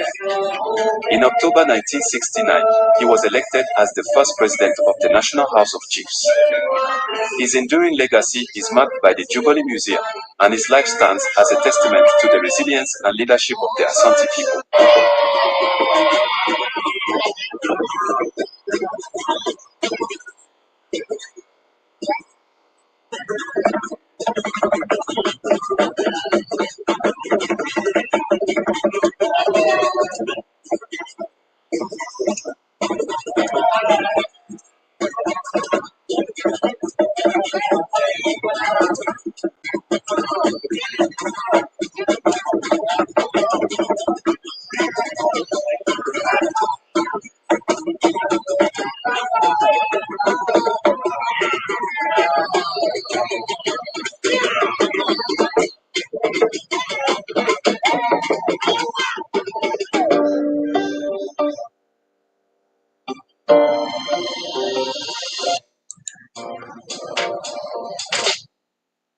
we are at the end, ladies and gentlemen. I'm glad because I'm taking my black ass to bed.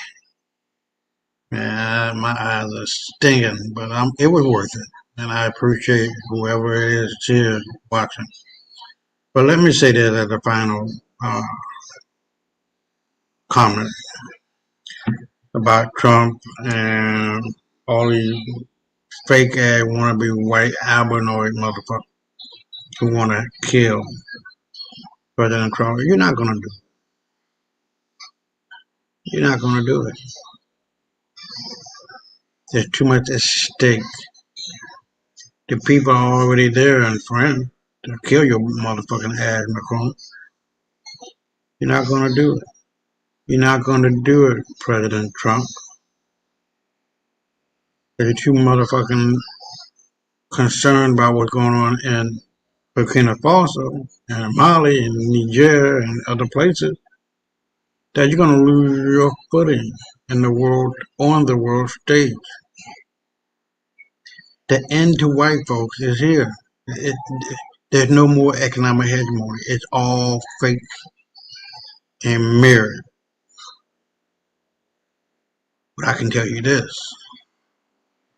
If these words ever hit your motherfucking lips, that you speak on it, or that it hit your ear, that you're truly listening, that for you to fuck around and find out, it's going to force America to deal with its own tragedy. Now, I've said this before, and I'm going to say it again, that, hold on, okay, that, what did I do here? Oh, that America is going to be facing its most critical, devastating event. It's not a matter of if, when. And the more hate you spew out, President Trump, the more likely by the end of this year or the first quarter of next year that the earthquake that will change the very essence, ebb and flow and geography of America is going to happen along the San Madrid Fault or the Madrid Fault that raised the Mississippi River by at least 20 feet, that did 1 million square miles of damage in the 1830s, I think it was, somewhere around there.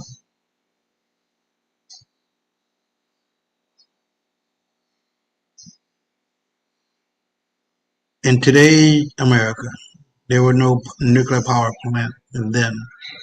There are nuclear power plants, Mr. President, that are sitting right on the fault, the Madrid Fault, or not too far from it, that America will be dealt a very heavy blow. There's no escaping that, Mr. President Trump. There's no escaping you motherfucking worthless wannabe white bitches and bastards. You're worthless, ain't worth 2 damn dead flies, and fuck all white folk. You know what I mean? Enough is enough is enough. You are going against God's people, chosen people, the children of Israel. Black Americans and black people on the continent and other places in this world are the chosen people of God. Not you fake ass want to be Ashkenazi Jews, because you're not even Ashkenazi. You just Hebrew speaking Gentiles, faking your way through it and collecting money left and right. But you see, in this world we live, it is really and truly just God is just. It might not have been yesterday, or maybe it might not be tomorrow. But I can guarantee you, within months, if not a year, America must and will face a devastating event that's gonna force your fucking hands to stay the fuck up out of Africa and out of black folk business. See, the only people that can really save America are black folk. But you motherfuckers are worthless. You stole a lot of money. Your kids stole a lot of money from charity, motherfuckers. You had a university that you ran scams on and collected $25 million and left a lot of people with a lot of heavy debt. You can't undo that. You're not a man of fucking character, integrity, nothing. You're a worthless piece of shit that had gone bankrupt 7 times. And why the fuck are you so concerned about what's going on in Africa? Deal with fucking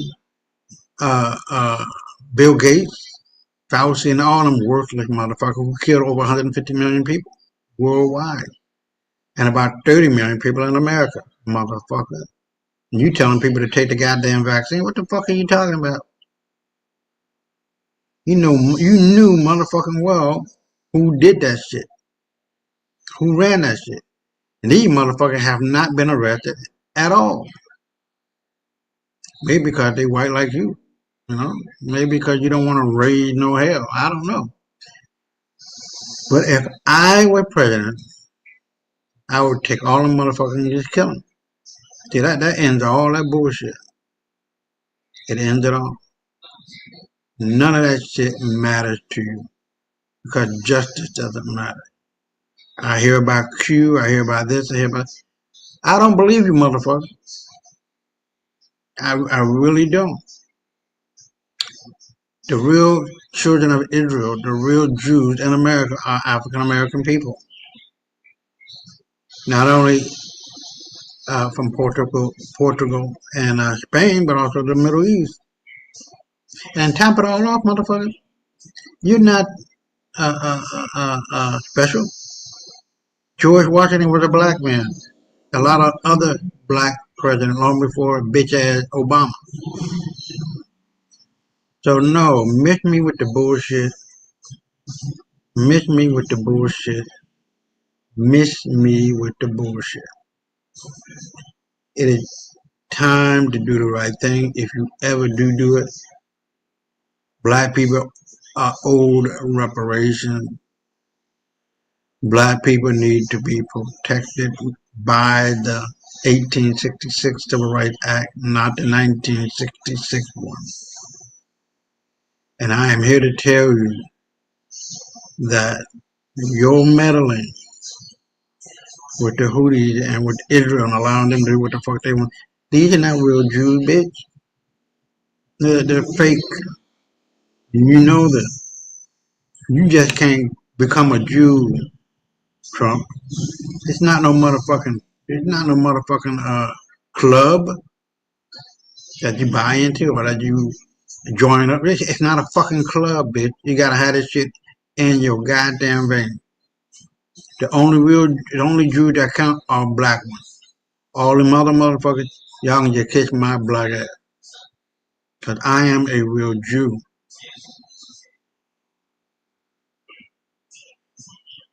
But that's for tonight, ladies and gentlemen. I really appreciate you guys and those who will be watching this video later. And I truly hope that you enjoyed it because I really like to be thorough in my approach and in my program and my discussion. And I appreciate those who are here. I mean, I don't see you guys leaving no message here, right? But I appreciate email for coming on for a short period of time. And we'll see you guys next week. And for the next 24/7, 365, stay black. Peace.